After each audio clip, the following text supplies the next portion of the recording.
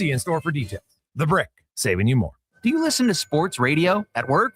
Like right now? Well, do you? Who, me? No way, I swear. Okay, friend, we won't tell. Tens of thousands of sports fans listen to Sports 1440 each and every day. On the radio, on the listening apps, on YouTube, and on social media. If you listen to Sports 1440 at work, well, maybe it's time to advertise on Sports 1440 at work. Grow your business, get your name out there. Shoot our ad team an email, Gregor@sports1440.ca. Let's get to work for you. At Fountain Tire, success is a team effort. They're committed to their team members and their customers. And that means treating your vehicle like it's their own and finding solutions that suit your needs. Because whatever the road brings ahead, they're on it with you. Visit FountainTire.com today. Invest for today and tomorrow. Vision Credit Union makes it simple with 2 RRSP options to fit your goals. Choose a secure term deposit RRSP. Into Miller, defended by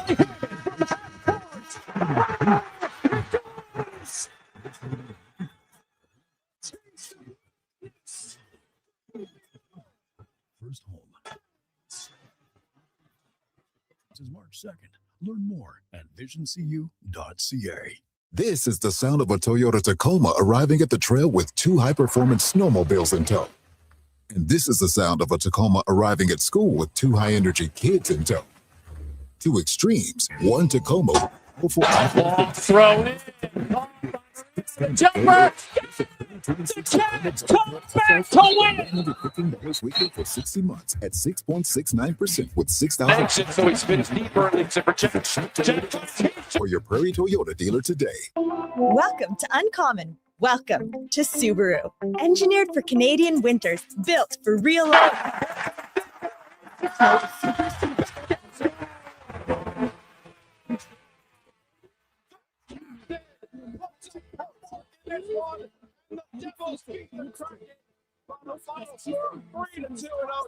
Status for 19 years running. This winter, it's time to get you into a Subaru. Visit Subaru. So he spins deeper and leaves it for Jeff. Is that your dad? No, this is Evan, the new sales rep I hired. Oh. First impressions matter, but when hair loss takes over, it can feel like you're not being seen for the maverick you truly are. Hi, I'm Dr. Vance Elliott. At Advanced Hair and Skin Surgery, we know that hair loss is more than just a cosmetic issue. It's personal. Let's discuss all the cutting-edge options available so you can make a great impression every time. Book a free consultation today at drvanceelliott.com. When it comes to sports in Edmonton, Jason Gregor is a must-listen. He brings you the inside scoop with guests from across North America. if it matters in sports, you'll hear it here first. Gregor.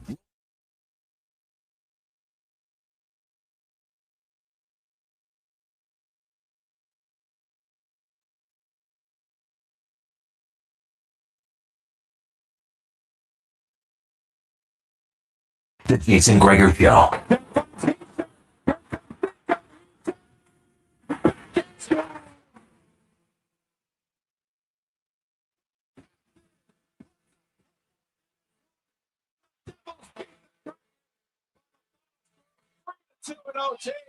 On Sports 1440. Into Miller, defended by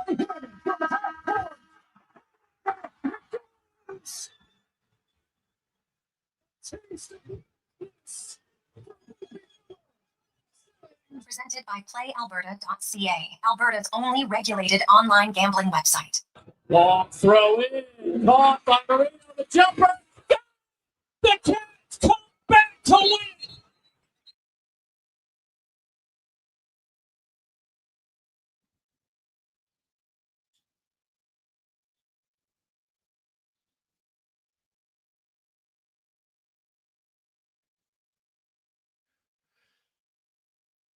What a tremendous Thursday. How are you? Welcome to the Jason Gregor Show. Sports 1440, sports1440.ca, YouTube, Facebook, X, Instagram, Twitch. Thanks for listening. Thanks for watching the show. We always appreciate you sharing some of your precious time with us this afternoon as we gear up for another Oilers game. Start again, 3 games in 4 days. They play tonight, then they're Saturday in Vancouver, home on Sunday night, which, barring something unforeseen, Ryan Nugent-Hopkins will play game 1,000 in the National Hockey League. He will be the first Oiler to play his first 1,000 games in the NHL, all as a member of the Edmonton Oilers.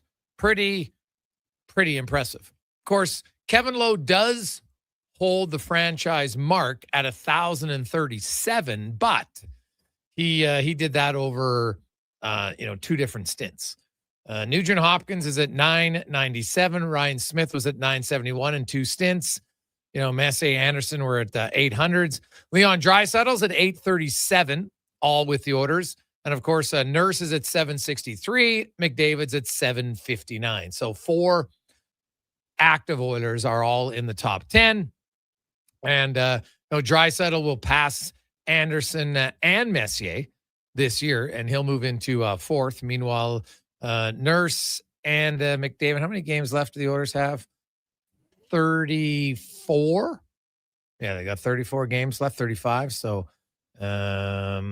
Nurse will catch Buckberger, but McDavid will have to wait till next year to pass him. Then they'll move on up, and Leon Draisaitl, a little ways to go to see if he'll ever catch Nugent Hopkins. We'll see, but it's pretty impressive by the one they call the Nuge. He has 282 points, 503 assists, 785 points, which, he's got a realistic shot to get to 1,000 points in his career, which is pretty damn impressive, right? 1,000 points is hard. There's not a lot of players who have scored 1,000 points in the National Hockey League. Of course, Leon Draisaitl was the 103rd. He's already into the top 95 already because he's up to, it just seemed like yesterday. He's already got 1,023 points. But Nugent Hopkins with his point total is currently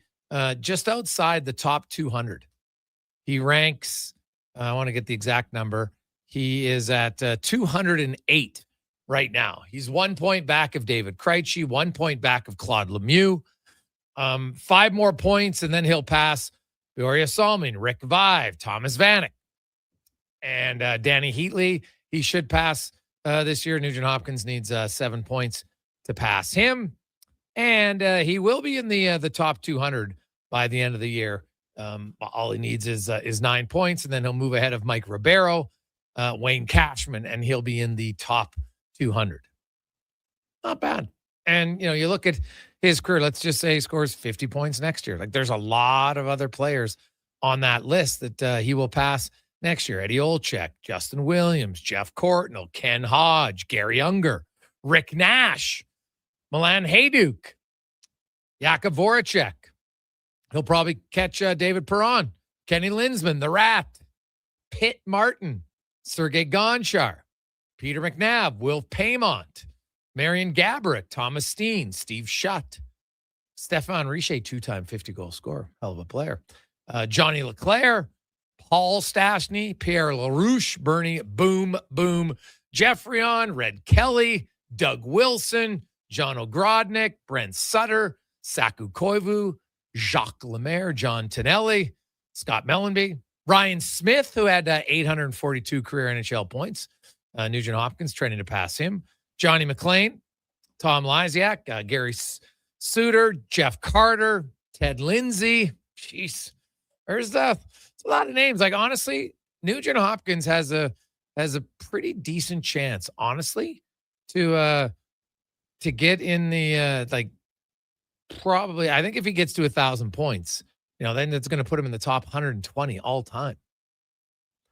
It's pretty impressive, man. Pretty impressive. So it's good. Coming up on the program today, we're going to hear from Mike Rupp will join us. What is up with the Rangers? Oh my God, they are terrible. Awful. And Rupper's in the Big Apple. We'll see. Landon Ferraro will be by. Ken Bolke from Vegas. Vegas wins again in overtime. How many games do they go to overtime, man? They've got 12 overtime losses already on the season. The Kings have 11. Like you got some teams like Calgary last year had 19 games where I think they pretty certain overtime losses last year for the Flames, which is pretty wild. No, sorry, overtime games. They had 14 losses in overtime / shootout. Vegas already has 12. Like, it's wild. There's so many more games going to overtime, so many more games going to a shootout because overtime has become boring as sin too often. But the Vegas Golden Knights, what are they looking for? Them and the Oilers are obviously starting to have a little separation in the Pacific Division. What are they looking for at the trade deadline? A goalie? And you dig into Vegas's goaltending numbers, and they are ugly, like really ugly. And so you're looking around the league, who are some goalies that maybe they would be interested in? Because I think if priority number one for Vegas, now I know Aiden Hill's not there, so maybe he's going to come back and he'll play well, but he didn't play great before. Now, granted, it was only 5 games, so maybe that's just what they'll ride. But Akira Schmid has a 896, Carter Hart's an 871, Carl Lindblom an 873, Hill an 888. Their goals against average. Akira Schmid's at least decent at 2.47. The rest are all at 3. Well, Hill is at 2.75 in 5 games, but I would think Vegas's goaltending, that's a big question mark for them. Butch Goring. I saw the old Butch. Wasn't wearing his helmet down at the rink today, so he'll join us, talk about the Islanders, who, hey, speaking of goaltending, has not been a problem. The Islanders goaltenders have both been outstanding this season. If you're a believer in goals saved above expected, they have combined on 30 goals saved above expected. It's almost like a goal per game. They have been really good. The Islanders at 5-on-5 have allowed the second most high danger chances in the NHL. Edmonton's should get chances tonight based on how the season's gone. And no Bo Horvat. He's not even on the trip yet. The Islanders, this is game 4 of a 7-game road trip for them. And it's been a weird 7-game road trip because they played in Nashville, then St. Louis, but then they had a few days off. They played in Winnipeg. They don't have any back-to-back games on the road in a 7-game road trip. It's a 7-game road trip spread out over 15 days. It's wild. I never see something like that. Like, trust me, players don't want to be on the road that long. You're like, well, if we're here, we might as well play. So, rested, sure, but you start to get a little tired. You're living on a suitcase. You're in the hotel all the time. They don't love it. I'm telling you, they don't. So usually a 7-gamer can be 12 or 13 days. 12 usually, because there's a few sets of back-to-back in there. They have none. It's odd. Also, Speck will be by, Cam Tate in the 2-minute warning. TR is going to join us today as well. Also, Livingston is back. We got David Owens from Sherbrooke Liquor, Landon Ferraro. So busy show. Hey, Gregor, Vegas will trade for Skinner. Book it. I can't say book it, Chris, in Camrose because the Pittsburgh Penguins are far from out of it. They're 2 points out of the playoffs with 2 games in hand. 6-3-1 in their last 10. So they've got some goaltenders, but I'm not. That would be wild, though. That would be a wild story. Could you imagine Skinner in the playoffs for Vegas? That would be juicy. Juicy storyline. I like it. Hey, Greg's, with how bad the Rangers are and they start cleaning house, who'd be your first choice in the Oilers if it was possible? Well, that's the caveat.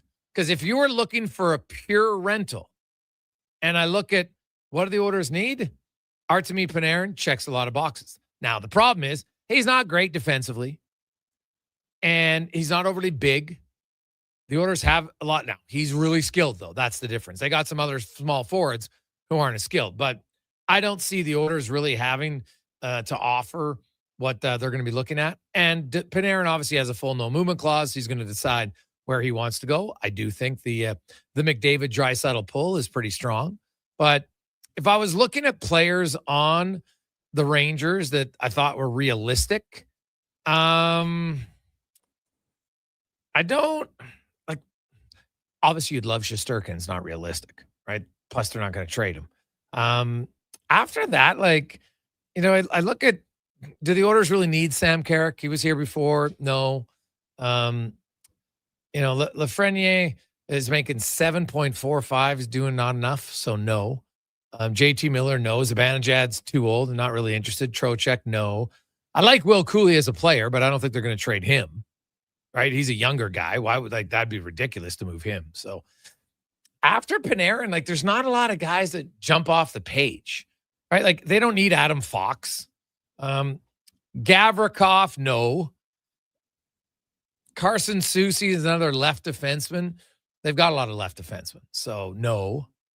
Yeah, there's not really anyone, which sounds odd just for the makeup of the Edmonton Oilers, other than Panarin, and I think that's probably going to be a little too pricey and too rich, and you'd have to move out a lot to make it work. So I don't know. We'll see. The other big story in sports today, and there's that betting scandal, Connor Halley, going on in NCAA, and think about it.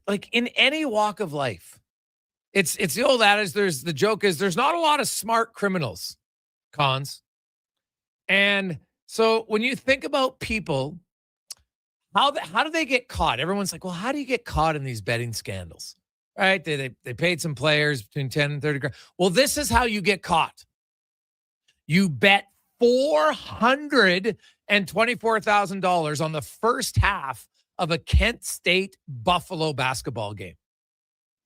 What? You don't think that's, hey, wait a sec. What's going on here? Why is someone betting that much money on that game? I have zero empathy. And I know you got to get rid of betting. No, you don't. Get rid of the stupid people. Don't let the stupid people ruin it for everybody, right? That's like saying, let's get rid of driver's license because there's a few dummies who drink and drive. No, I'm sorry. Don't do it. And if a player's dumb enough to take a bribe, I don't have much empathy for him. I'm like, you're a grown adult. If someone comes up to you, hey, you want to throw this game so we can give you the spread? Pardon? What? Oh, I get 10 grand? No, thanks. It's wild. That story, Connor Halley, I don't know how close you've been following it, but now I know Declan follows NCAA basketball, but I'm pretty sure he would agree that Kent State Buffalo is not really, a big time game. Now, you bet 424 grand on any game, people are going to raise some eyebrows, but some games that no one's betting on, and then all of a sudden these two jabronis are like, hey, let's bet four. Now, it was more than two, but it's so stupid that it's kind of funny that they thought they'd get away with it. Yeah, well, remember Jonte Porter for the Raptors, and all of a sudden the big money being spent on his unders. It's gonna stand out. You don't think these sports books have people monitoring the trends and seeing where people are spending their money in these types of games? To spend any money on that alone is one thing, but that substantial amount is obviously going to start getting some questions being asked. So yeah, I'm with you. I don't know, what these players, what happens to them. I've seen the documentaries in the past where, it's gambling debts and this is how they pay it off. Clearly something's going on, but I don't think just by canceling betting is going to do anything. People are still going to bet. That's always going to happen. You got to just not put yourself in these situations. And, the institutions, I think, have to educate these guys a little bit more going into it. And it has to be probably every single year. Hey, guys, these are the things. Don't fall into it. Don't bet. Don't have any association with these books, and you'll stay clean. But, that's quite the story and a big one. They're popping up, it seems like. Yeah, so you can't. It's the old adage, you can't fix stupid. Some people just are, right? They make stupid decisions. And they do things like, hey, let's bet 424 grand on the first half of Kent State and Buffalo. Oh my God, that is wildly, wildly foolish. I'll say that. Wildly foolish. Wild stuff. Let's take a quick break. Landon Ferraro will join us next. It's the Gregor Show presented by PlayAlberta.ca. Legacy Heating and Cooling offers no payments and no interest for 1 year on your new furnace. So when you wake up to no heat, call Legacy. If you need it immediately with no overtime rates. If you need it immediately and want to combo it with AC. Call Legacy. No payments and no interest for 1 year on your new furnace. It could only be Legacy Heating and Cooling. Hey, Edmonton, did you know a local Play Alberta winner scored over $500,000 on Mega Jackpots Ocean Bells? Think about the season tickets you could lock down with that kind of cash. From major casino winners every hour to jackpots worth millions and hundreds of popular games to money that stays in the province, there's never been a better time to sign up for Play Alberta. Download the app today to get started with casino, sports, and lottery all in one app. Must be 18 plus to play. When you gamble, use your game sense. I'm Colin Livingston, president of Cantork. Cantork has always been a forward-thinking company, but now that we've turned 25, I can't help but take a minute to take a look back.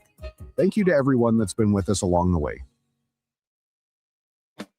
Diamond Rides is one of Alberta's premier specialty charter companies. With our luxury motor coaches, we provide our customers with the safest and most reliable ground transportation services. Our seatbelt equipped, top-of-the-line motor coaches have become the preferred carrier for many local sports teams, tours, corporate outings, and other various travel needs across Western Canada.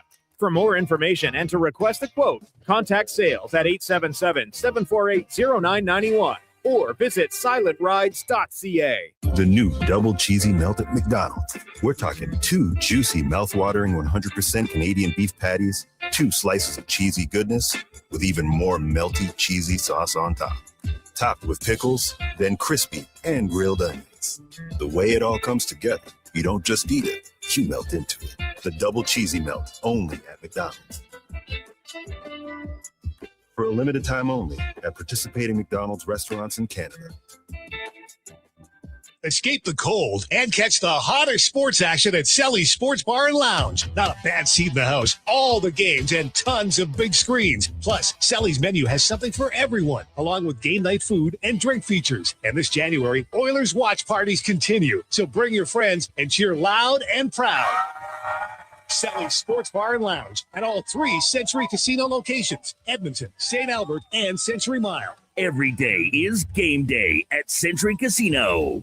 Exciting news from St. Albert Dodge. The all-new 2026 Jeep Gladiator Sport packages have arrived. They have a great selection and a bunch of colors to choose from. And if you've checked out the Sport, you know it comes in some fun colors. Rugged capability, practical off-road features, and you can get behind the wheel for as low as $49,900. That's right. Put yourself in a brand new Jeep Gladiator Sport for less than $50,000. What more can you ask for? Time to head up the trail and see how easy it is to do business at St. Albert Dodge. Your fantasy football league sucks. Why? Oh, we've got 7 painfully accurate reasons. And don't worry, we've got fixes too. Visit fantasytoilet.com for all the tools and hilarious awards to make your fantasy league suck less.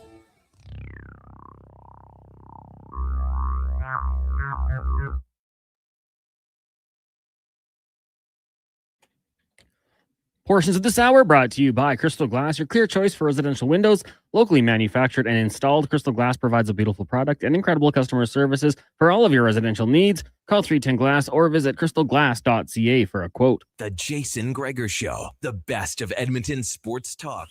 The Jason Gregor Show, the best of Edmonton sports talk and beyond. This is Sports 1440. Presented by PlayAlberta.ca, Alberta's only regulated online gambling website.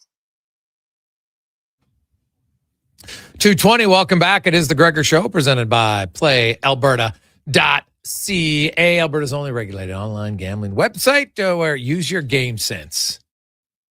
GameSenseAB.ca at PlayAlberta.ca. The orders, if you missed it, Connor Ingram will get the start in goal tonight. Defense pairings will be the same. Wallman and Stashny, Nurse and Emberson, Ekholm and Bouchard. McDavid's line's the same. Draisaitl's line's the same. Curtis Lazar's back in, as he never should have come out. He will center Janmark and Frederick. And Isaac Howard moves up. He'll be on the third line with Roslovic and Savoy. So basically the same lineup as what you saw in Chicago, except Wallman's back in now. But same forward group and Connor Ingram in between the pipes tonight for the Edmonton Oilers. Meanwhile, the New York Islanders, no Bo Horvat, no Romanov, no Palmieri.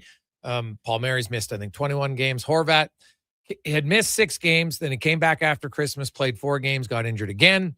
They're saying it's a different injury, but he's not on the road trip. They're thinking he might join them for the final 2 games in Seattle and Vancouver next Monday and Wednesday, I think it is. So we'll see, but he is not on the trip right now. And we expect Sorokin to get the start tonight. First time all year he allowed 5 goals in a game, and that was against Winnipeg. The Oilers, they're very good against the Islanders at home. Winners of 6 in a row. And since McDavid entered the NHL, the Oilers are 7-1 at home against the New York Islanders. McDavid has 12 points in that 6-game winning streak at home. Draisaitl has 11 points in that 6-game winning streak. So their top guys on home ice have had a lot of success against the Islanders, and they'll look to do it again tonight. 833-401-1440, 833-401-1440. Hey, boys, what's your thoughts on Ingram? Will he stay? Yes. I said it yesterday. I don't see any rational reason. You can't manage your team based on, well, I'm worried about our third string goalie getting claimed on waivers, so we're going to put our second string goalie down. That doesn't make any sense to me. So I think they'll keep all 3 for a while. Unless Philly, who lost Dan Vladar last night, maybe calls up and tries to facilitate a trade for Mr. Pickard. We'll see. But the Oilers, they're in no rush. They're in no rush. They will have to make a move after the Olympic break when Adam Henrique is supposed to come off LTIR. So that is that's definitely something that I could see happening. But until then, they don't have to do it if they don't want to. And the old adage, if you have time, use it. So the Oilers, there's no need to rush. I know that Connor Ingram, but if you don't ever plan to send him to the minors, the 4 days is really irrelevant, right? Doesn't matter. If you believe, hey, he's one of our top 2 goalies, we're not sending him down, then it doesn't matter. Let's get to our big guest of the day, brought to you by the Spruce Grove Saints, as they are hosting the BCHL All-Star Weekend tomorrow night and Saturday. You can get your tickets at sgsaints.ca. It's the Prospects game on Friday, and then Canada versus the world on Saturday. Also, a little special 3-on-3 game that's going on beforehand. Some fun with some alumni and anything else, so you can probably check that out as well down at the Thompson Family Arena. As Landon Ferraro, pre- and post-game analyst, also analyst on Sportsnet, joins us. Landon, how you doing, my man? I'm doing really good. How are you doing? I'm excellent. Where do you come out? To me, I look and say, hey, Ingram's one of our 2 best goalies. I'm not sending him down because I'm worried about our third string guy, getting claimed on waivers, because we don't have to do anything as far as waivers until after the Olympic break. So we'll just keep 3 for now. What do you think? Yeah, I don't think you're not in a rush to make any decision. And until that roster spot is needed for something else, there's no reason to rush to it. They might come to a conclusion earlier than that of, okay, this is what we're doing, and we want to commit to it. We want to have our group be the group and move out the other goalie. But again, there's no rush to it. But Ingram's come in and done a really good job. And I said from the start, to me, like, he had to really outplay Pickard to take the job, because what you have in Pickard. The guys love him in the room, like all of that. But he has come in, and it's not that he's given these amazing, a bunch of shutouts and all of this, but he's come in, I don't know about you, Gregs, but like, he looks calm in the net. He looks like he's real sure of what he's doing. Like, he looks confident. And on top of that, like, just the more reserved style of play. Pickard, it's one of the things you love to watch in him too, is the fight in him, but he makes some things look harder than it needs to. Like, Ingram was a nice fresh breath air of, it just looked calm. Yes, well, that's his game, right? And Woodley told us that, he felt like, hey, when the game's less chaotic, he's pretty solid. And that's what you're going to see. And so, Jari comes back in, and he's coming off an injury. He had an injury early in the year. Knobloch even said, he goes, you know what, we probably could have played him tonight. 2 days after, we're like, no, we're going to rest him. So, he'll probably play on Saturday, maybe in Vancouver. And then maybe Ingram comes back. I guess they go back to Pickard. We'll see. But I kind of get a sense it's going to be Jari and Ingram for now. And Calvin Pickard's kind of going to be the number 3 goalie. Yeah, I mean, and, I think that's, without putting much thought into it, like you just come to that conclusion, right? Like obviously Jari's going to be the number one, especially when he gets, back ramped up to full speed here. But it's like Colorado last year. Like it got to a point here in Edmonton that there just needed to be a change. The fact that Ingram has come in and played well and really taken advantage of the opportunity obviously makes that a lot easier of a decision. But really, at the end of the day, like there needed to be a change. You can see the guys have it, like just looks a bit fresher in front of them. Yeah. Well, no, that is valid. The New York Islanders, I'll be honest, I've seen Schaefer on TV, been very impressed. Looking forward to watching him live. He's extremely mobile. He's an 18-year-old defenseman who has a chance to break Phil Housley's record for most goals by an 18-year-old defenseman, potentially push for the NHL record most goals by a rookie defenseman, which is 23, become only the fourth defenseman with 20 goals as a rookie. Like this guy's having an unreal year. He's an unbelievable skater. And I just look at what he's doing as a rookie and think, man, what could he be doing in 2, 3, 4 years from now? Problem for the Islanders is that they just give up way too much. Like their goalies have been amazing. The only reason they're in a playoff spot, they've given up the second most high danger chances, but their goalies have combined to have 30 goals saved above expected. Like that's the only reason they're winning is because of the play of Sorokin. And when he was out, Dave Rittich played really well. Yeah. Like one of the issues with the Islanders is because there is a lot of speed in their lineup and there's guys in the lineup that can make plays, is that there is costly turnovers. And it's not a turnover with, a lot of support behind it. It's a turnover and a quick 2-on-1 against, or you're already in D zone. You're scrambling around a little bit. You get possession of it and you kind of panic, throw it up the boards. And before you know it, there's someone alone in the slot. The puck gets moved. Like there's been a lot of that. So for the goalies, like they've had to really be on top of it. And like you said, they've played really well this year. For the Oilers playing the Islanders tonight, it's not as much as Edmonton, in my eyes, would win a track meet if these two just decided to go up and down the ice the whole night.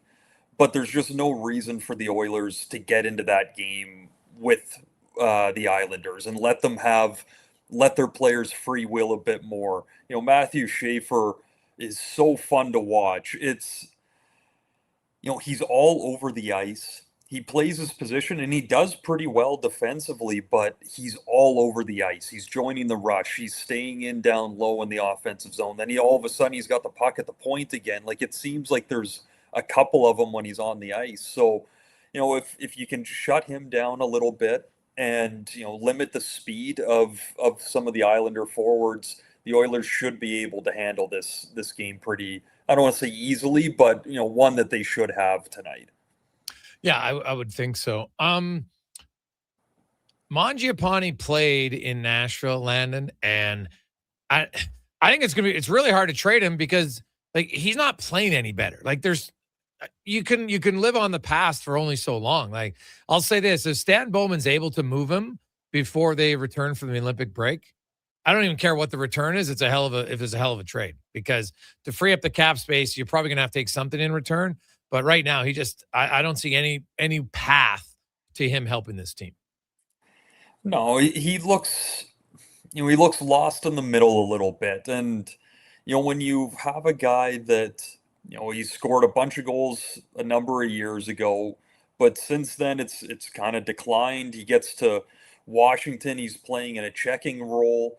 Now his mind's kind of focused that way. Then he gets an opportunity back in Edmonton, but to be more offensive, he couldn't find that early. So then he starts trying to play a bit of an energy game, but really he's not fully in on that either. Like it just looks like he's not quite sure what his role is supposed to be, even though it's really quite clear to everyone on the outside what his role on this team should be.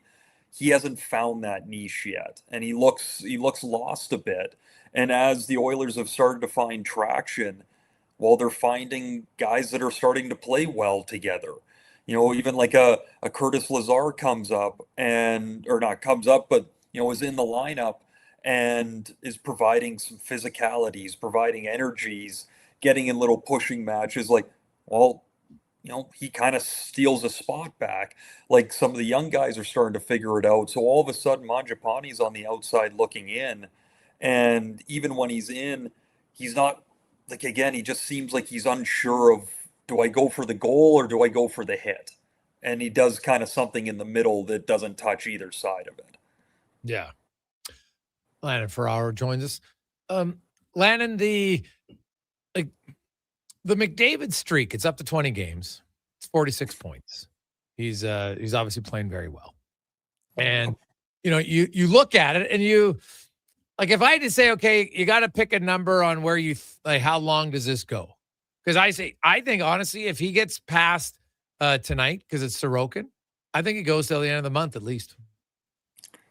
Yeah, I mean, like, the crazy part is when you start kind of thinking about that, like, it's so easy to not get a point, but their power play is so good that even if he has a game that is not quite up to the level that he's playing at right now, which is just unbelievable to watch, like, there's still an opportunity for him to make one play and grab a point out of it. Like, it's, like, I don't know, it's kind of dumb to say, but I feel like it's almost up to him when he decides, okay, I'm not going to get a point tonight. Like, that's what his aura brings watching him right now. Like, he just looks like it's already predetermined what he's going to do that night.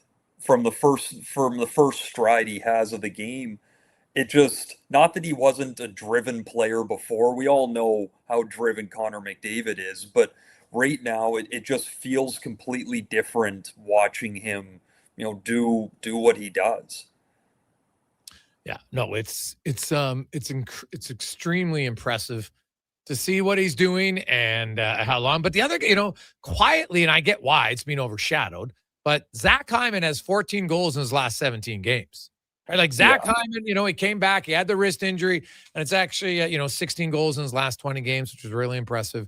He is he's played very well, and like I look at the Braden Point injury, and I know that not on the short list. I'm like, tell me a reason why I would take Sam Bennett or Bedard or Wyatt Johnston ahead of Zach Hyman especially when Braden Point was going to be the guy to play in the line with Celebrini and McDavid.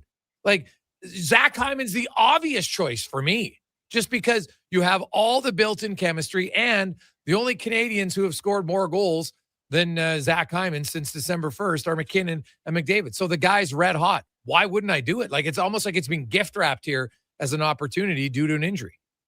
Honestly, I agree with you. Like, it's, he unfairly falls in the, plays with McDavid conversation way too easily. And for everyone that lives in Edmonton or is an Edmonton fan that watches every game, like, he's going to be an unbelievable player whether McDavid's playing with him or not. Look at his last, his goals the other night. They're both from a combined 2 feet. Like, he's not afraid to get to the inside. If I'm looking at the Olympic team and what you want to bring for if you're losing point, like, how would you not want to bring a physical, finds the puck in the blue paint, is not afraid to eat all those cross checks, do all that, but again, plays physical, but never over the line. Like, exactly what you're getting. He's going to play, he's going to deliver, but he's never going to put your team in a bad spot by, getting too excited and, taking a huge run at someone.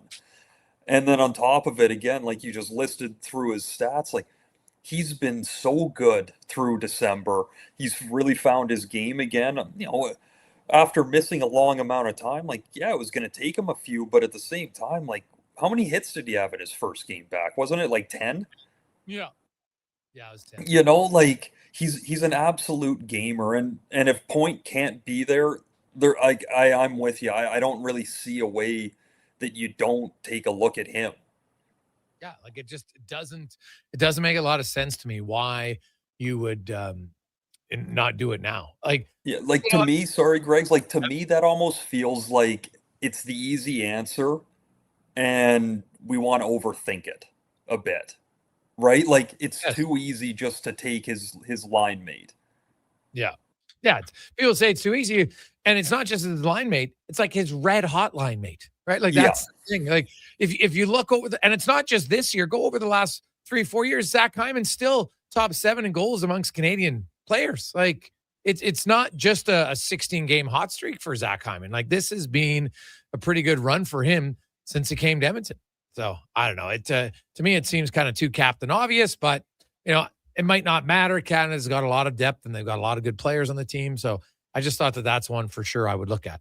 I want to get, because the Oilers will be in Vancouver on Saturday, the team that you see on a regular basis. And man, things early on in the season, it's like the drama had quieted down a bit. I'm still a believer that a lot of it comes internally from that organization. But now, man, they're spiraling. But I actually don't think it's a bad thing. Vancouver needs to be a bottom feeder team this year. They're not good enough. Like, why? They're not going to compete. So stay at the bottom. You got 37 points. You're currently last in the National Hockey League. Stay there and give yourself the best odds. So how many guys do you think they move out? That's my question. Well, I mean, if you're going through it, Sherwood will get moved for sure, and that's going to be a good return. There's going to be a good number of teams, and Edmonton should be one of them, trying to figure out if there's a way to make that one work. You're looking at David Kampf as a UFA as well, if someone wants a good defensive guy moving down. But as you start looking, I mean, Evander Kane, of course, they'll be looking at trying to move, but the Rutherford and Alvin come out the other day and say that they take off the hybrid rebuild, and they both have finally said, okay, this is a rebuild. We need to really bring this down. Like, we're open for business, and we'll listen to guys that have term as well. Someone that should garner a ton of attention is Connor Garland. He signed his 6-year extension that kicks in this coming summer, but it's at a really reasonable $6 million rate. He's Edmonton. Everyone knows Vancouver players well because of how much they play them. But like, Garland is someone that doesn't matter that he's the size that he is. He comes out with the puck every single time that he goes into a corner. Like, he's a dog out there. They'll look at DeBrusque. They'll look at and listen if someone would want to talk about Besser.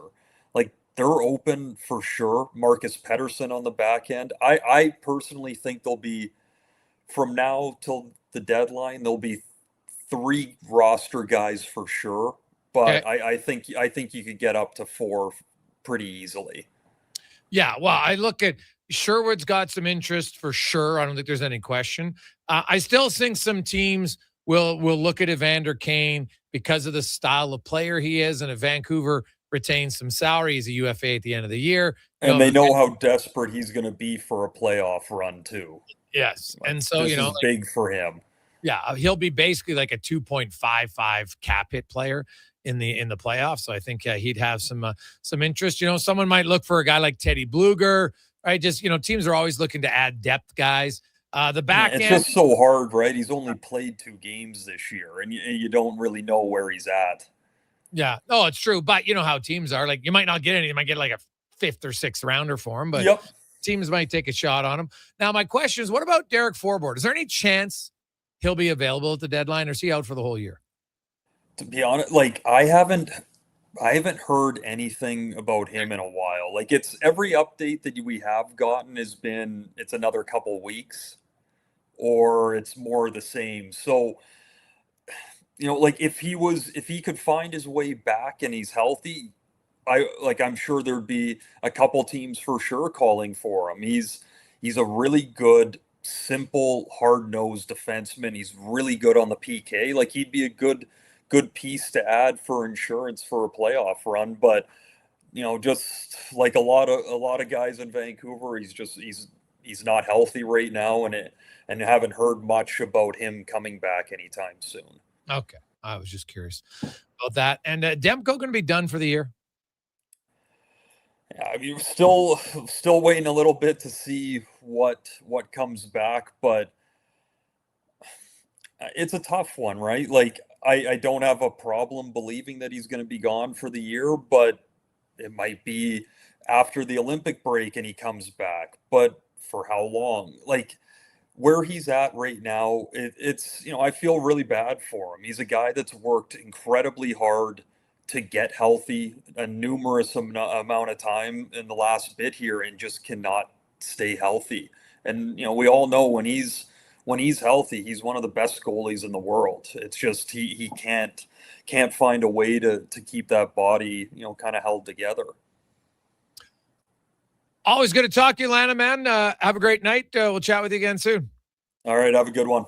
There you go. That's Lannon Ferraro, pre and post game. Host here on Sports 1440, as well as on Sportsnet for the Canucks games. And, man, I know Oiler fans, you have lots of empathy for the struggles of the Canucks, right? You don't like the team, and I totally understand why. I get it. But I will say this from an entertainment vantage point.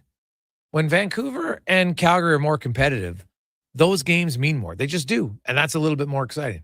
Oiler fans obviously still want to win. And you've beaten both of them in the playoffs recently. So you're enjoying it.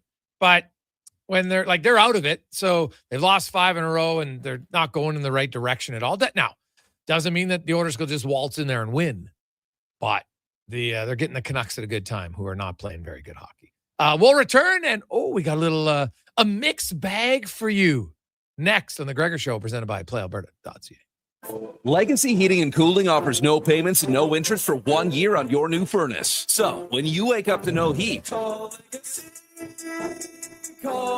Legacy. If you need it immediately with no overtime rates. If you need it immediately and want to combo it with AC. Call Legacy. Call Legacy. No payments and no interest for 1 year on your new furnace. It could only be Legacy Heating and Cooling. A pizza from Papa John's is already pretty great. But you know what's even better? 2 pizzas from Papa John's. For a limited time, get a medium one-topping pizza for only $6 when you order any large specialty pizza at regular menu price. Whether you're feeding your family, your team, or yourself, get your next meal from your locally owned and operated Papa John's with a $6 one-top medium when you order any large specialty at regular menu price. Better ingredients, better pizza, Papa John's.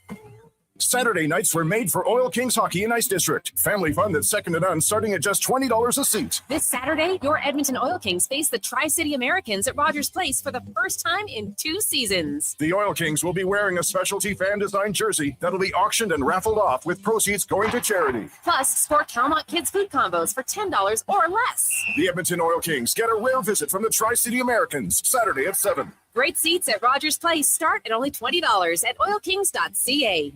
Looking for the perfect gift? Give the gift of great taste with a Loca Quality Market gift card. Redeemable at any Loca Quality Market or Loca operated restaurant. It's a treat for food lovers. Ready anytime. Grab yours today at loca.ca.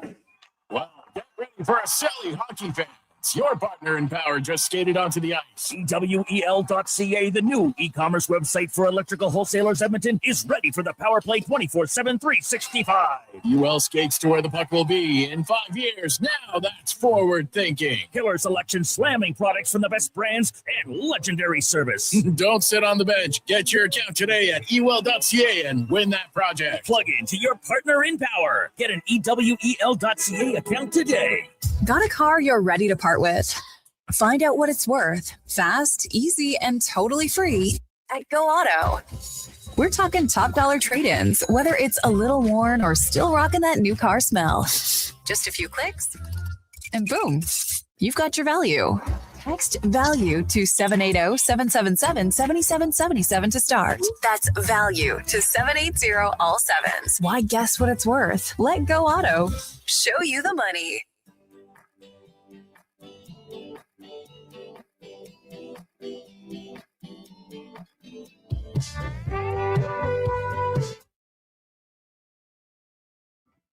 Portions of this hour brought to you by Jaffa Machinery. Jaffa is digging deep on their 50-year history supporting Alberta's construction industry with their line of special edition blackout excavators. Visit jaffamachinery.com for all the details. This is Sports 1440, where Edmonton talks sports. On YouTube, Facebook, and X. Here's Jason Gregor. Brought to you by PlayAlberta.ca.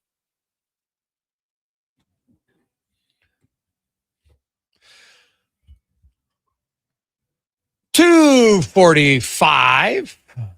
Happy Thursday to you.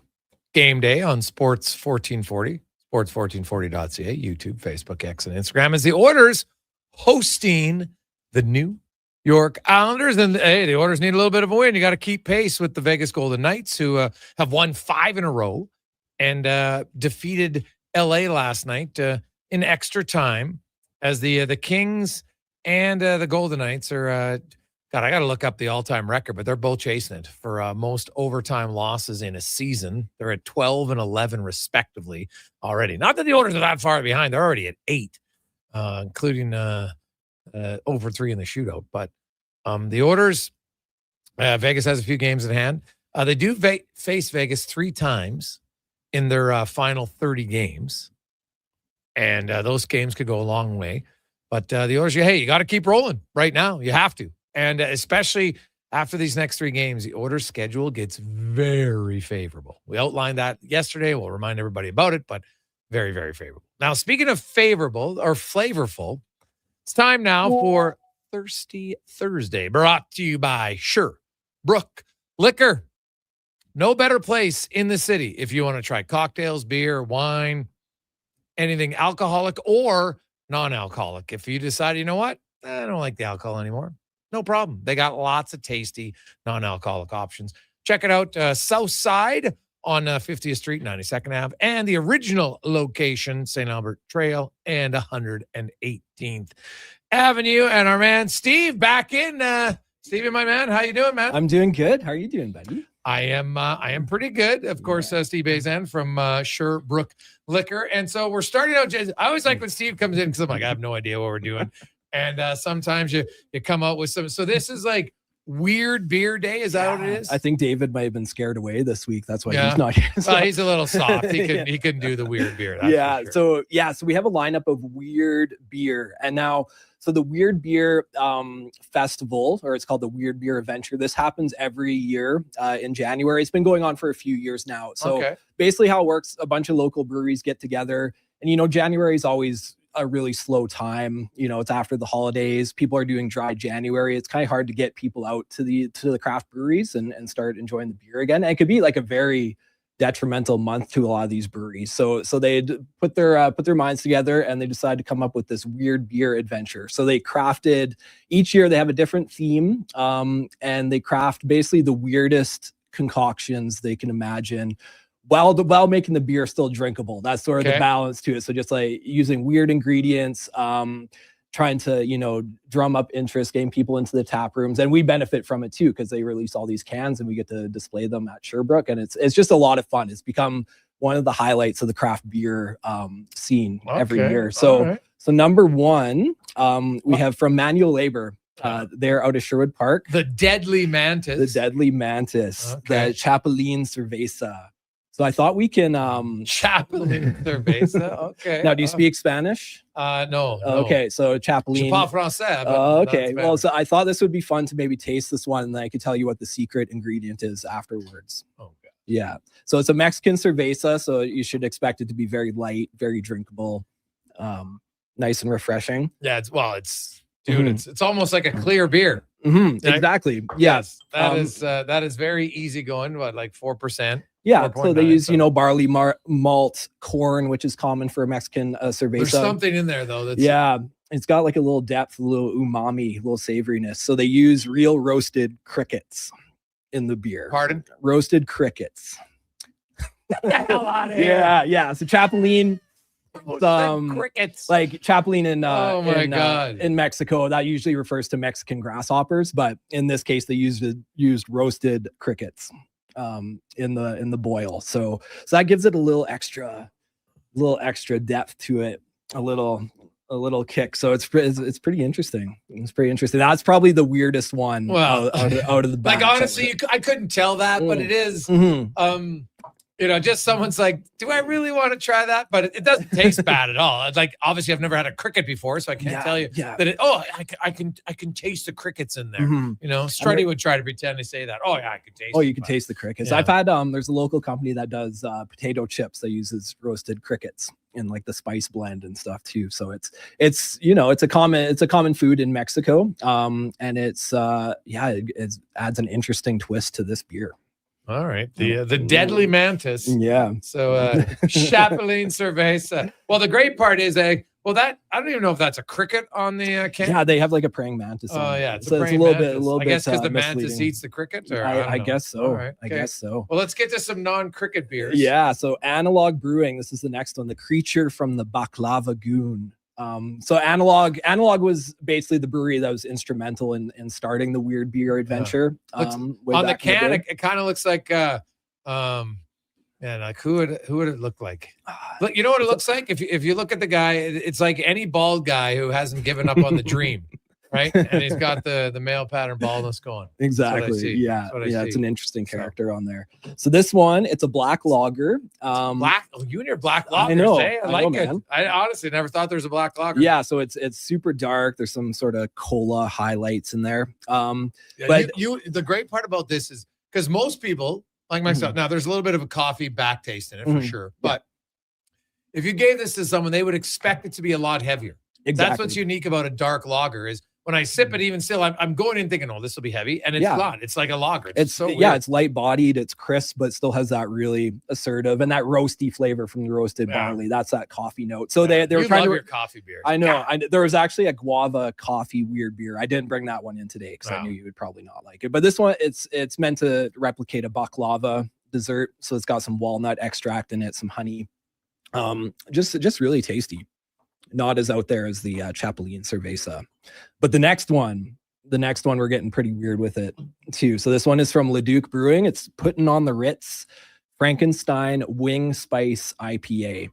So Leduc Brewing, they collaborated with a Mexican cuisine restaurant, Habaneros in Leduc, and they used their favorite wing spice, which is this Frankenstein wing spice that's sweet and spicy and has some garlic, a little bit of dill to it, and they infused it with this IPA. So you got on the nose, you get like the kick, like the peppery spiciness a little bit. You get some of the citrusy hops coming through.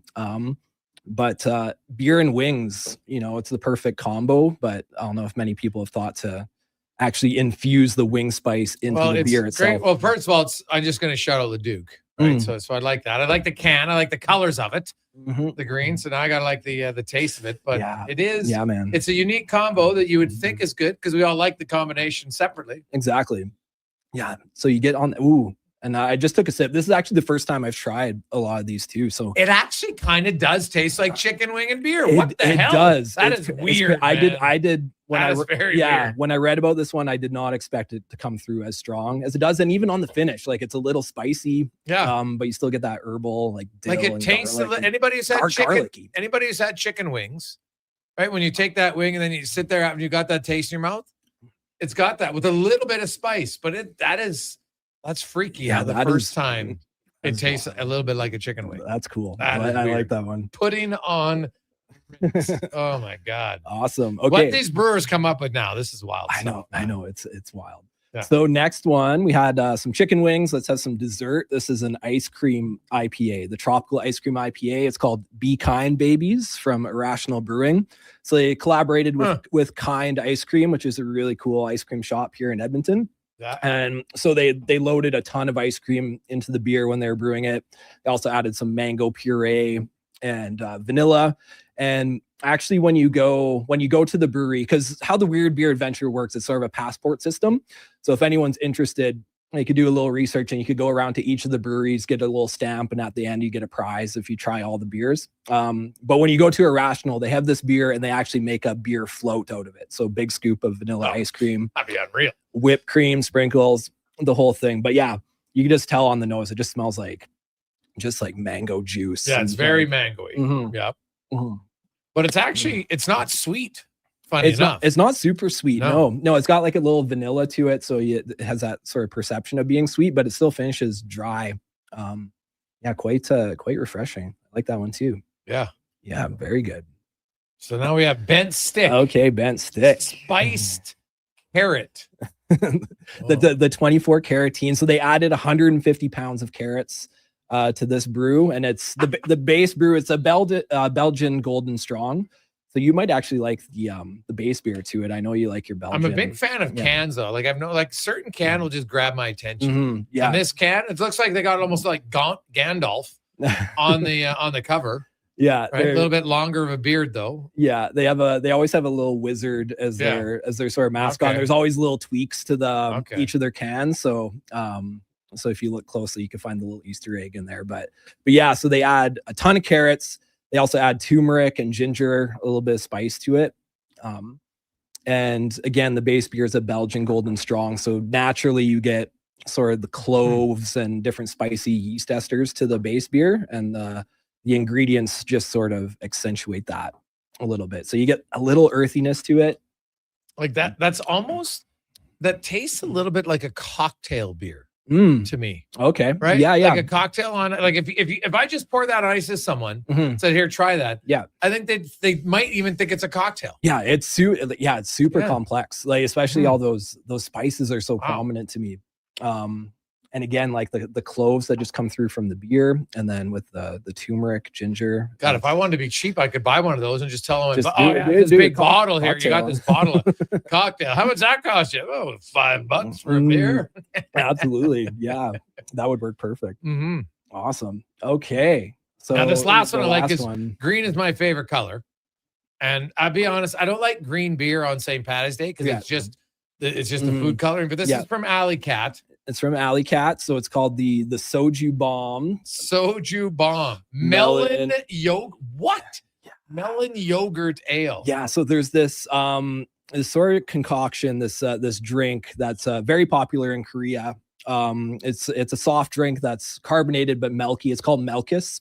Is the brand name, and it's sort of a thing to grab a bottle of Melkus and mix it with soju. I'm not sure. Have you ever had soju? I just, you know what? I had soju for the first time like 10 days ago. Okay, was it like the flavored stuff in the green bottle? Yes. Yeah. So soju is like I'll say I didn't love it. I'm not gonna lie. Yeah, but it's a distilled beverage. A lot more complexity to it. This smells amazing. Yeah. Oh my god! So it's meant to replicate that Melkus soju highball. Really? Okay, well I didn't have any Melkus. Yeah. So it's like you add that touch of creaminess to it. Melon is a very common, very popular flavor with soju. God, it's a little sour, very sour.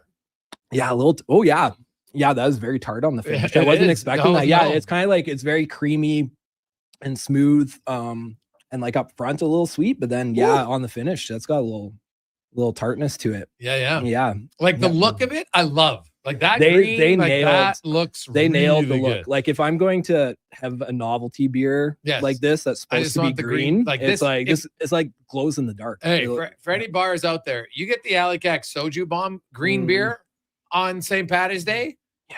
Now that I would have one of those. Absolutely. A little tart, but I might have to Fantastic. talk to a few of my buddies who run some establishments. Say, if you guys are going to get some green beer here, do it up. Let's get this. Do it up. Yeah, and it's not food coloring or anything. It's just like the natural, the ingredients that they add to it. So the melon puree and things like that. So it's an interesting lineup. So we got a lot of texts coming in. Can people just come in and buy these? Like, are they just one-offs? They're just one-offs. So it's and to be honest, like I'm not sure I'd buy a 6-pack of these beers because I like to try a few of them, but they're very unique tastes. Yeah. So the Weird Beer Festival, it goes on all the month of January. It ends February 1st. We get a limited supply of the beers because again, the point is to get people to go out to the breweries.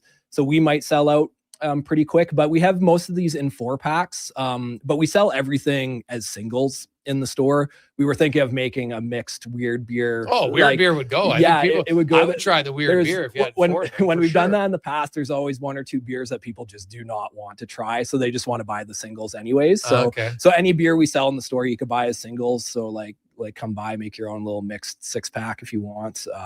Just like it's worth trying these. The put it on the Fritz for sure is worth trying. The Alley Cat, I liked all of them, but if I could only say, okay, I only get 4, I would try the putting on the Fritz just because anytime a beer that tastes like a chicken wing, you have to try it. It's actually pretty good. Gotta try the Alley Cat just for the look. Number 1, the presentation's sick.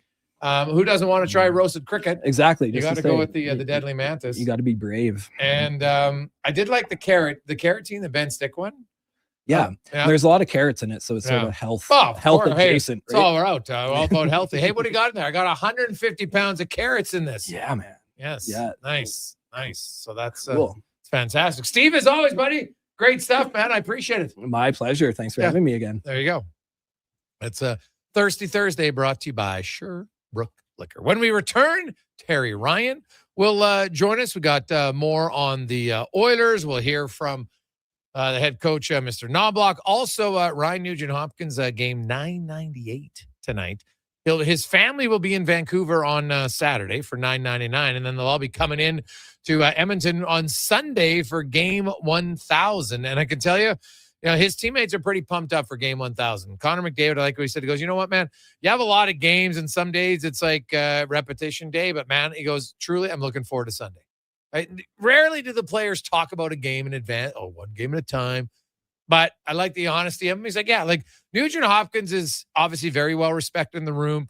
McDavid's been here, Draisaitl, Nurse for a long time, but none of them as long as Nugent-Hopkins. And, for him to be the first ever Oiler to play his 1000th game, of his 1000 game in his career, his first 1000 games, all as a member of the Oilers. No one's ever done it. Kevin Lowe did play 1037, but that was split into two situations. And Nugent-Hopkins will surpass that record next year. So pretty big mark for Nugent-Hopkins. We'll get to the Conman Sports 1440 update brought to you by Legacy Heating and Cooling, home of the no payments, no interest for 1 year on your furnace. Stay warm all winter. LegacyHeating.ca. This is a Sports 1440 update. Game day, Edmonton Oilers taking on the Islanders down at Rogers Place. Puck drop after 7. Pre-game coverage gets going at 6 with Andrew Walker. Elsewhere, Golden Knights hosting the Leafs, the Stars in Utah. Blackhawks taking on the Flames. Jets meet the Wild, Caps and Sharks, Flyers in Pittsburgh, and the Sabres taking on the Montreal Canadiens in the association. You got the Suns in Detroit, Celtics meet the Heat. Rockets host the Thunder, Bucks and Spurs, Warriors up against the Knicks, and the Hornets travel to LA for a meeting with the Lakers. Earlier today in Berlin, it was the Magic over the Grizz, 118-111. From the CFL, wideout Gino Lewis and the Ottawa Redblacks reaching a contract extension, keeping him in the nation's capital through 2027. The 32-year-old wideout had a strong season last year, catching 75 passes for over 1,000 yards and 6 touchdowns. In the majors, John Heyman of the New York Post reporting that star free agent outfielder Kyle Tucker could have a new home as early as today, adding that any team other than the Blue Jays, Mets, or Dodgers would be a major surprise. And Sony Open Golf out in Hawaii right now. Kevin Roy topped the leaderboard 7 under par. Canadian Nick Taylor tied for second at 6 under. Other Canadians in the field, Corey Connors and Taylor Pendrith, both -1. Coming up in hour 2 of the Jason Gregor Show, we'll be joined by our co-host and former NHLer Terry Ryan. We'll talk some Golden Knights with Ken Volke from Sinbin, Vegas, and speed things up in the Cantor Racing Report with Colin Livingston. I'm Connor Halley. This has been a Sports 1440 update. It's Sports 1440, a Stingray radio station broadcasting on Treaty 6 territory. Download the free iHeartRadio app and listen to CKJR wherever you go. Legacy Heating and Cooling offers no payments and no interest for 1 year on your new furnace. So, when you wake up to no heat, call Legacy. Call Legacy. If you need it immediately with no overtime rates. If you need it immediately and want to combo it with AC. Go. No payments and no interest for 1 year on your new furnace. It could only be Legacy Heating and Cooling. A pizza from Papa John's is already pretty great, but you know what's even better? 2 pizzas from Papa John's. For a limited time, get a medium one-topping pizza for only $6 when you order any large specialty pizza at regular menu price. To the Jason Whether Gregor you're feeding Show. your family, your To the team, Jason or Gregor yourself. Get your Sports next meal from your locally owned and 1440. operated Papa John's with a $6 one-top medium when you order any large specialty at regular menu price. Better ingredients, better pizza, Play Papa Alberta. John's. When picking a New Year's resolution, try to avoid things you have no influence over. Like bringing home the cup? That would be awesome. But completely outside your control. Instead, pick something you can control, like bringing home some Wilhauk beef jerky. That would also be awesome. But what if we brought the cup home to Canada and it was filled with Wilhauk beef jerky? Okay, I'll allow it. Wilhauk beef jerky, only available in Leduc. Get yours today, because you don't win cups with salad. Sure, your couch is comfortable, but watching the game is always better and on the rocks. With crystal clear TVs, you won't miss a single play, and the specials are a major league win. Pre-game warm-up starts with specials 30 minutes before the puck drops. Get 69-cent wings and $5.75 Molson Canadian and Coors Light drafts. And play score and win every game for your chance to win big. Be part of the action this hockey season. See the menu online at ontherocksyeg.com. You matter. Your mental health matters, and you're braver than you think. Not Alone is an organization focused on creating a space of acceptance and support through tough, meaningful conversation. My name is Tyler Smith, and you are never alone. NotAloneCo.com. It's okay to not be okay. Exciting news from St. Albert Dodge. The all-new 2026 Jeep Gladiator Sport Packages have arrived. They have a great selection and a bunch of colors to choose from. And if you've checked out the Sport, you know it comes in some fun colors. Rugged capability, practical off-road features, and you can get behind the wheel for as low as $49,900. That's right. Put yourself in a brand new Jeep Gladiator Sport for less than $50,000. What more can you ask for? Time to head up the trail and see how easy it is to do business at St. Albert Dodge.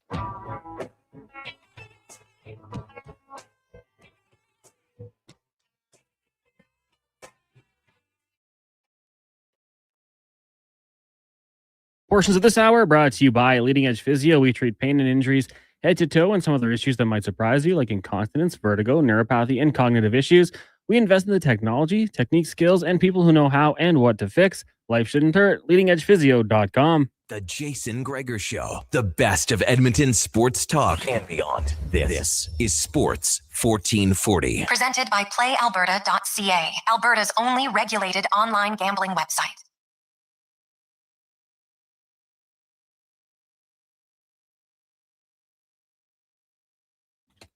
Oh, little Beatles. You know what that means. TR is going to join us here. Welcome back to the Gregor Show, Sports 1440.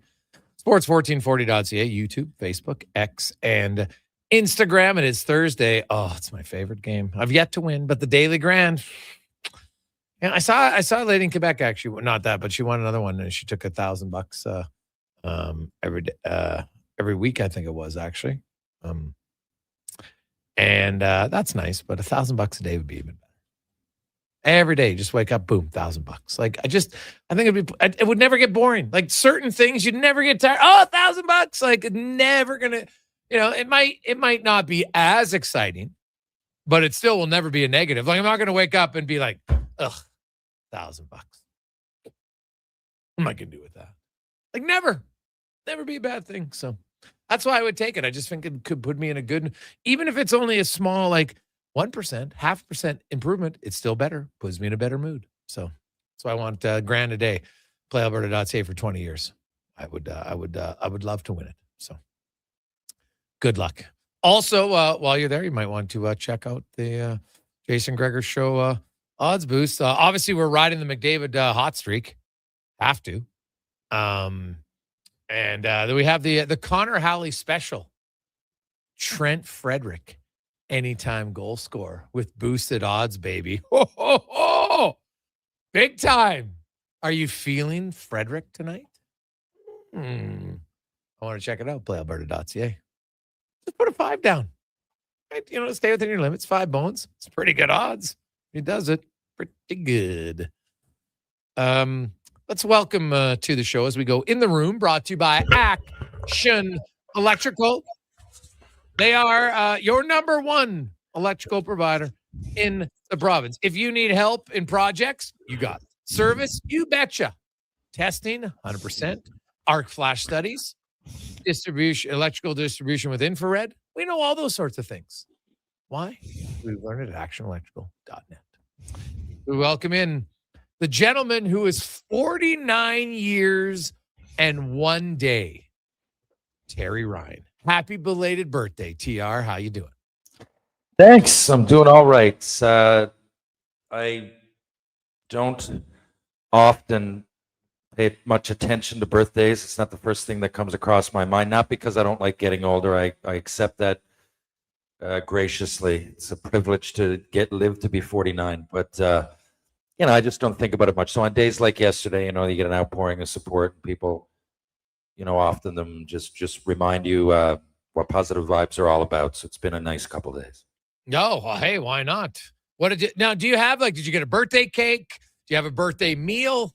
Did your mom still make you your favorite meal for your birthday? What happened? Honestly, I'll tell you the honest truth. I'll do that in a couple days. So the last few years, to be honest, it's great. People reach out, but like today, I was answering messages for 7 hours. Yesterday, 5. So I know that's going to happen on my birthday. I don't get back to every message, of course, but I've lived so many places. Like I think, like Shoresy's one thing that it took off. So obviously, I'm going to have friends all over. I don't get back to every single happy birthday, but I like to acknowledge them though. But just copy and paste, buddy. Remember that one. Copy. I know, but I've lived like say someone like, there you go. I'll bring up Edmonton, like Mark Hurley, a guy that I played with, and Mike Hurley, like years in the 90s. But I've got people like that in every stop I made in North America, right? And then you got like from Hershey to Long Beach to Utah to Fredericton, Montreal, and then the show happened. And now I go out generally, but when I work for Jackson Events or Hockey Helps the Homeless, which is about half the weekends of the year or weeks in and around, day or two here, you meet people and you make connections. So a lot of them, I just feel bad. Like, for if you reached out, I'd of course get back to you. I wouldn't just give you back a like. So, I feel an obligation. A lot of people, they don't just say happy birthday. They might really open up a little bit and say, hey, it's great. Maybe they love the show or they read my book or something. And I feel I have to get back to them. So I know that going in, and the reason I'm here and I'm not stocking shelves still is because of people like that, my friends, and a lot of them have become acquaintances over the years. Just the last couple of years, it's been a plethora, and a lot of them support me, but they didn't message me every week 5 years ago. But now, so I find that it's hard to manage, and it gets a bit overwhelming because the other thing is there might be 1,000 messages, and like you said, like a lot might just say, give your balls a dog, happy birthday.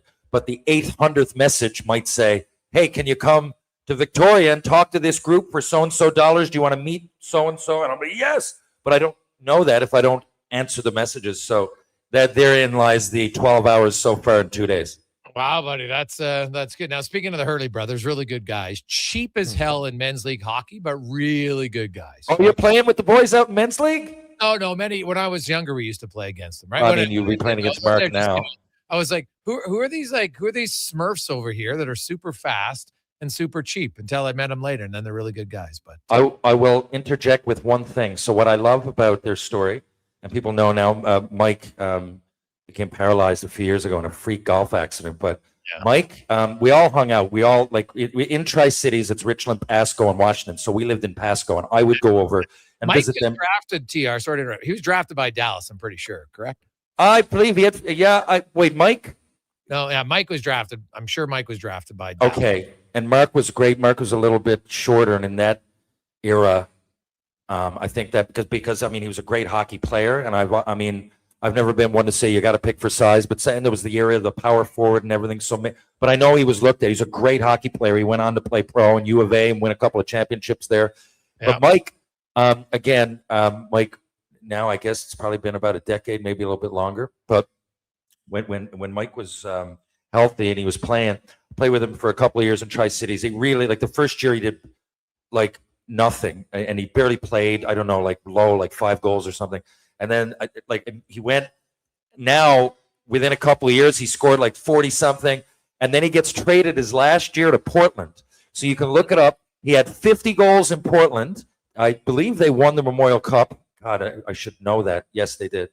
Hossa was there playing but he had 50, but he had the advantage of playing the 73rd game because he got traded, and Portland had more games left than Tri-Cities did. It's a 72-game schedule, but Mike played the 73rd game and sniped his 50th. Well, actually, on Hockey DB, it says he played 76 games. There you go. Yes, and he did score 50 goals that year. But, hey, you know what? They just look at 50. They don't ask you how many games, right? Ask Rob Brown. He still swears he would have scored 50 if he didn't miss 14 games that year. 50 in 68. But there is something about 50, man. But because it was split between two teams, if you look at Hockey DB, it just people don't add the numbers if they don't look quick enough. But he went from 2 goals as a rookie to 32 in his second year. That's there it was. Jump. Massive. I don't look back at the stats much, but I'm glad that I was even remotely close, so my story checks out. But I didn't know it was 76 games. That's even better. And speaking of, because that's a great 50-goal story. But since we're on the subject that I brought up, But I scored my 50th. I had 48 going into the final period. They were both on my team that year in Tri-Cities. And I had 48 going in. And Bob Laux, our coach, they call him Little Brutus in the wrestling world. Love Bob. Heard he was just this slave driver, and he was just awesome. He just appreciated hard work and loved most of us. I mean, became a friend to this day for most of us. I mean that. But Bob said, okay, boys, I'm going to play Terry and Ray Schultz, who's also from Edmonton. Ray had no goals, and I had 48. He said, does anybody object? I'm going to play them as much as I possibly can. People were fiddling. Brian Boucher was putting on his pad just so I could stay out there. I scored a shorthander with about 4 minutes left, and then got my 50th with 28 seconds left in the game. And Sugar Ray Schultz scored his first goal of the season with about 2 minutes left in the third period of that same game, the last game of the year. I do remember that watching that, and you scored like I don't know if it was you had the celebration right away, and hey, you score 50 goals, man. Like there's not many guys who score 50, so I get it. There's just something different about 50 than 40. 40 is great, but 50 is even like when people score 60, they don't celebrate as much because there's not many of them, but people really focus on that 50th goal. And right now in the NHL this year, there's only 2 players on pace to score 50. There was lots early on, and everyone's like, oh my God, and I'm always like, guys, you don't go on pace at 10 or 20 games. It's foolishness. And even at halfway point of the season, like McDavid's on pace for 52. So, and he's been on a heater with 19 in the last 20 just to get on pace for 52. Him and Nathan McKinnon. So, like, it's still incredibly difficult to score 50 goals. And, there was lots of 100-point guys. Now it's down to like 7 or 8. McDavid and Draisaitl, both of them are on pace and probably will do it. McDavid's already got 82 points. He's going to get 100 for sure. But TR, as a guy who, do you remember, like, what was your longest scoring streak you had in junior? Do you ever remember? I remember that a lot of quirky things happened in that year. I remember I had 4 hat tricks in the first 16 games. The year before I had 33 points, right? I went from 16 goals to 50. Lanks went from 60 or 70 points to 140. When I say that, it's Damon Lankow. We were line mates for the full year. We had different right winger, but we went through all that together. We were both in our draft years. I remember quirky things like that. And I remember one game in Portland having a hat trick on the empty net. It was wild. I was having a real bad game. And I remember Mark looking at me. He's like, you got to be kidding me. Because everything would, I scored from the red line that year on a fake dump. Things were everything. When I said when you're in the zone, I was in the zone. It seemed like the whole year. It'll help when you're playing with the top scorer in the league. But one thing I remember, playing in Portland, and I had nothing, and I was on a bit of a slump. And it was nearing, I was like, oh, man, am I going to get 50? Because same thing. I was way on pace early. And then I remember looking up, and I had 42, and I'm going, oh, I'm running out of time. And we were playing in Portland, and it was they pulled a goalie, empty net. I scored. And then they pulled it again, and I scored. So now it was 4 or 5-2. But then they scored a goal late. So then they pulled him again. And with 2 seconds left, I shot it in, and I went for it too. The game was over, and it was way down. And I went and I scored, and then did the pump by the bench. No one but our team enjoyed that one. It was in Portland, but it was a hat trick on the empty cage. I thought when you said you got a hat trick with an empty net, I was like, well, that's not a big deal. Lots of guys get hurt. But no, you all got three. All 3 goals. Yeah. Now you know you're in the zone when. Oh, that is too. But we all got 200 penalty minutes that year, right? Because without 10s. Yeah, there's only 4 players in NHL, and I know this is WHL, but there's only 4 players in NHL history who have had a 50-goal, 200-point season. So you do that in junior hockey in fewer games, 50 goals and 200 PIMs, and there's not a lot of 10s back then. That's no, we weren't allowed 10s. We were the only league on the planet. They came in before. They said, you guys will never warm up together again because there was brawls. But so my whole career in the Western League, I warmed up on my own. First time ever warming up with the other team outside of Quesnel and before that in Junior A was in the NHL exhibition. And they specifically said, you guys, it doesn't matter. You might get 10 10s, but you're not going to count them. And the other leagues, the O and the Q, they did. I always thought that was a disadvantage. So I go to the draft. I have 207 minutes with no 10s. Back when minutes meant something, because the minute you drop the gloves then. And I remember seeing Christian Dubé who didn't fight at all in the Q having 150. And I found out it's because he told the ref to go F himself. No, he's a great hockey player. I wasn't in competing against him. I just give you an example that I remember. But, we weren't even allowed 10-minute misconduct. So it was me, talk about my draft year. You had a Ginla, Doan, Lanks. That was just in the top 11, and that was just the Western leagues. Like, you know, it was a tough game, and penalty minutes counted, and I remember really going for them at the end of some games, if you can believe that. Oh, yeah. No, I get it. It's because that is important. Like the other day, they're talking about the order game. Oh, look at all the penalty minutes. I'm like, they're all 10-minute misconducts. What the hell are you guys talking about? Like, this is nothing. You give 10 guys 10 minutes and you have 100 minutes in penalties, and there's 120 minutes in the penalty. There's 10 minor penalties. Like, what are we talking about? So I've always, anytime you try to use 10 minutes as some sort of great thing for penalty minutes, I don't like it at all. And just one last thought on that, just so you put sorry, I didn't mean to cut you off if you had something important to say. But yes, because it almost encouraged fighting at the end of the game, because you'd still have to sit the 10, but you wouldn't count it. So I used to think in my head, I'm not taking myself off. And like Chris Nyland was my favorite player at first, and he was anyway, 21 goals. But then I started to think Cam Neely. I was going for 5,200 because of Cam Neely. That was in my head. Rick Tocchet, all that was in my head. So I used to go, okay, wait, I'll time it, and I'll just get kicked out in the last shift, so then I won't actually miss the 10 minutes. Sorry, go ahead. Smart move, man. Smart move. We'll take a quick break. Ken Boehlke's going to join us. The Oilers and the Vegas Golden Knights are starting to separate from the pack in the Pacific Division. So we'll preview the Golden Knights. Them and the Oilers are going to play 3 times in the Oilers' final 30 games of the 32 games of the, actually 30 games of the season. Might even be less. It's actually probably like 27. It's into, they got a lot of games in February and March and April against Vegas, and they're going to be pretty big. But Vegas, their goaltending numbers are awful. Now, are they just going to wait until Aiden Hill comes back? Are they looking at something else? We'll find out next. It's a Gregor Show presented by PlayAlberta.ca.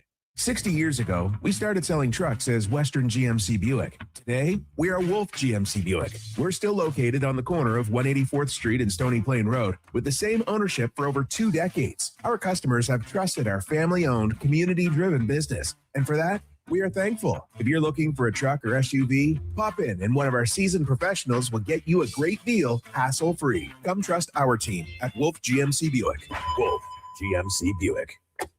We're making it easy. Whether you're a craft beer connoisseur or more of a wine aficionado, there's always something new to discover at Sherbrooke Liquor, a unique, family-owned, independent liquor store. The selection, incredible. The non-alcohol section is also very impressive. Sherbrooke Liquor, expert, knowledgeable staff with a passion for unique finds. More than just a liquor store, we're a community. Alberta's best, the one and only Sherbrooke Liquor. Wine, spirits, and oodles of beer. Visit SherbrookeLiquor.com.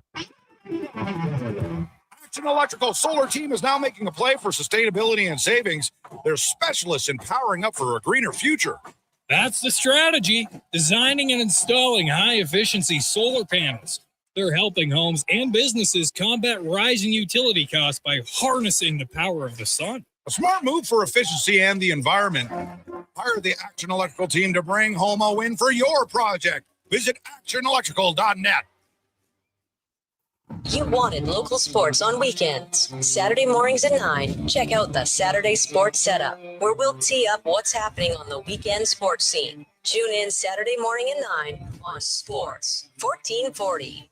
The new double cheesy melt at McDonald's. We're talking 2 juicy, mouth-watering 100% Canadian beef patties, 2 slices of cheesy goodness, with even more melty, cheesy sauce on top. Topped with pickles, then crispy and grilled onions. The way it all comes together, you don't just eat it, you melt into it. The double cheesy melt, only at McDonald's. For a limited time only, at participating McDonald's restaurants in Canada.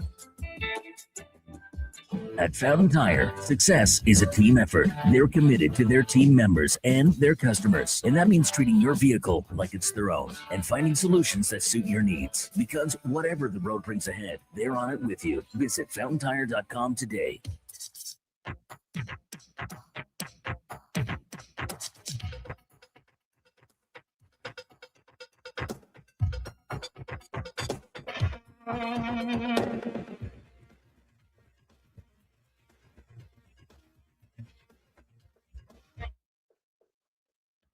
Portions of this hour brought to you by Sherbrooke Liquor, the best place for wine, cocktails, and beers from all over the world. Also a variety of excellent and non-alcoholic options. See more at SherbrookeLiquor.com. The Jason Gregor Show, the best of Edmonton sports talk and beyond. This is Sports 1440. Presented by PlayAlberta.ca, Alberta's only regulated online gambling website.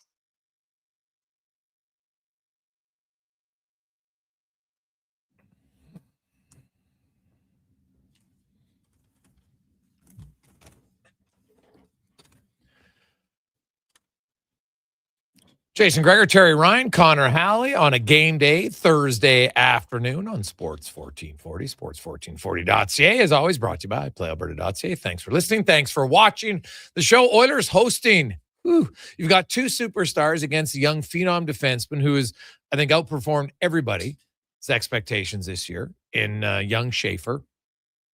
He's got as many goals as a rookie that Bobby Orr had as a rookie, more than Paul Coffey had as a rookie defenseman. He's only 18 years of age. Now, is he going to be a guy? Those two, they hold the top 10 single season point totals by defenseman. Coffey with 5, Bobby Orr with 5. And do I think Schaefer's going to get there? Probably not. It's a different era. I understand it. But this kid is really special to watch. If you're going to the game live, and actually, you know what? We got a pair of seats that we're going to auction off here for Gregor's Foundation. We're getting into the new year. So if you want to go to the game, Sorokin, Draisaitl, McDavid, Schaefer, great seats, lower bowl, Oilers attack twice. Probably can get a good deal on them. 833-401-1440. You can text in. We'll take that, helping out the Gregor Foundation. We got a lot of grads. I sent out my thing last week, and numbers are up. So we're going to have fundraise a little bit more this year. Yowzers. But anyway, so you can go to the game tonight. You're going to help a kid get a suit and everything else for grad. So that's awesome. And you're going to see Schaefer. You're going to see McDavid. You're going to see Draisaitl. McDavid going for 21 games in a row. So should be fun. We also, of course, are going to get around the NHL, brought to you by McDonald's, and their $5 McValue meal is here. You can get a sausage McMuffin meal, the McDouble meal for only $5 plus tax. So check it out right now, only at McDonald's. As are we joined? We are joined by Ken Bolke from.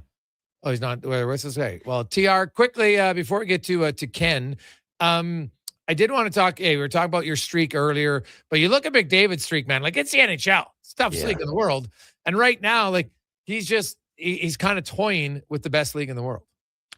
And you can see the confidence in real time. You know, a lot of these, like a lot of them are either goals or big time first assists. So he's riding the wave. I wasn't old enough, Greg's, to really. I remember Gretzky doing it. I don't know which year. I mean, I was born in '77, so it probably was around when I was 9 or 10, or even earlier, maybe 7 or 8. That he really, like, because that is a pretty crazy run that he went on. One of the great records in all of hockey. I think it was 50 odd games, 55. Am I wrong? Close to DiMaggio's. I know that. Yeah, 51 for Gretzky. 51 games in a row, right? But there were times, if you look back at the highlights, there were times that everything had to go right late in the game, and it did. And I mean, you're on that heater, and they were generally scoring more goals, right? Per game. And with Connor, like every game, it seems like he gains confidence, and he's doing a lot of it in the first period. So there's no suspense to it. And there's less goals being scored overall, so it's almost more in your face, right? A lot of these are like, well, it's 2-1, and he had another 2 points, where Gretz sometimes got in. And again, I love Gretzky. He's the best player of all time. Just saying, Connor, his record is more impressive than it might look to the naked eye in this particular year. Oh, wow. Hey, I'm very curious to see how far it goes. It's just, to me, you get to 20 games, now you're like, all right, we can talk about it. Now it's still, he's still, got a long ways to go to get to Gretzky's record. Like, let's be real, 51, I don't think it, but 30, like only 3 players have gotten to 30. Like, that's how quickly it drops off, right? Sundin did 30 once, and McDavid's already got more points or same amount of points that Sundin had and hit his 30 game streak, 46. McDavid has 46 and 20. So, there's streaks, and then not every streak is the same, even if it's the same number of games. Gretzky had a 30, a 39, and 51, and then Lemieux had a 46. So could McDavid get to 30? I believe, honestly, it's yeah. very realistic that he could. Well, Sorokin. first of all, has he ever looked better? No, not in the regular season. No. No, he hasn't. And then a lot of, like we talked earlier, Jason was on my podcast, to all you listeners, Tales with TR, but we talked a little bit about, the longevity of it and how Connor, athletes play a lot longer into their careers, but we usually have seen them already peak, by 26 to like 27. But I think he looks, points or not, I just think he looks the best he's ever looked. Yeah. Oh, no, I would agree with you. Let's go around the NHL. Ken Bulkey joins us from Vegas from Sinbin Sports. Ken, welcome back to the show, my man. How you doing? Pretty good. Thanks for having me. Ken, I want to start with goaltending because, man, you look at a lot of Vegas's other numbers and they're pretty good. And then you look at goaltending and you're like, oof, not great. What's the latest update on Hill? And do you think they're just going to wait till he comes back, or would they possibly be in the market between now and the trade deadline for another goalie?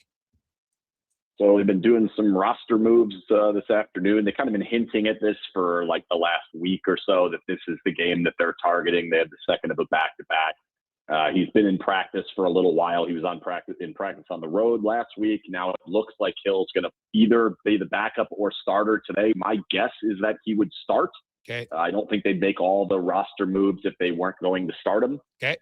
So that looks like he's going to be back. Even if he's not, even if, say, it is Saturday or beyond that, or, he's relatively close, I would be really surprised if they make another move for the goalie. They picked up Carter Hart. That didn't go very well, and he got injured. Lindbaum has been, a 22-year-old trying to find his feet in there. Hasn't really gone great, but it hasn't been as bad as the numbers have been. And Schmidt's been halfway decent. I know the numbers aren't as good, some of the advanced numbers, but he's been pretty good. Yeah. His underlying numbers look better than just save percent, and save percentage doesn't tell you everything for sure. I always look at I always look at goals against average, probably even more than save percentage sometimes, because how many goals do you allow? At the end of the day, I don't care if he's an 890, but his goals against is 2.4. I'm taking the 2.4, man, because that's ultimately what wins games is goals against, not save percentage. So it's just tricky though, right? Like it gets tricky when, there's terrible goals in the back door. They're giving up 2-on-1s all the time. And for a little while when Eichel was out, that's what was happening. Golden Knights couldn't stop anybody. Recently, it's been a lot better. And then, look at the goal at the end of the game last night, and it's like, yeah, you might want to stop there, but you allow a cross-ice pass. So that's always tricky. Yeah. You look at Vegas. How much do you feel their blue line has missed Pietrangelo and Haig? When Theodore's been in there, less than I would have expected. When Theodore was out, it was really bad. So when he's been back in, and then we have to be a little careful because the last 4 games or 5 games are on a 5-game winning streak, and they played like the 5 worst teams in the NHL in scoring. So we have to be a little bit careful with that. But it's been way better when Theodore has been in there. I do think the piece you're missing, and it's weird to me that this is how it shows up, is that they're not breaking out as cleanly and consistently with Pietrangelo not in there, or I guess it's probably more with Pietrangelo not in and Theodore not on the second pair, so Theodore's on the first pair. So it's kind of muting their offense a little bit. We kind of expected them to be this offensive dynamo. They were in the top 5 last year, then they had Mitch Marner. You think, oh, this team's going to be, again, top 5 at the worst. They're not really generating offensively as much as you would expect. And in a weird way, their number 1A defenseman going out is actually impacting their offense maybe more than it's impacting their defense. Okay. How's Mitch Marner fit in Vegas? It's been interesting because, like, when you think of a $12.5 million player, you think of someone who takes over games consistently. Eichel's a good example. You guys have 2 of them up there. You know all about that.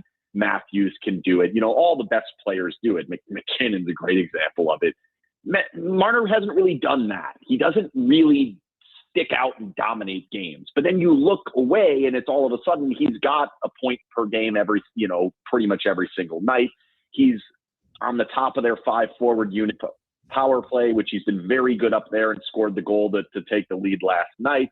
He's playing center, which he's never done in his life, which is allowing a little bit more flexibility with Karlsson out and Eichel was out and Howden was out. So they were kind of short there. So he's kind of done a number of different things. And then also, as I was saying before, their defense has been better than I think we expected. And I think he's a huge part of that. If you watch it real carefully, the amount of times that he's one of the two quote unquote defensemen back when they give up a 3-on-2, it's unbelievable. Like you would never think that out of a scoring winger, but he does it all the time. So I think he's been good. Has he been $12.5 million good? I'm not quite there yet. And I think that that's really ultimately going to be decided. Does he score or generate goals for them in the playoffs? And it will probably be in the building up by you guys. TR? Ken, are there any players, maybe unsung heroes, young players that are exceeding expectations? Braden Bowman's been pretty good. He came up and was kind of an instant hit filling in for Mark Stone. I don't know why people keep saying he's like Mark Stone. Just because he played Mark Stone's position, he's not like Mark Stone. He doesn't play anything like Mark Stone, at least the way I see it. I don't know. Some people keep saying that. Said it on TNT last night. I'm like, what's happening here? Nonetheless, he's been quite good. He does all the little things right. Like he's real reliable off the puck. He's never in the wrong place. He doesn't turn the puck over all that often. And then when he gets in good spots, he does have good enough hands to do some things. Now, that being said, he scored, it was like 5 goals in his first 10 games, and then he went 18 games without a goal until last night. I think he's been a little bit snake bitten, but it's not, they don't have some, you're not going to watch the Golden Knights and walk away saying, wow, they have a new young stud that's in the lineup. Like, he's good. He's helpful. He's better than the replacement player that would be there, but it's not like a roster changing type thing. Go ahead, Jason. When you look at, as Ken Bolke joins us from Vegas and Sinbin, when you look at this Vegas team, and I think it's kind of clear, like I know they're banged up, Saad's hurt, Howden's hurt, Carlson's hurt. Now, let's go. Is Carlson's severe enough that he might be out the rest of the season? Yeah, it's pretty bad. The reports that we have been getting have basically been that he's not playing pre-Olympics. He's probably not playing post-Olympics. There's no real expectation for him to play even by the deadline, which then is going to lead into, is that end of season? There's apparently a surgery lingering around, whether he's either had it or is going to have it or something of that sort. I think they were trying to let it heal, and now they're kind of wondering if they have to do surgery, and maybe they've done it already. I don't know. It's hard to get information in the NHL, but yeah, it's certainly possible that he's not playing again this year. Okay, that's obviously a pretty big loss for them. So would they be in the market for a third line center, do you think? Or do they want to keep Marner at center? Yeah, I think they're going to try and kind of figure out if Marner's worthwhile doing it. If you're losing too much, if you lose, they lose a lot in the circle. I'm not a huge face-off guy myself, but Bruce Cassidy is. So he's like 34% in the circle. So it's bad, right? It's bad. But, I think they're going to try to figure this out. Can he do it? Because when you look at Mitch Marner, other than the size, he's not big enough really to play center, but the style of play he has, the way he brings the puck through the neutral zone, his vision, his playmaking ability, he can play center. He's really defensively responsible. He's smart. He should be able to play center. It makes sense. So I think they're going to look at this at least up through the Olympics. We'll see how often they go off of it with a road trip coming up and those types of things would match up. Cassidy's not going to throw games away, but I think it's going to come down to that. If they feel like he can get the job done, then yeah, I think they would feel more comfortable maybe going for another scoring winger and try to find somebody to complement him or Eichel. If they feel like it's hindering them enough, then yeah, maybe they're back in the mix looking for a center. Because they definitely prefer Howden as a wing, even though Howden can play center. They just think he drives offense a lot more off the wing, and I think that the numbers pretty much indicate that as well. Okay. Just Vegas overall this year, any explanation as to why they're so bad in overtime and shootouts? Part of it's Eichel's not particularly good at overtime, which seems counterintuitive. Like, how is that possible? Strong skater, can't get the puck from him. His decision-making in overtime is a little bit overly aggressive. Okay. Like, he gets that mindset of like, I'm going to go win this game right now. and it has backfired on them time and time again. I believe he's been on the ice for 8 overtime goals against, which is a lot. Mm-hmm. Now, granted, he plays half of the overtimes pretty much every game because he never comes off the ice. I think that maybe that's a positive, maybe that's a negative. I don't know. Shootout, like the goalies, Schmid's not particularly great at it. Hart was not particularly great at it. Hill's been out. I'm not sure if Lindbaum had to do one. They're not really a highly skilled scoring group. Like if you really go down the list of their forwards, they don't have a 30-goal scorer basically on the entire roster. Like I know Dorotheev's done it. Hurdle's done it here and there. Eichel, it's been a while. Stone, it's been a while. But even those guys are not like, they're not Draisaitl. They're not McKinnon. Not McKinnon's no good at shootout either. But I think it's just like, it's a skills contest that they're not particularly great at. And then 3-on-3, I think it's just, I think it's flat out. I don't think Eichel's good at it. They won one last night. He got stick checked on a 2-on-1 and then went crashing into the boards, made a heroic play. But that's a 2-on-1 the other way if that doesn't go right to Stone's stick. And then we're talking about Eichel being on the ice for another one. Yeah. So it is an odd stat that they got a chance here, I think, to break the NHL record for most overtime losses in the season, which is obviously it's not a record I think that any team is ever shooting to get. I think that's safe to say, but it's very much a possibility. The Devils and the Panthers and the Flyers in 12, 14, and 15 have all done it 18 times, and these guys are at 12. LA's right behind them at 11. Give me your thoughts, Ken, on the LA Kings and where you think they're at right now. Like, I know, Kopitar's out and Moore's out, so it's not their full team, and how much longer do you think they go with their coach? Because it just like LA just seems like nothing's working in LA. You just saw him last night. Yeah, I don't know. What are they doing, right? Like, how long does it have to go? And the problem is, and I'm sure this is probably what they're thinking, is like, well, who's going to coach this team to be any good offensively? They just don't have a lot of bite. And I tweeted it out early in the last game. It's like, if Kevin Fiala is not on the ice, they do not look dangerous.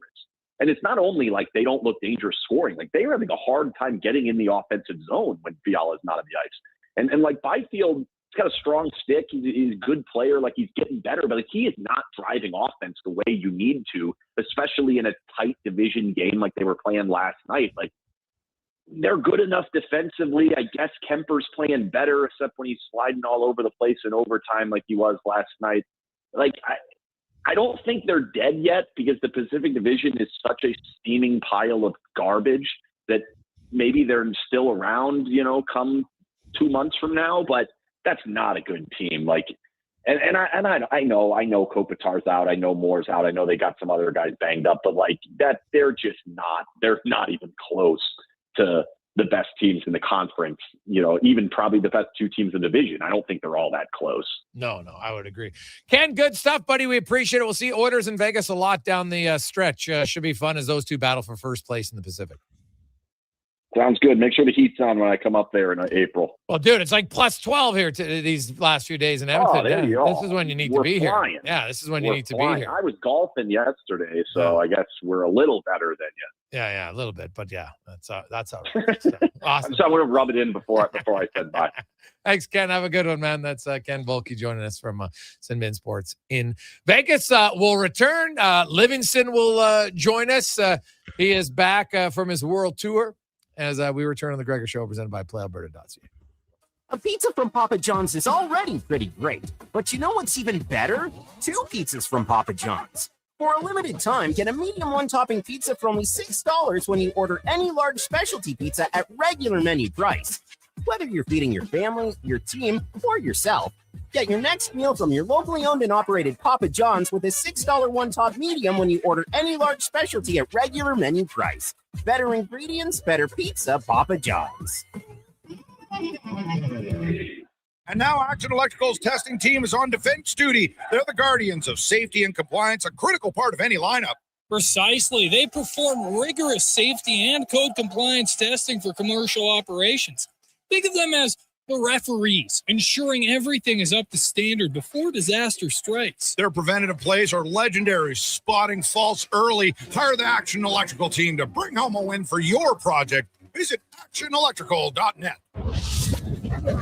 24 hours a day, 7 days a week. Edmonton sports fans stay informed with Sports 1440. Stream us. Listen to us on the AM dial. However you consume this radio station, thanks for listening.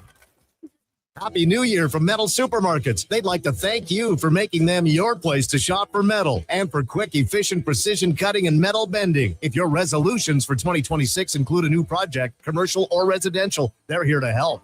And speaking of resolutions, I've taken up pickleball. 11-0. I win. Great. Now I can nap. It's best of 3. Not in my kitchen, kid. Metal Supermarkets, the local convenience stores for Southside, West End, metalsupermarkets.com. The BCHL All-Star Game is coming to the Thompson Family Arena in Spruce Grove. The league's best players will go head-to-head in 2 exciting games, January 16th and 17th. The BCHL College Prospects Game takes place on Friday, January 16th at 7 p.m., while the premier matchup will see Canada take on the world on Saturday, January 17th at 7:30 p.m. For ticket inquiries and excellent group ticket packages, go to tickets.sgsaints.ca.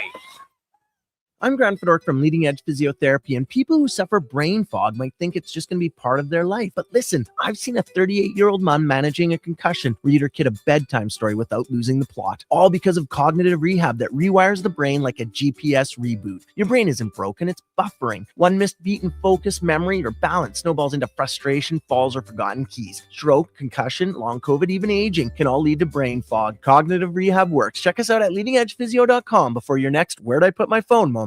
Invest for today and tomorrow. Vision Credit Union makes it simple with 2 RRSP options to fit your goals. Choose a secure term deposit RRSP with guaranteed returns or a mutual fund RRSP offering higher growth potential with exciting opportunities. With an RRSP, you'll save on your income tax, grow your investments tax-free, and get closer to your dreams. Whether it's retirement or your first home, the deadline to qualify for 2025 tax deductions is March 2nd. Learn more at visioncu.ca.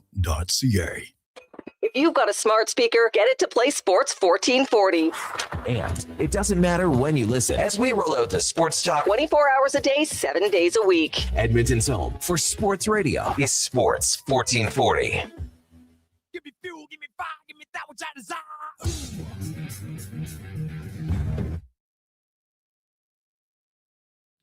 Portions of this hour brought to you by Culligan. For all your residential water needs, your local water treatment company. More than just big bottles, Culligan.com. The Jason Gregor Show, the best of Edmonton sports talk and beyond. This is Sports 1440. Presented by PlayAlberta.ca, Alberta's only regulated online gambling website.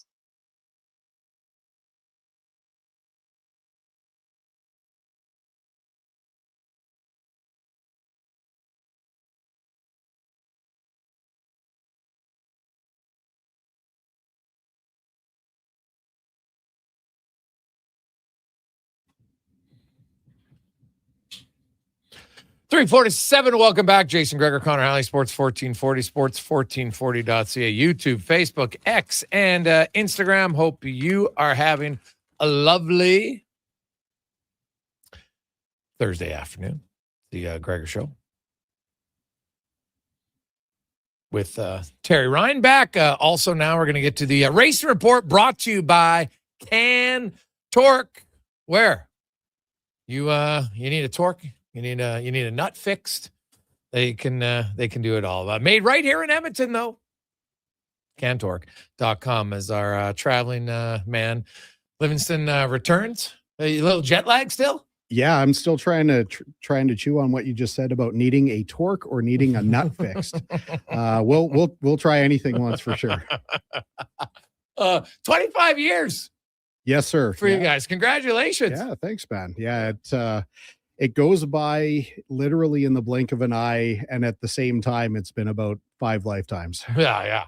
It's interesting. It's kind of a little bit of the off season, although testing's not that far away. We're basically just like under a month now from testing to get going. But there's all. What do you make of like Sergio Perez? He had a quote that actually I thought was pretty funny. He goes, "If I was faster than Max, it was a problem. If I was slower than Max, it was a problem. Therefore, everything at Red Bull was a problem." It's a funny line. He's obviously got a little bit of anger from the separation of Red Bull and how it went. And I don't think he drove necessarily well, but I do think Red Bull's whole focus has always been Max Verstappen, and rightfully so. Like, he's a pretty good driver, but like, is the number 2 driver at Red Bull really that attractive of a seat?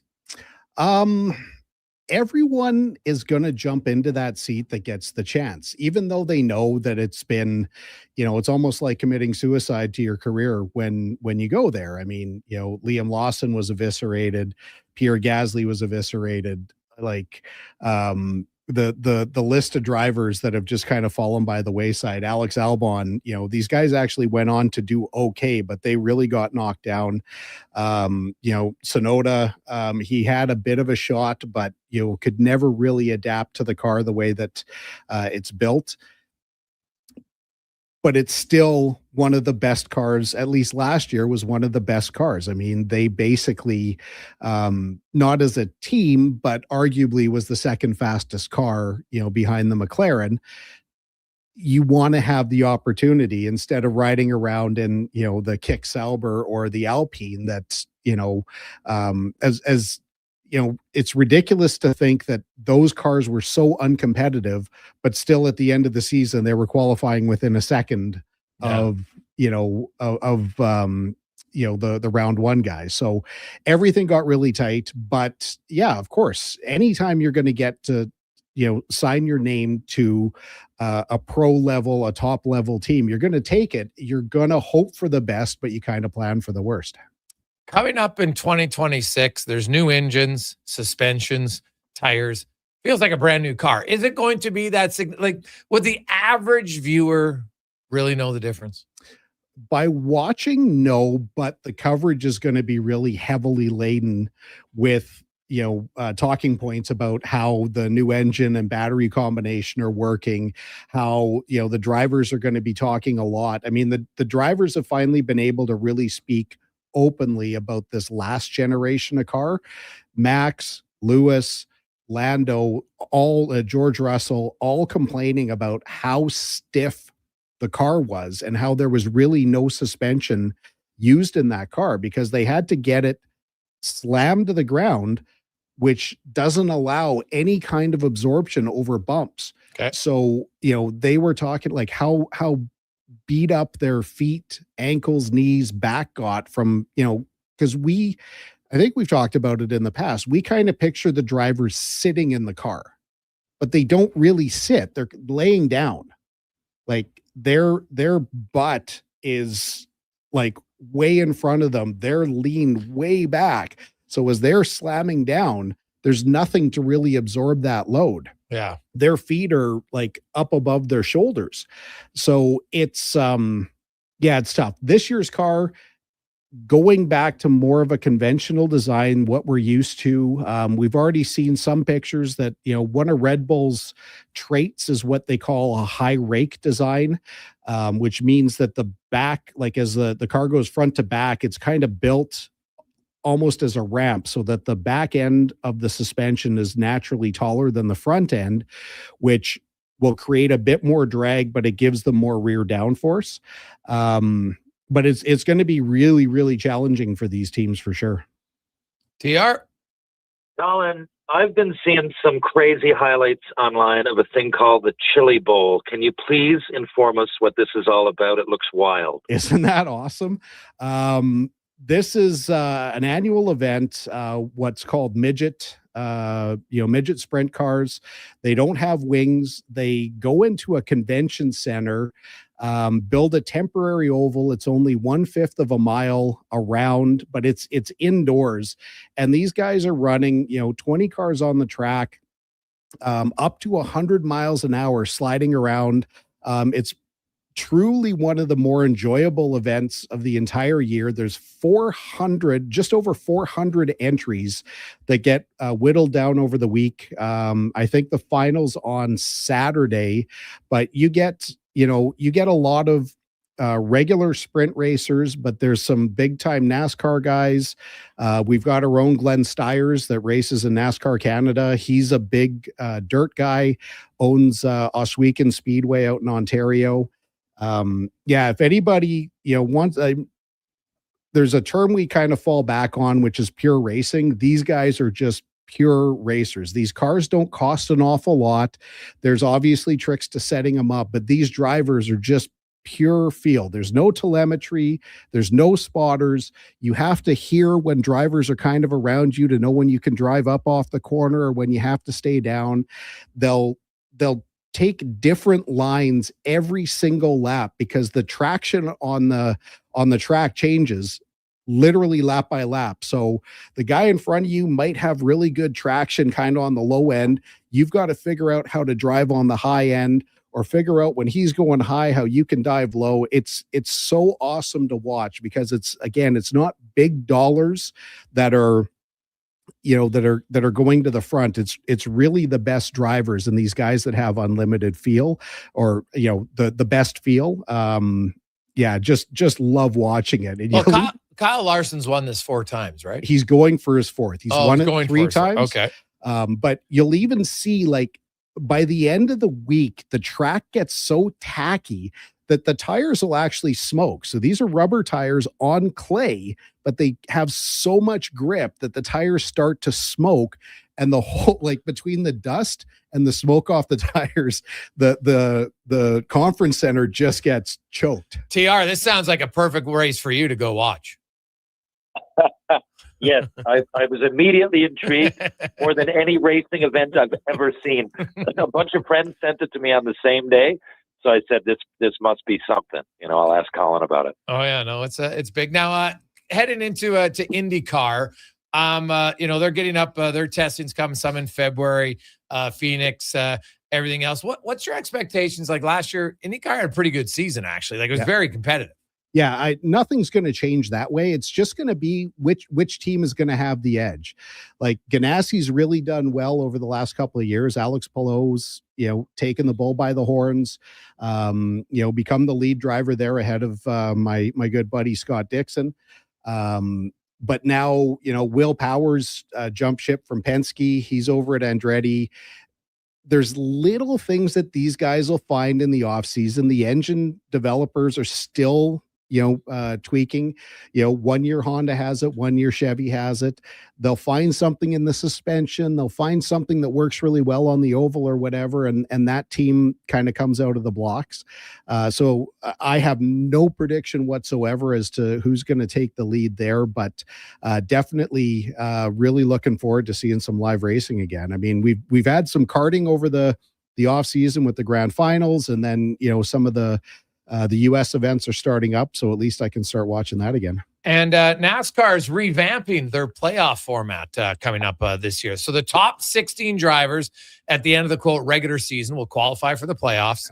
They start with points based on the regular season finish, which and then nobody's dropped, so it kind of minimizes luck and goes back to consistency a little bit. I think there's some good changes, long overdue for NASCAR. Yeah, I mean, we, by default, we kind of stay away from NASCAR because it bothers me so much. But I think this is a good move. That it's a bit of a combination from the old model that was the year-long point system to how radical the playoff system went, where like if you win, you're automatically in the playoffs. Mm-hmm. Then if you win in the playoffs, you're automatically on to the last round.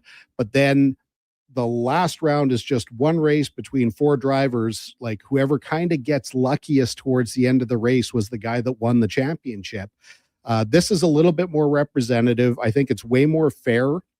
Especially to sponsors and people who invest in these teams, that they can see over 16 races, which is a combination of short track, speedway, super speedway, and there should be some road courses in there, like who really kind of put the best thing together.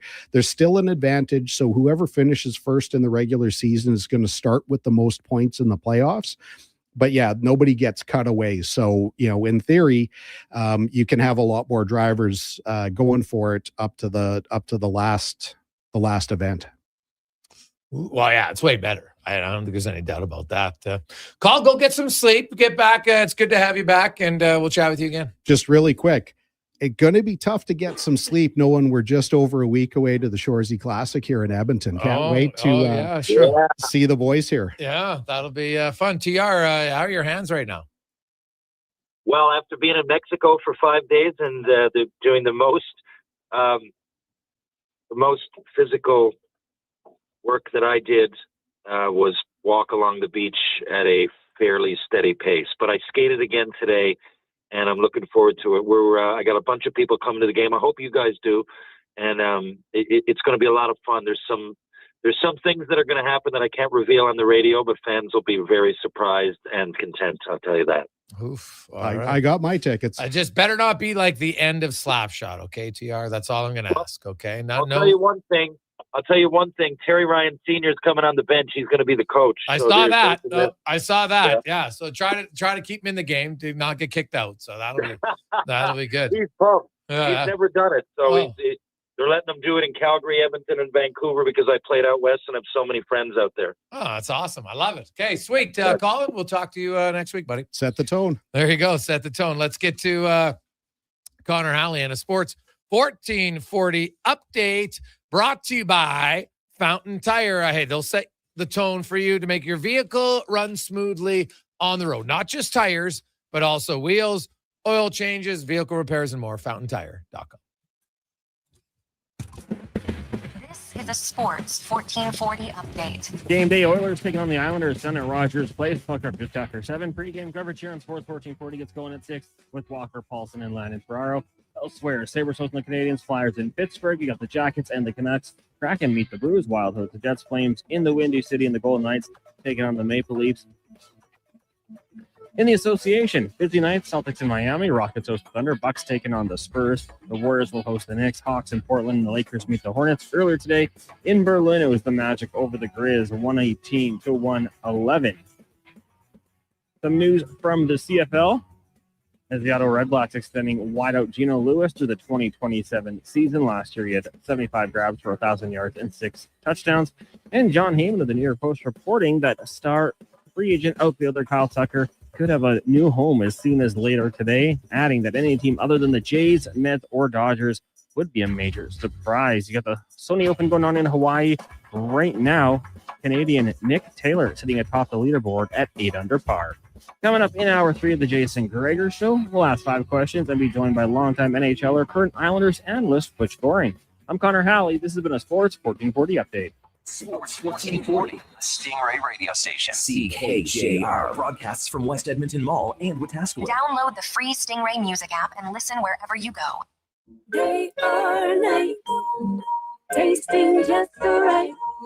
You can order Oodle Noodle at oodlenoodle.ca, delivering you the news almost right away. Remember, you can order Oodle Noodle at oodlenoodle.ca. So stay on your couch all day and order oodlenoodle.ca. Oodle Noodle. When the ground freezes, you wonder how anything can get done. And instead of staying outside in temperatures that would make a polar bear cry, you head inside where it's toasty and warm. But that's not what GS Construction does. Because while the ground freezes above, we plan below, rebuilding and revitalizing the systems that keep our communities working year after year. Now, don't worry. GS Construction promises to do everything safely and efficiently, and we'll wear our extra warm clothing outside. For more on what we do, visit gsconstruction.ca. Hey, Edmonton, did you know a local Play Alberta winner scored over $500,000 on Mega Jackpots Ocean Bells? Think about the season tickets you could lock down with that kind of cash. From major casino winners every hour to jackpots worth millions and hundreds of popular games to money that stays in the province. There's never been a better time little to sign up Beatles. for You know what Play that Alberta. means. TR is going Download to the app back today to the get Gregor started with shows. casino, sports, and lottery all in one app. Must be 18 plus to play. When you gamble, use your game sense. Wondering what you can afford? Let Go Auto do the math with our free Connor auto Halley on- calculator. No pressure, no awkward convos, just quick answers on your budget and payments. Jason Gregor, Connor Halley, Sports 14. We got you. Text check to 780-777-7777. That's check to 780 all 7. Find out what you qualify for and start shopping with confidence. Go Auto. Drive what you love with payments that make sense. Clear out the old and make room for new trends. The Brick is holding their store-wide inventory clearance event. Scratch and dent, last year's models, and overstock is up to 70% off. Score mattresses starting at just $99. Sofas starting at just $3.99. And dining chairs starting at just $28. And this Friday to Monday, check out incredible 4-day deals, like save the tax when you buy 2 or more eligible major appliances. Check out The Brick in Edmonton with 4 locations. Some exclusions apply. See store for details. The Brick, saving you more. I skipped breakfast this morning. Stay out of my way. Don't threaten me with your bad choices. No worries. A booster bar from Booster Juice will fix me. I don't even know what that is. Let's get They're new. Snack-sized bars packed with seeds, pecans, Set the gluten-free tone. oats, all sorts of good stuff. That sounds lovely, actually. 2 different flavors to try, too. Coconut pecan booster bars and harvest booster bars. Want to skip breakfast with me? I take it back. You make good choices. Booster Juice, Canadian-born, blending since 1999.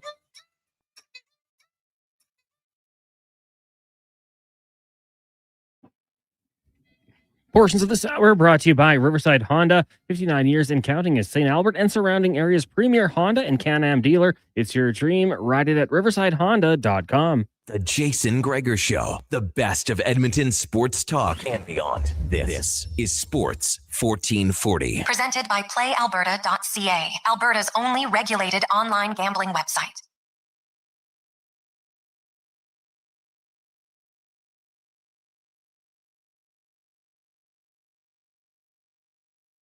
It's after 4 o'clock. Gregor, Terry Ryan, Connor Halley, Sports 1440, Sports1440.ca. Butch Goring will join us later on in the show. Butch Goring. I'm not sure there's a guy who owns Biz Nasty on social media more than Butch Goring. I just see his tweet the other day. Obviously, it's a funny little gag going on, but he's got great ways to chirp Biz Nasty, because I know he's in Buffalo and he was putting up his like career stats, .003 goals per game. It's a good little chirp. I like it. 833-401-1440, 833-401-1440 is the Jason Gregor Show, was always presented by PlayAlberta.ca. And hey, are you a believer in the streak? Do you think it reaches 20 games, 21 games? Tonight, you got the Connor Halley special at PlayAlberta.ca. He's going for a Trent Frederick goal tonight with some odds boosts. I like it. I like it a lot. So check it out. Also, McDavid, Oilers to win. Leon Draisaitl and McDavid in their last 6 home games against the New York Islanders. McDavid has 12 points. Draisaitl has 11. They've been pretty good. It's kind of a homer series, really, between the two teams. The Islanders did win at home earlier this year. Oilers are hoping that continues. Tonight, 833-401-1440, 833-401-1440. Jeff has our top bid right now. We have a pair of seats for tonight's game. It's all for the Gregor's grads as we get into grad season. So if you want to go, some great seats, lower bowl. Oilers attack twice, and Jeff has it at $300. Your first chance to see Schaefer live, Sorokin, also David Draisaitl, and the rest of them. So it'll be a fun game. I'll say this: the New York Islanders. The Oilers should get scoring chances tonight. The Islanders have allowed the second most high danger chances against in the NHL this year at 5-on-5. Second most. So the Oilers, their top 2 lines should be able to, but the key is, can they beat Sorokin, who's been excellent in goal so far this season. TR, I want to ask you, the Braden Point injury is looming large for Team Canada. He was one of the 6 players named to the team, back in whenever that was, August, July. I can't remember the exact time. And unfortunately, it didn't look good when he got injured on Monday night. He's only got a limited time. He's got to play a game before the break, which is on the 5th of February. So, you do the math. That's basically 3 weeks from today. And when I saw that week to week, like it's pretty ominous. It's not great. So let's just play, worst case scenario. He's not there. So then you've got guys like Connor Bedard. You've got Sam Bennett. You've got Konechny. You've got Jarvis. You got Wyatt Johnson. And you have Zach Hyman. Who do you think Canada will pick? And then who would you take to replace Point?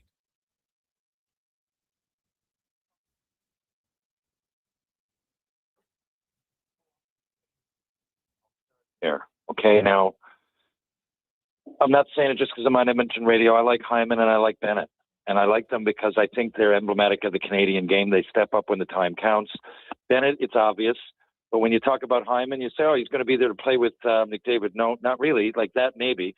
But look at when the playoffs started last year. I point out to people, he was leading the playoffs in hits. He'll do whatever it takes, and he'll find a way. And I know he's like fairly physical anyway, but he went out of his way to do it. And those guys, I just think, are, first of all, they both shoot right as well. Mm-hmm. But and I wouldn't give it any, like you say, I would say play even more than one game. Like, we're so deep. We don't need anybody. We love you, Braden. We love you. We love you, love you, love you, what you did for, and I'd say that right down the lineup. Is we don't need to press anybody here because we're so deep. Those would be the guys, with no offense to Bedard. I probably would have Bedard there anyway. But those are, I think, I don't know if we're missing it, but it's possible. I know we got players there that are going to throw their weight around. But for me, if I'm on the fence, again, we just saw it with the World Juniors. What was the complaint after? Do I think we need this systematic change in Canada? Maybe not. Do we need a summit? I mean, I don't know. The under-17s just won it. The 18s were right there again. 17s won it twice, I think. So we're right there. It was a bad game against Czech. But I'm just saying, if there was one thing that's glaring, it's that we lost a bit of passion, and we're not playing like Canadian teams of the past. And that's maybe why a lot of people are saying, I think the majority, that we lack some success. So why you would leave Sam Bennett off, first of all, I have no idea. That, to me, his stats were slightly under expectation. Now he's caught up again. And what he does in the playoffs has been on display. Hey, I'm talking Oilers fans here. I mean, you know it better than anybody. The last 2 years under a magnifying glass, but he's always been like that. And Hyman, I mean, he steps up. Yeah, people say, oh, he had 54 because he played with McDavid. Yeah, maybe, but he would have had 4. Like, he's a player. He's going to find those areas. I don't care who you're playing with. That just solidifies my point, because not everybody can play with those players. We've seen it. And I think he's a lot better than Kunitz. No disrespect there, but Kunitz got taken to go with Crosby. Pretty much that was the reason. But there's more of a reason to take Hyman. He's, I think, again, emblematic of the Canadian game, and we can't look past that as we go in. And this is the most important events in the hockey world in a long time. And to me, you take two of those guys. Yeah, well, they can only take one of them. So I know. But I'd take Bennett then, I guess. Yeah. So you take Bennett? Okay. I think if I had to, I'd take Bennett. And, if Bennett wasn't available, I'd take Hyman just because of the way he plays and he shoots right, and he can do so many different things. Yeah. Well, like, I had Braden Point playing with McDavid and Celebrini to start, and then I had the Reinhart, McKinnon, Crosby line together. They tried Mark Stone with McDavid last year. I'm not sure it worked very well. Mitch Marner, same thing. And so I look like, if Braden Point was the guy they had penciled in, the best option, it's not even a debate, is Zach Hyman. And I know we had some people, but Zach Hyman only plays with McDavid. I'm like, what are you talking about? If you decided to take Hyman for whatever reason, want to change him out, Zach Hyman's one of the best forechecking forwards in the NHL. 100%. He's one of the best forecheck. He can play on your third or quote fourth line if you need him to. So I just, like, to me, like, Scheifele doesn't fit as the right winger on there. I'm not sure Bennett's really a winger, to be honest, right? He's more of like a really good third line center is what I see him as. Wyatt Johnston, not really a top line right winger for me. So Hyman makes the most sense. It doesn't sound like he's going to go, TR, from all what the insiders are reporting. And it doesn't mean they're always right. But if that's the case, I think they've lost the plot a little bit on what do we need, right? You build the best team. Well, we're missing a top line right winger. Well, who's the best available top line right winger who can play with McDavid? No one can debate it. And guess what? Zach Hyman has the third most goals amongst Canadians. Only McKinnon and McDavid have more since December 1st. So not only are you taking a guy and over 4 years has played well with McDavid, he's playing exceptionally well right now. And consistent. Yes. He's consistent, not only in points, but in the way he plays, the areas he goes to, the amount of effort he gives, and he's going to be on the biggest stage, and everybody knows he's going to go harder than almost anybody. I know it's glaring to me, but who are we? I guess we're not picking the team. We can only cross our fingers. Yeah, no, it's very true. What about Mangiapane, TR? Is Stan Moman going to have to be a magician to move him? I know. I guess with each passing moment, the answer is closer to yes. But I really honestly thought, given his past, I'm sure they've been trying to unload him for a while, that they would find a taker. It's happened in the past few years. There's been players come in. The last year, the left shot, Skinner, was it? They come in and they just don't live up to expectations for one reason or another. But you'd figure, someone that had that level of success would have some possibility of excelling, or at least maximizing their potential somewhere else. And you'd think that somewhere else would present itself before this. So if it's not happening, I don't know, when you get closer to the trade deadline, maybe toss him in for something. But I figured there'd be teams that would want him, but it doesn't seem like that. No, not the way he's playing, man. Not the way he's playing at all. When we return, Butch Goring will join us. We'll talk the Islanders. Man, that stud Schaefer, what a great young player at 18 years of age. If you haven't watched him, you're in for a treat tonight. This kid is spectacular. TR, you seen him this year? 2 times I saw him play live, and he was the storyline both games. He was mesmerizing. I mean, like everybody else, I knew him going in. I knew all about him. I knew he went first overall. But if you really look back, he didn't play much, last year. And the further you go back, you're talking about a 16, 15, 14-year-old. Who did know? So I just knew about potential. He goes first overall. I'm going to trust people's instincts. Usually, no offense to Yakupov, but usually there's some level of consistency. I see why he went first. This is like, I don't know. I find it bizarre after what I saw that he's not on the team. I would have thought, before that, he's 18. I kind of understand it. But from what I saw with my own eyes, if that's not one of our best 8D, then we're going to win it by 10 goals. It is true. I was a little surprised that they kept the exact same 8 defensemen. So that I get it that, you go with who you know and yada, yada, yada. And you know what, if they win, you can't really complain if they win. But I was a little surprised they went with the same 8 defensemen that they had at Four Nations. I know there's only 7 on the roster, but then there's injuries. So we all know that the same 8 who played are the same 8 who are going. So, they went with some loyalty and guys, and I get it. But at the same time, I'm like, why? Why can't you just look and say, hey, who are some of the most dynamic guys? And this guy, I get he's 18, but if I'm an Islander fan, I'm probably happy. He's going to get some rest, right? You start to wear down a bit at 18 in that rookie season. So it's that probably 3-week break, man, it'll do his body wonders. And even for the Oilers, like they want Hyman to go, but at the same time for Oilers fans, the best thing's probably for Hyman not to go. Selfishly, for a fan, you'd want him not to go. As a player, he wants to go. So we'll see. We'll come back. Butch Goring joins us next. It's the Jason Gregor Show with Terry Ryan, presented by PlayAlberta.ca. You got a go-to coffee spot, a trusted barber, even a lucky game day jersey. But when it's about looking your absolute best, there's only one name you need. Mr. Dirk. Family run since 1939. We're experts in crafting impeccable tailor-made suits and offering a wide variety of everyday styles. Pair that with personalized one-on-one fittings and the convenience of on-site tailoring. Mr. Dirk elevates your style game. Visit our Edmonton store or explore MrDirk.com. Score big on style with Mr. Dirk. Excavators, loaders, lifts, compaction equipment, and more. Find the XCMG construction equipment you need. Available for rental or sale at Japa Machinery Group. Japa, helping build Alberta from the ground up for 50 years. Visit japamachinery.com. What a performance by Action Electrical today. Their projects team kicked things off, designing and building with unmatched skill. Then the service team swoops in for those crucial repairs and maintenance. And don't forget the testing team, ensuring everything's safe and sound before the solar team scores with sustainable energy. A complete team effort.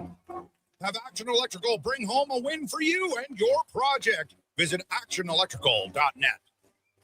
At On the Rocks, the party never stops. Check it out. Mondays, bingo tunes. Tuesdays, tacos and tequila. Wednesdays, it's wings and karaoke. Shake what your mama gave ya with salsa lessons on Thursdays and the best Latin DJs. Plus, live music every Friday, Saturday, and Sunday, along with DJ Kenny K. Hold on, let's not forget $5 happy hour, 7 days a week. Your bar, your party. You're On the Rocks. On the Rocks. X. Chat with Brav and 118th. At Fountain Tire, success is a team effort. They're committed to their team members and their customers. And that means treating your vehicle like it's their own and finding solutions that suit your needs. Because whatever the road brings ahead, they're on it with you. Visit fountaintire.com today. Clear out the old and make room for new trends. The Brick is holding their store-wide inventory clearance event. Scratch and dent, last year's models, and overstock is up to 70% off. Score mattresses starting at just $99, sofas starting at just $399, and dining chairs starting at just $28. And this Friday to Monday, check out incredible 4-day deals, like save the tax when you buy 2 or more eligible major appliances. Check out The Brick in Edmonton with 4 locations. Some exclusions apply. See you in store for details. The Brick, saving you more. New Year's resolutions. We all make them. We all say we're going to start eating healthier or going to the gym or starting that new hobby. But at GS Construction, we actually follow through on our New Year's resolution because it's the same every year. We promise to set the groundwork, literally, for another year of progress and growth. And we've stuck by that resolution since 1974. So start that all-you-can-eat diet. GS Construction is going to start planning right now for the year ahead. For more on what we do, visit gsconstruction.ca. Day or night, tasting just so right. You can order noodle at oodlenoodle.ca, delivering you the news almost right away. Remember, you can order noodle at oodlenoodle.ca. So stay on your couch all day and order oodlenoodle.ca. Oodle noodle.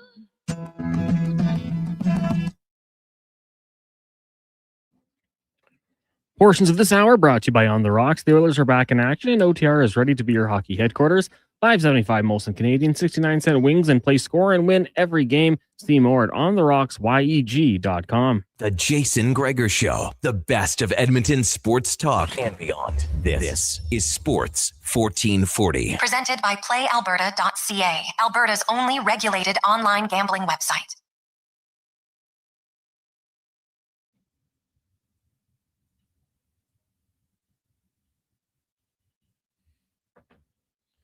We have Butch. 423, welcome back, Gregor. Terry Ryan, that is. Connor Halley, Sports 1440, sports1440.ca, as the Edmonton Oilers are set to take on the New York Islanders tonight. The Gregor Show always brought to you by PlayAlberta.ca. Remember the Daily Grand every Thursday. Your chance to win $1,000 a day for the next 20 years. Get your tickets at PlayAlberta.ca. As we get to the oil report, brought to you by Go Auto. No better place. If you're looking for vehicles, over 15,000 to choose from. They got 76 locations to help you find the vehicle that you want. GoAuto.ca. As we are joined now by ace analyst for the New York Islanders, Stanley Cup champion, and maybe most recently known as Biz Nasty's daddy. Butch Goring joins us. Butch, how you doing? I'm well, thank you, guys. How are you doing? I must tell you, I'm so happy to be in Edmonton at this time of the year because I'm not freezing my butt off. Well, dude, you did come at the right time, man. It's been ridiculously balmy right now. You have had a front row seat every game. I've only seen him. I haven't seen him live yet, but I've watched him on TV numerous times. But Matthew Schaefer's skating ability has blown my mind, Butch. You've seen a lot of really good young players come in. What has impressed you most about Schaefer and maybe surprised you most about him in his rookie season? I don't know if I'm surprised. I mean, I guess I could say that I'm surprised how good he is, not only as an 18-year-old, but just as a hockey player. I had never seen him play before. So there was a lot of talk about him. First overall, you're expecting him to be a pretty good player, but he's gone beyond that. But I think what's really impressive is just how mature an individual he is. He's just he's class all the way through. He's polite. He treats his elders with respect. He treats his teammates with respect. So he's just a really good person, and so maybe that's more important than anything else he does. But I mean, he's got that speed that is uncommonly fast. We've seen Connor McDavid go, and and Makar and some of the other guys that can really skate, but he certainly can. He's on that level. Oh, he is. Like, his mobility is what impresses me most. And like, Butch, you came into the league. Like, it's a hard league for anybody as a rookie. It's a hard league for teenagers. And like, he's got as many goals as Bobby Orr had as a rookie. He's got more than Paul Coffey. He's a plus player. He's playing 20-some minutes a night and he's scoring goals and getting points on a team that's not really blessed offensively.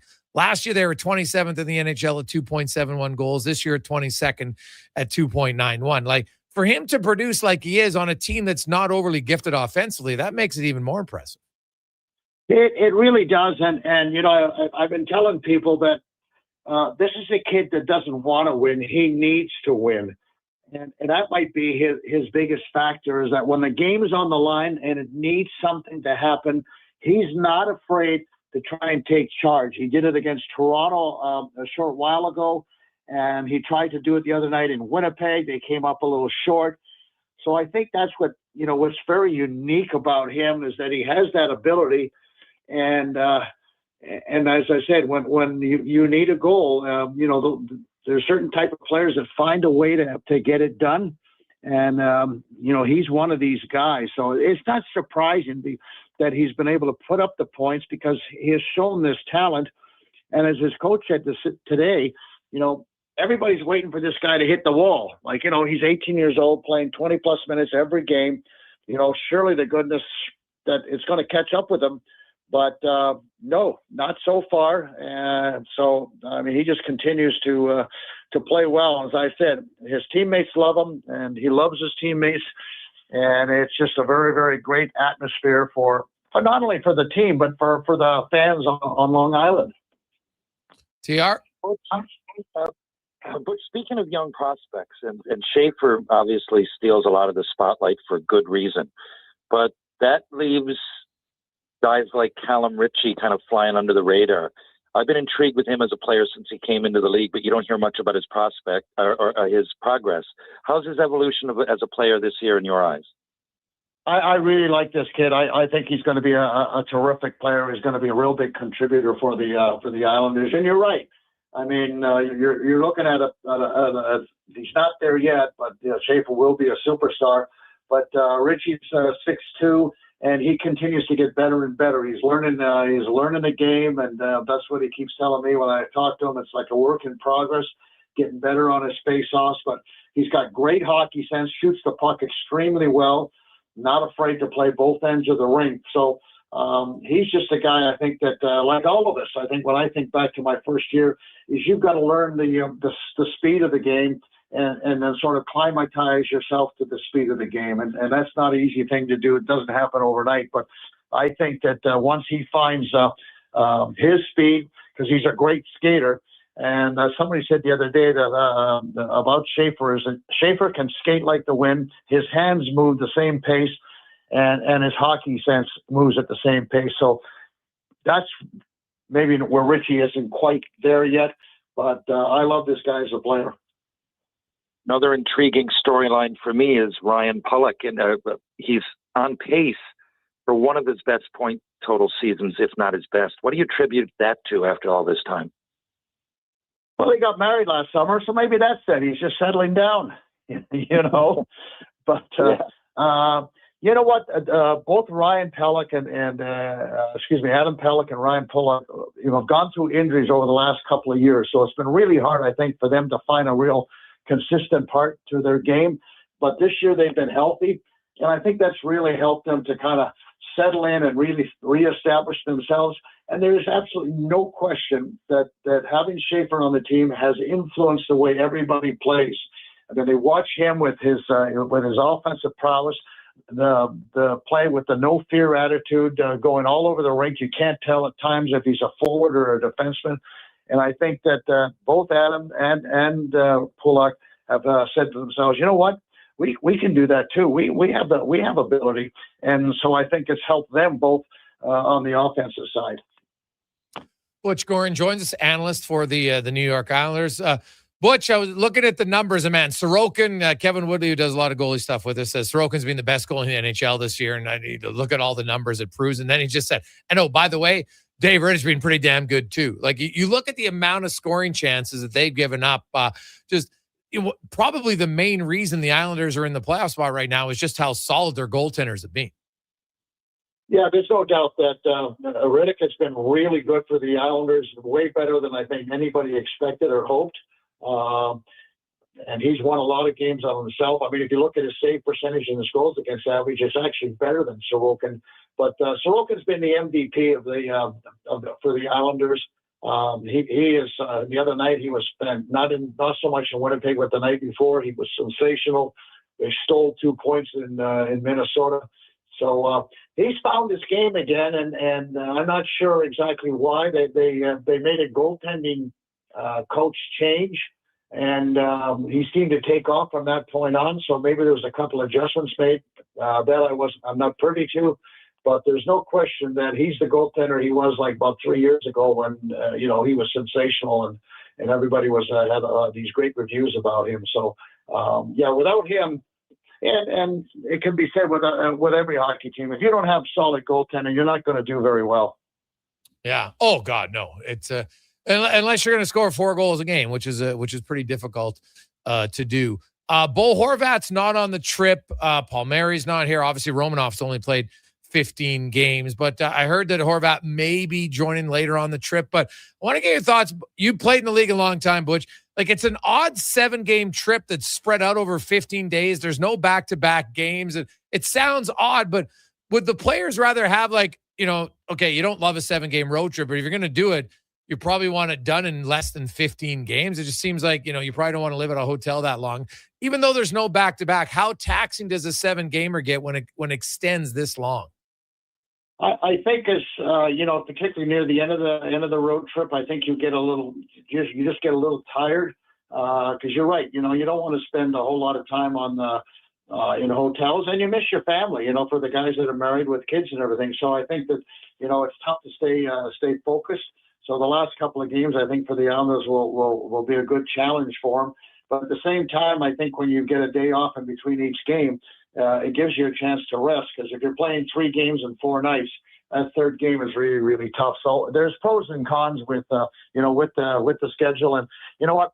I don't have a lot of sympathy for them on their schedule, because I used to go on 3-week road trips and play about 12 or 15 games with the LA Kings. So I don't feel bad for them.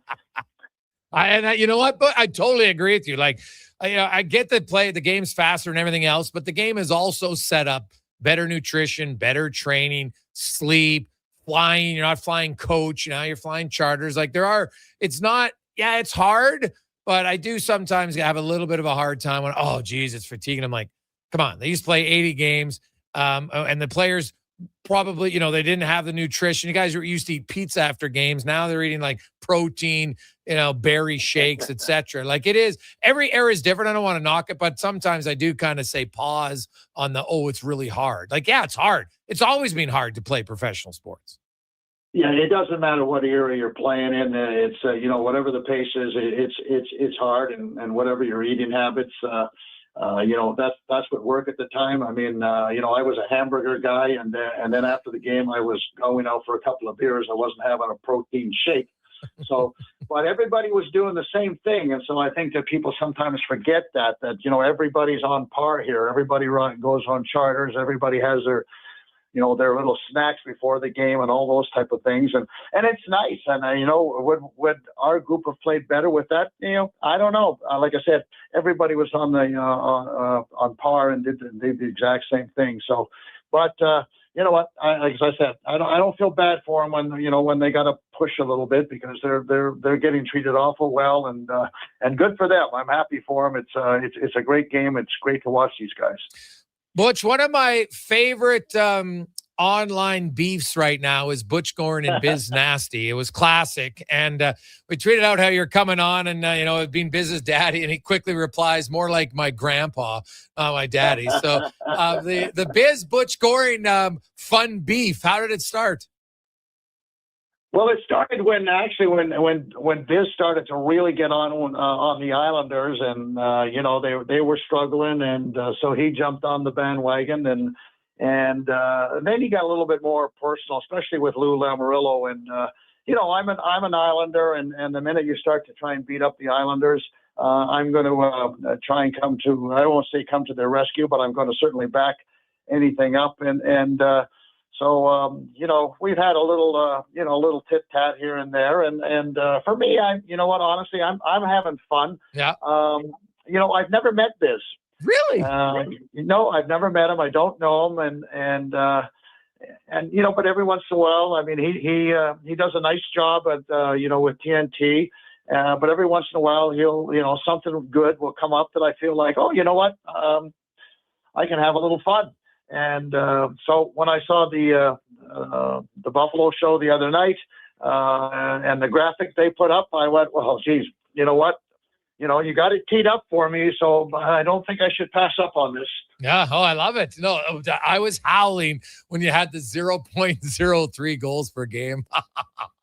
Oh, it was good stuff, man. It's very funny. Well, Butch, we'll see you down at the rink again. Have yourself a great day.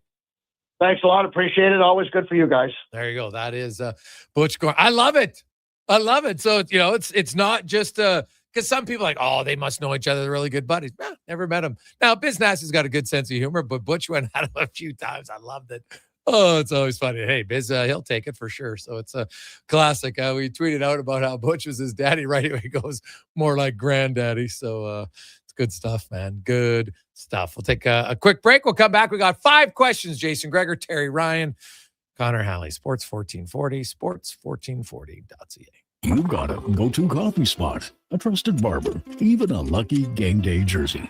But when it's about looking your absolute best, there's only one name you need. Mr. Dirk. Family run since 1939, we're experts in crafting impeccable tailor-made suits and offering a wide variety of everyday styles. Pair that with personalized one-on-one fittings and the convenience of on-site tailoring. Mr. Dirk elevates your style game. Visit our Edmonton store or explore MrDirk.com. Score big on style with Mr. Dirk.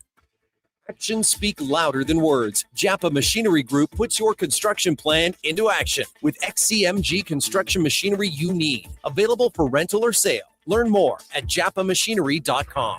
They're not just a grocery store. They're a butcher, a baker, a cafe, deli, rotisserie pizza, and restaurant, all under one roof. Loca Quality Market does food differently with 2 locations to serve you. Edmonton and Sherwood Park. Visit loca.ca. Sports 1440 is your front row seat to the wild world of sports. Local legends, national headlines, and everything in between. Your game, your station. This is Sports 1440. Hey, Edmonton, did you know a local Play Alberta winner scored over $500,000 on Mega Jackpots Ocean Bells? Think about the season tickets you could lock down with that kind of cash. From major casino winners every hour to jackpots worth millions and hundreds of popular games to money that stays in the province, there's never been a better time to sign up for Play Alberta. Download the app today to get started with casino, sports, and lottery all in one app. Must be 18 plus to play. When you gamble, use your game sense. Hi, Mike here from Northgate Chevrolet Buick GMC. Happy New Year. I just wanted to take a moment to say thank you. Thank you for everything in 2025. With your help and your support, we fed almost 500 families. We donated to various charities in the Edmonton area, and we're going to do it again in 2026. Please stop in and see us today, 13215 97th Street, or visit us online at northgategm.com. You're in Northgate country. I feel good.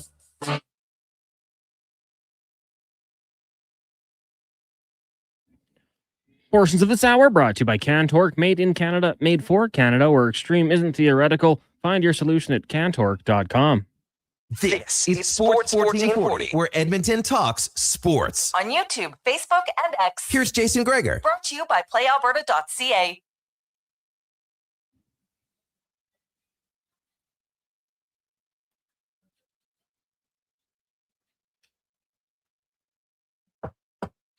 We continue on. How are you? Jason Gregor, Connor Halley, Sports 1440, sports1440.ca, YouTube, Facebook, X, and Instagram. Always brought to you by our title sponsor, playalberta.ca.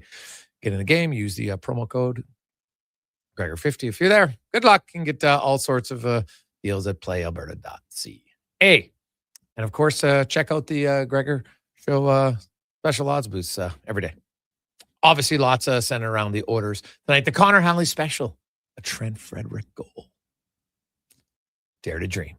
Dare to Let's get to 5 questions brought to you by The Brick. Furniture, mattresses, appliances, big screen TVs, you name it, they got it at The Brick and thebrick.com. It's time for 5 questions on the Jason Gregor Show. All right, guys. Question number 1. Let's get a prediction for tonight's Oilers-Islanders game. Go ahead, TR. We don't have TR there. All right. I'll go with the Oilers winning tonight. They seem to beat up on the Islanders at home lately. They've won 6 in a row at home against the Islanders. McDavid's hot. The Islanders are giving up a lot. Second most high danger chances allowed in the National Hockey League. So, and the Oilers power play here, you want to talk about advantage? The Oilers power play in their last 15 games is 40%. The Islanders is 10. First and worst on the man advantage. So I'll take the Oilers with the power play goal to win 4-2. Hey, sorry about that. I was on mute. I'll take the Oilers 6-3, 2 empty net goals. The Terry Ryan special, hat trick? Yeah, I would never call that, but 2 is possible, and it happens now more than ever. Question number 2 for you guys. With the Islanders in town, let me ask you this. Who are your top 3 Islanders of all time? 3 through 1. Okay, so I'll take this one then, seeing you went first last one. The 3 through 1 for me would be Dennis Potvin, even though he knocked my dad's teeth out with the cross-check. Mike Bossy, I mean, greatness, if not for that injury, you know, I mean, look at his goals per game and when he did it. And Brian Trottier, for sure, just as a human being and as a leader and person and everything that he went on to do. I'm a big Brian Trottier fan. I had a chance to shake his hand again. We've done some tours together, but about a month ago now on the Shoresy tour, and it was awesome. I look up to him as a human being. I'll have Potvin 3, but I'm going to swap. I'm going to go Trottier 2. Mike Bossy, 573 goals in 752 games. He averaged 1.5 points per game in his time with the Islanders, so I will take him as number 1. All right, question number 3. The Kyle Tucker sweepstakes ongoing. We had reports that he might choose the team today. Still plenty of time. We'll see what happens. But it looks like the Jays, Dodgers, and Mets are the finalists. So where do you guys think he'll end up? Oh, God. At the end of the day, I think he'll go to the Dodgers. That's just no real thing other than the Dodgers will always spend. They don't really, not that the Jays won't, but something tells me he'll end up as a Dodger. Hate to agree with you all the time, but if I hear the word Dodgers in my mind, whoever it is going there. It could be the secretary, but whatever it is, they're going to the Dodgers. So hopefully, fingers crossed. But that would be, if I was a betting man, my pick. Question number 4, NLL returning to Edmonton on Friday night. With that being said, is there a current team you guys cheer for or any players? I went to a game in Halifax last year, and what a time it was. They were playing Rochester. It was packed, really physical. I mean, I knew a little bit about lacrosse, but we don't have it here in Newfoundland. So, yeah, I would definitely fly up even to see them if they're in the playoffs again. Well, I'm going to go with the Rush because of the connection. Derek Keenan, Jimmy Quinlan. For me, I still follow them. I love lacrosse. I still watch the games on TV. Tomorrow night, unfortunately, our team has a practice. Otherwise, as a head coach, I'd be going. I hope people go tomorrow night. I think it'll be great to watch. And as far as players, probably still focus a little bit on lots of the guys that I played with, they've all retired now. But Robert Church was a rookie. And I still follow Church a little bit. If there's a guy, I'd follow probably him, number 1. Final question for you guys. On this day in 1974, Happy Days kicked off an 11-year run. So if you had to pick 3, what would be your favorite TV shows from the 70s? I'm not that old, but I guess they did leak out into to over that. But yeah, Happy Days. How could you not like Happy Days? Are you kidding me? Ralph Malph, Potsy, the Fonz was unbelievable. MASH would have carried over, so I'll still say MASH. And Archie Bunker. TR? Maybe muted himself again, the rookie. I don't know. We'll see. But yeah, those would be cons. You're probably too young to watch any of those. But TR, there you go. Do you have 3 favorite TV shows that and they can carry over because obviously being a 49-year-old, you weren't watching a ton of stuff. But there's lots of 70s shows that became into the 80s. I know, but I go back and watch. I really do. I just finished the original Star Trek. I go back and watch. If it's supposed to be good, there's a reason for it. I love it at night. Put my phone in the corner, not thinking about anything, and watching something that happened decades ago, if not a century ago in some cases. So I do watch. But you know what? I reiterate a lot of what you were saying. MASH, I think, is way criminally underrated to this point. It's smart. It's funny. You'll learn a little bit. I recommend that to anybody. Number 2 would be KRP in Cincinnati for me, because I love music, and the jokes that used to come on after when I got home from school, they would be reruns, but I understood it. Johnny Fever. 2 gorgeous looking women when you're a 10-year-old and you're just coming into those kind of feelings. Unbelievable. And it was I found the storylines easy to follow for a kid. And number 1 for me, with quite a bit of separation, is All in the Family, of course, otherwise known as Archie Bunker, as you said. Yeah, that was a classic for sure. Great show. Few other things that we want to get to. Connor, what do you think about Tucker? Honestly, where do you think he's going to go? I mean, I just thought Dodgers just kind of makes sense, right? We had seen, that the Mets might be putting a high offer money-wise, less term. Jays were reported 10 years. And then it just seems like the Dodgers will just get him and find a way to win. But you know what? I'm gonna say Toronto. We have the homer bias, and hope that it's in the universe that maybe he ends up there, because that would be fantastic. Yeah, I don't love a 10-year I don't love a 10-year deal, man. That's my thing. But I get that baseball, man, they get some long-term deals, but there's a few of those that I'm just kind of like, what? Right? Are you really is Tucker really going to be good in the last 4 years of that deal? If it's a 10-year deal, it goes across the board, man. In all these sports, I don't know why they just don't outlaw it. The more I think about it, I just don't get it. It's such a short-term vision that makes no sense to me at all. And I've been vocal about this in the NHL. I wouldn't have 5-year deals after the age of 28. Not allowed. That's the max you get. And look at the NBA has it. It's not hurting that league. Doesn't hurt the players. They're all making millions and millions and millions. So I don't see why you wouldn't do it in other leagues, like the NFL especially. But they don't have that many long-term deals in the NFL. Why? Because it's such a physically demanding sport, and hockey's pretty physically demanding. So I know that the great players can last longer for sure, but lots of the other players start to fall off. And I look at it this way, TR. You're a player that, you get this 8-year deal and, you get $8 million. The last 4 years of the deal, you're not the same player.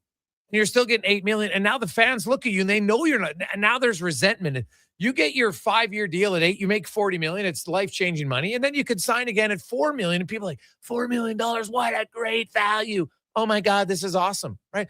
Look at Nugent Hopkins. Nugent Hopkins is a prime example. If Ryan Nugent Hopkins was an $8 million player right now, people wouldn't like it. But at $5 million, he's beloved, and he's still making good salary.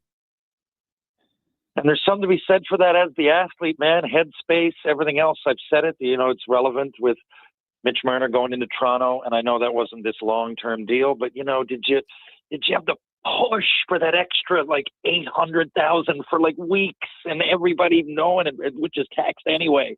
And then people they're in your kitchen. You had to get this, didn't you? And it didn't matter. This guy was a magician, one of the best players to watch, but he was always under the microscope in a negative way, almost to the point of getting pushed out of town. And to go back to the 15-year deals, just really tell me 5 that worked. There's always going to be an outlier, but just for those reasons, it creates such a negative buzz within the player and the fans and the organization. I totally agree with you. I never thought about it like that until you mentioned it a few times now, and I'm totally with you.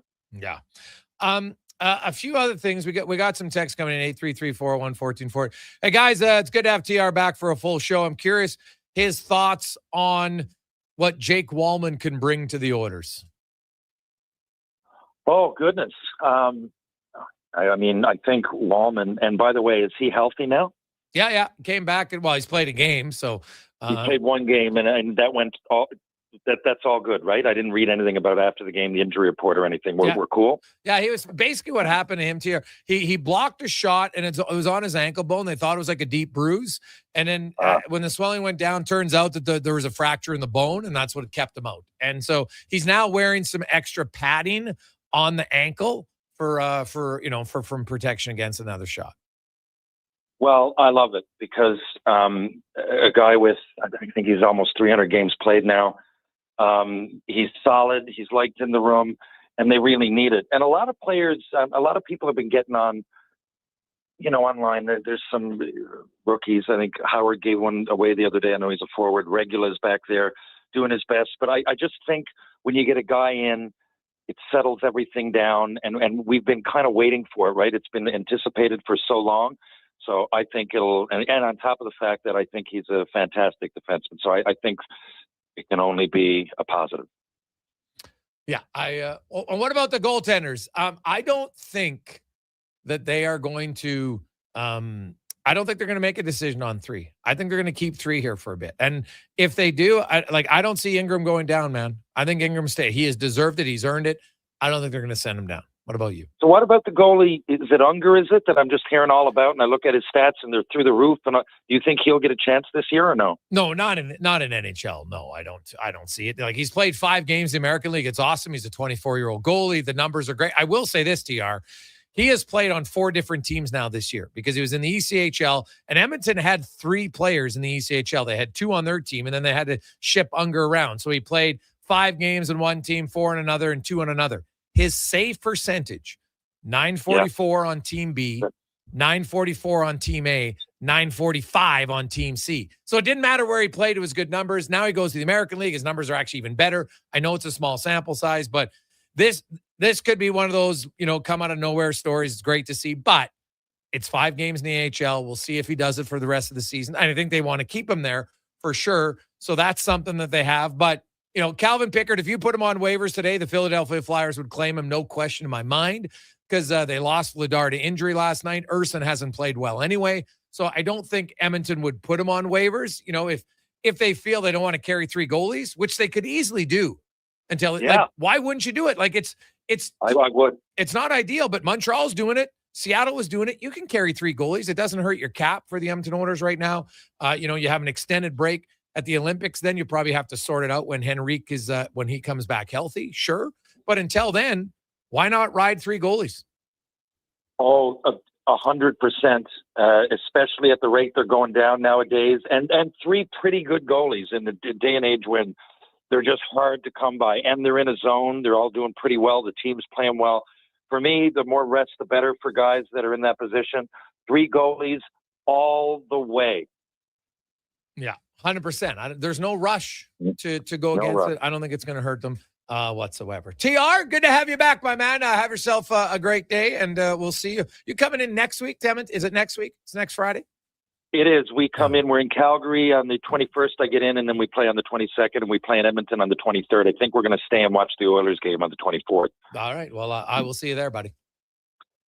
Thank you, Connor. Thank you, Jason. Thank you, Edmonton. We'll see you guys soon. Literally, we'll see you next week, and I'll be back Tuesday.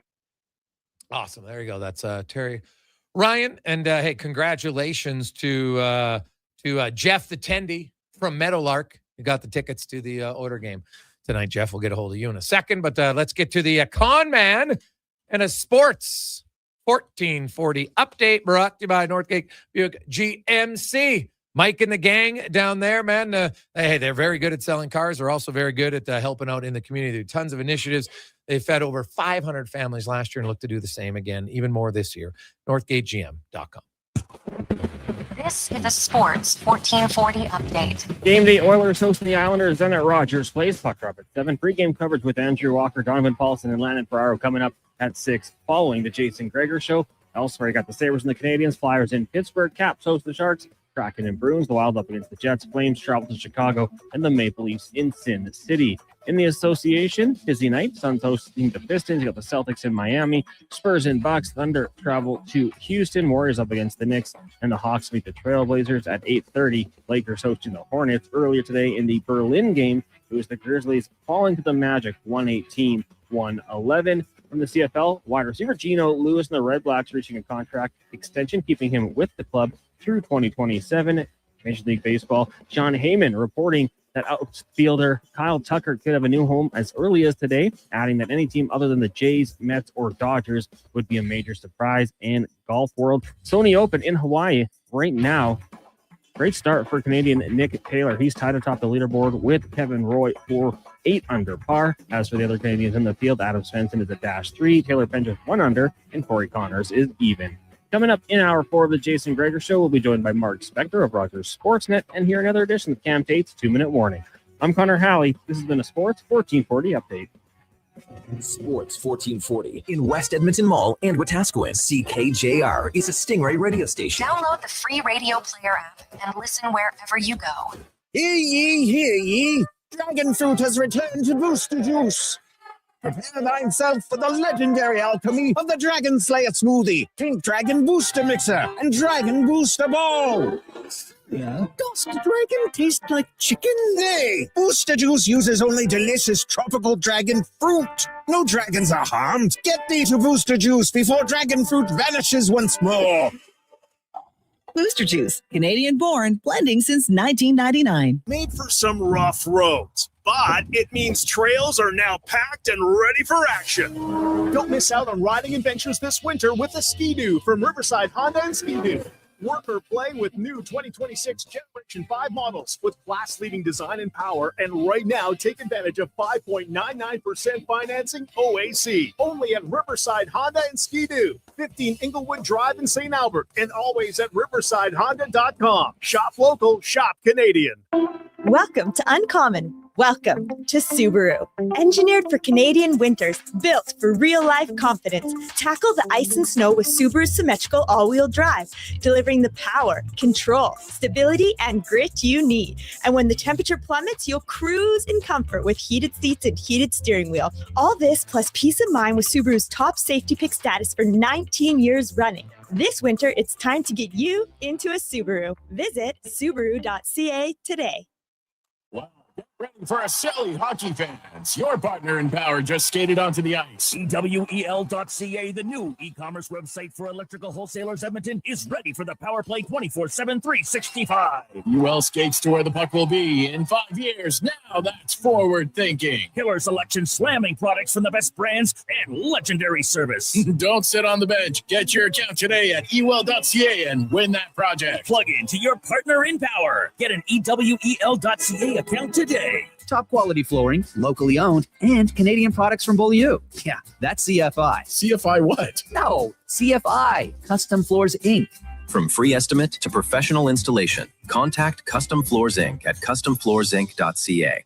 Clear out the old and make room for new trends. The Brick is holding their store-wide inventory clearance event. Scratch and dent, last year's models, and overstock is up to 70% off. Score mattresses starting at just $99. Sofas starting at just $3.99, and dining chairs starting at just $28. And this Friday to Monday, check out incredible 4-day deals, like save the tax when you buy 2 or more eligible major appliances. Check out The Brick in Edmonton with 4 locations. Some exclusions apply. See store for details. The Brick, saving you more. I'm Rick Showers from No Bull RV. This is the time of year people make their New Year's resolutions. If they're lucky, they'll keep that up till February. So I propose another resolution. This year, resolve to be camp ready. Now, what do I mean by that? At No Bull RV, camp ready means never wondering if your RV will be ready for May long weekend. You know it'll be ready because you made the decision back in the winter. You know, now.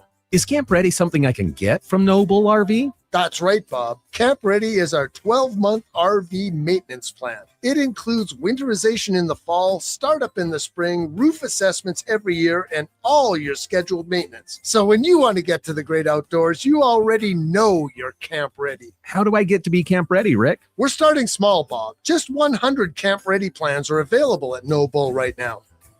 And that's No Bull. NoBullRV.ca.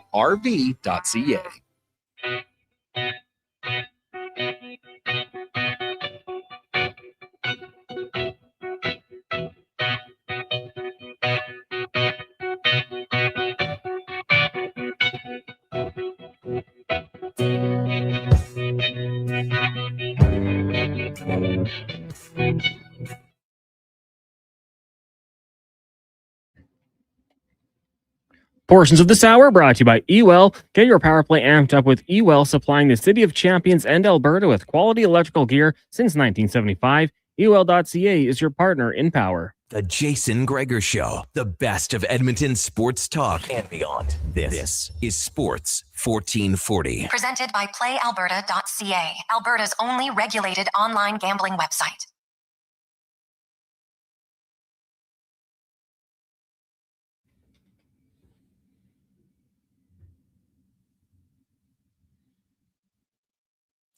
Just after 5 o'clock on a Thursday afternoon game day. Busy night, as most Thursdays are in the National Hockey League. The Oilers, of course, hosting the New York Islanders tonight as you get to see young Schaefer in one of 10 NHL matchups on the docket. The Oilers and Islanders will be the ninth one to get going. The only one starting later will have the Maple Leafs in Vegas taking on the Golden Knights. I'm sure the center of the universe will be talking a little bit about that game. Just a little bit. So meanwhile, Oiler fans will be watching the Oilers. Connor McDavid looking to go to game 21 in his point streak. He's currently got the 7th longest in Oiler franchise history. Got to get to 24 games to tie Gretzky for 6th. Then Coffey and Gretzky each had 28. And Gretzky had 30, 39, and 51. How far can McDavid go? I think now that he's at 20, we'll take your text predictions. The text line today, 833-401-1440. How many games does it get to? I had said 32 was what I thought was the number for me. What do you think it is for you? 833-401. And I hope I'm wrong. I hope it's longer. But, it'll be hard to pick longer because, man, you get to 32. That's like, that'd be the 4th longest streak in NHL history. Should be pretty damn amazing, to be honest. So there you go. 833-401-1440. 833-401-1440. It's the Gregor Show presented by PlayAlberta.ca. And get the Jason Gregor Show odds boost special every day. Check it out, PlayAlberta.ca. Time now for Le Spec Report. Brought to you by GS Construction, your underground infrastructure specialists. Edmonton and the surrounding communities continue to grow, and new homes and roads are built every day. But before overpasses go up or the roads can be widened, the first step is relocating all the underground utilities. GS, keeping it growing and moving. GS Construction. Mark Spector from Rogers Sportsnet joins us. Spec, good afternoon. How you doing? Didn't you hear about that game in Vegas tonight, Jay? It's the biggest return for a player against his old team since Gretzky played the Oilers. Didn't you hear that? No. Magically, I avoided that one. So it's that Mitch Marner never won a second round series. But other than that, it's the same thing. Hey, buddy, wait. Like they might close the city down because it's a week tonight, I think, or tomorrow that they play in Toronto. Yeah, the Vegas Golden Knights. So I'm sure that one will be even better, Spec. I'm sure Sportsnet, every channel will be 24/7. Mitch Marner return. Here he's at the airport. Here he's at the store. Here he's getting his stick. I'm sure. Okay, maybe they'll send you down there. You got to have all hands on deck for that one, Spec. Maybe you can go down and cover it. Oh my God, it'll be a race between us or TSN.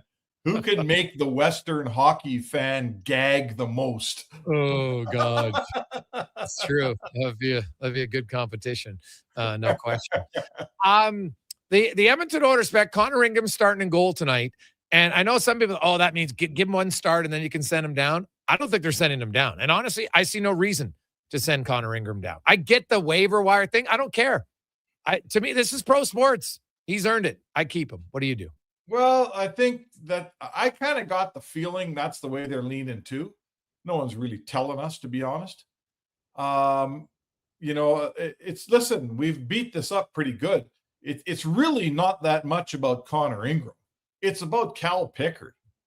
How much do you, how big a deal is it to you to carry 3 goaltenders? Because if you don't mind carrying 3 goalies and you think you got the cap space and the roster size, well, hell, carry 3 goalies. But there's a reason no one likes doing that. So, and the other side of it is do you dare waive Calvin Pickard? I don't think you do unless you plan on losing him. I'm not waiving Cal Pickard. I'm probably trying to trade him to Philly before I do anything. And I don't want to lose Cal Pickard with Tristan Jarry's groin the way it is. I have no interest in divesting myself of Calvin Pickard if I'm the Oilers. So, I guess we'll see what route they take. Yeah. I understand that. I think they just keep 3 goalies. That's what I think they do. Okay. So, sure. And you know what? You got time down the road. Things change. You can figure something else out if need be. But that's kind of that's my expectation of what's going to happen there. So, well, hang on though. Slow down. Stop. Right? You don't get a chance to figure things out. Right? Once we pass Saturday, you got 3 goalies, and all 3 of them need waivers to go to the minors. Right, but you have over a month until you have to do that. Minimum. Well, that's fair too. Someone else might get injured. One of them might get injured. That's what I mean. Like, you have time. Like, to me, everybody thinks like, oh my God, they got to make this decision with Connor Ingram. No, they don't. Like, the goal is to win games in the NHL. That's the main goal. And he's right now gives you a really good chance to win games. So he's keeping it. No one's disputing that. But when you say we'll figure it out later, there's nothing to figure out. Once, this is kind of like when you call up your first round draft pick and you get to 9 games and you got to say, okay, what are we doing? Are we sending this kid back to junior or not? Like, once this Saturday passes, that's fine. Connor Ingram deserves his spot on this team. I'm not saying he doesn't, but right. Unless there's an injury, what if you don't get an injury? Okay, now our options are carry 3 goalies the rest of the year. Yeah. So then probably lose one of them. Yeah, but that's my point. So I'll figure it out when I have to. Right? It doesn't change, right? Like, because what you have to figure out, maybe we risk putting Pickard on. Maybe in 6 weeks, Philadelphia has added another goalie, and now they don't need one. Because really, I look around the league, that's the only team that might claim him based on who has healthy goalies on the roster and who would need one. It's clearly Philadelphia. And actually, I was saying that before Vladar got hurt. Now that Vladar got hurt, like, who knows? Maybe Stan Bowman can get a draft pick from Philly because Philly's in a playoff spot today, Spec. And Urson has not played well. They can't afford to just throw in the towel if Dan Vladar's out 3 weeks or a month. I think they got to try to make a move. So you might end up getting a draft pick out of him, which people probably didn't think was possible a week ago. Like, things change quickly. Okay, sure. Like, it's funny you bring that up because I got a text today from a buddy of mine who covers the Flyers. I won't name him, but and he said, "What do you think they're doing with Pickard?" Because he was building a list of possible goalies, and my response was, "Yeah, I mean, sure, you could get a 4th round pick for Pickard or something, maybe a 3rd, I don't know." But to me, the second Jarry gets hurt again, Pickard is a hell of a lot more valuable in this town than a 3rd round pick, a year down the road. Like, that's the whole thing. If this was Skinner, or a goalie with Skinner's record of being healthy, we wouldn't be having this conversation. I'd probably trade Pickard. Yeah. But you're not, he's worth a lot. He's a very valuable guy here, particularly if the number 1 guy keeps getting groin injuries, because that ain't going to work for very long. If you have Ingram and nobody else, I'm not sure how far you're going to go, my friend. No, that is valid. Howard moves up to the 3rd line tonight to basically, that combination that we saw the last time they played, and then you have Mangiapane will come out of the lineup, and you put Lazar back in the 4th line. Defense pairing stay the same. Ingram comes in. It makes a lot of sense. Like, I could see now that the dad trips over Spec that now you do play back to back, and so maybe somebody will come out of that the Saturday Sunday game just because maybe there's a nick here or there, but. I look at Mangiapane is going to be hard pressed to be a regular in this lineup anymore, and I think it makes it even harder for Stan Bowman to trade him just because he's got a $3.6 million cap hit. Like, if he can find a way to get rid of Mangiapane without having to add a huge sweetener, that'll be a pretty good trade. Yeah, I think we've passed the window here. How long since Elliot Friedman first reported that Bowman, had made it clear that Mangiapane was available? Like, we're talking, has it been a month yet? Oh yeah, it's been a month, right? Yeah. So the first couple of weeks of that situation is when, if someone really coveted the player, the deal would have got done. Now it didn't get done. Now he's been back. Then you start playing him some more because you think, well, we got better up his value. Well, he's played a few games, hadn't upped his value any. I think we've really found out the player's value around the NHL. And again, I'm sure there's teams out there, I'll guarantee you, well, I'll all but guarantee you that the Anaheim Ducks would trade you Ryan Strome, who's got 2 years, this year and next year at $5 million. They'd make a trade for Mangiapane tomorrow. Yes. Right. But you're not making that trade, right? No. So there's all kinds of crappy contracts people will give you back. But in terms of making a deal that works for Stan and doesn't bring in too much cap space, clearly that deal's not there. He would have made it. Yes. No, very true about that. Right? Yeah. Yeah. No, I can, I don't. He's not sitting around waiting for something better, right? Like at this point, if he had it, it'd be done. Yeah, no, that is totally valid for sure. Mark Spector joins us.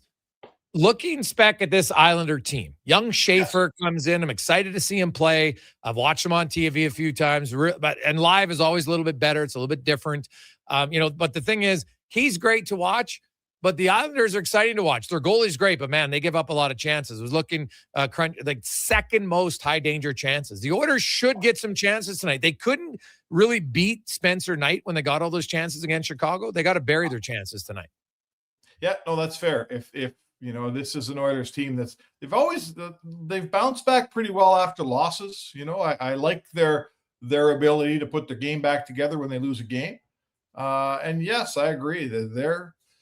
This is probably not the team to hemorrhage chances against. Like in the end, they scored 4. One was an empty netter in Chicago.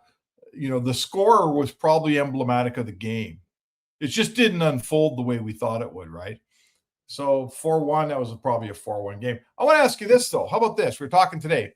So how many teams, let's say for fun, I'm not going to tell you Matthew Schaefer's a genuine number one defenseman in the league yet. But he's going to be one. Right, we're going to agree on that. This guy's going to be, and like when I say number one defenseman, we've had this conversation. You and I agree. There's not 32 number one defensemen in the league. Just because Morgan Riley's the least number one defenseman, he ain't a number one defenseman on a good team. So he doesn't. He's not Victor Hedman. He's not right. Evan Bouchard is an 80-point player. So my point is this: how many teams in the league have a top 10 goalie and a number one defenseman? Ooh, not many. And if Matthew Schaefer's the number one defenseman, and we're going to say he is just for fun, the Islanders are one of them. Oh, right? yeah. Tampa's one of them. Tampa's one of them. I got to say Colorado's one of them. Right? Colorado's one of them. Yeah, Colorado. Well, yeah, he's not, Blackwood's hurt all the time, so I don't know. Well, but okay. His numbers are really, really good. I'm going to say he's a top 10 guy, but sure. Winnipeg with Morrissey and Hellebuck. Yeah, okay. There's another one. But my point would be, if we sat down, I mean, we don't have enough time on this show, but I'll bet you there's about 10 teams that have a top, are there 10 teams with a top 10 goalie and a number one defenseman? Maybe. But the Islanders are that team. Like they've got a killer top-ranked goalie in Sorokin. They got Matthew Schaefer coming. They just got to find some goal scoring, man. They got to find some guys that can score because that team is always challenged to score goals. Oh, dude. Like they were 27th last year at 2.71 goals per game. This year they're 22nd at 2.91. So a slight improvement, but still not good enough. And that's, to me, what makes Schaefer's offensive numbers even more impressive.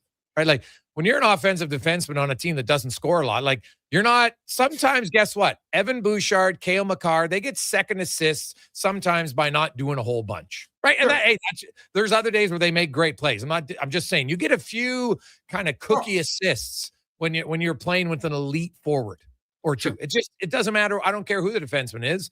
It happens. Right. So he doesn't get a ton of those. Right. Like, and he's already scored 13 goals spec. On a team that's got 120 goal scorer. He's got 13 goals. And I'm not saying, but I was looking like Bobby Orr had 13 as a rookie year. And Schaefer's season's not even over yet. Like he could, Phil Housley has the NHL record of 19 goals as an 18-year-old.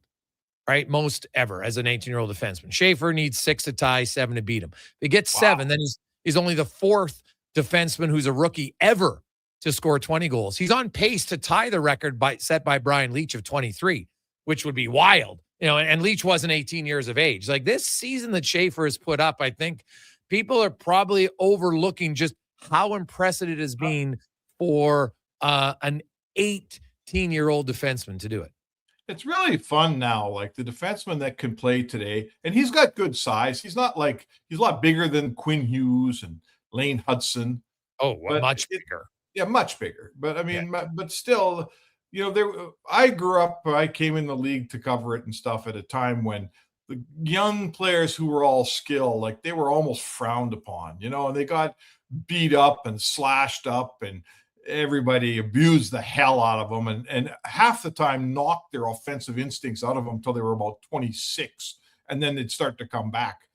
The game's in such a great place. That's what I'm trying to say. Like these young defensemen coming in that are flying all over the place and making plays and hanging on to pucks and playing offensively, and I'm guilty. I'm guilty of beating up on Bouchard for making mistakes, but I'm also here to tell you that he's a 75-point defenseman and a number 1 defenseman all day long, which the Oilers haven't had for years. It's awesome. Like I think we're in a good place when a guy like Schaefer can come along and do what he's doing this early in his career.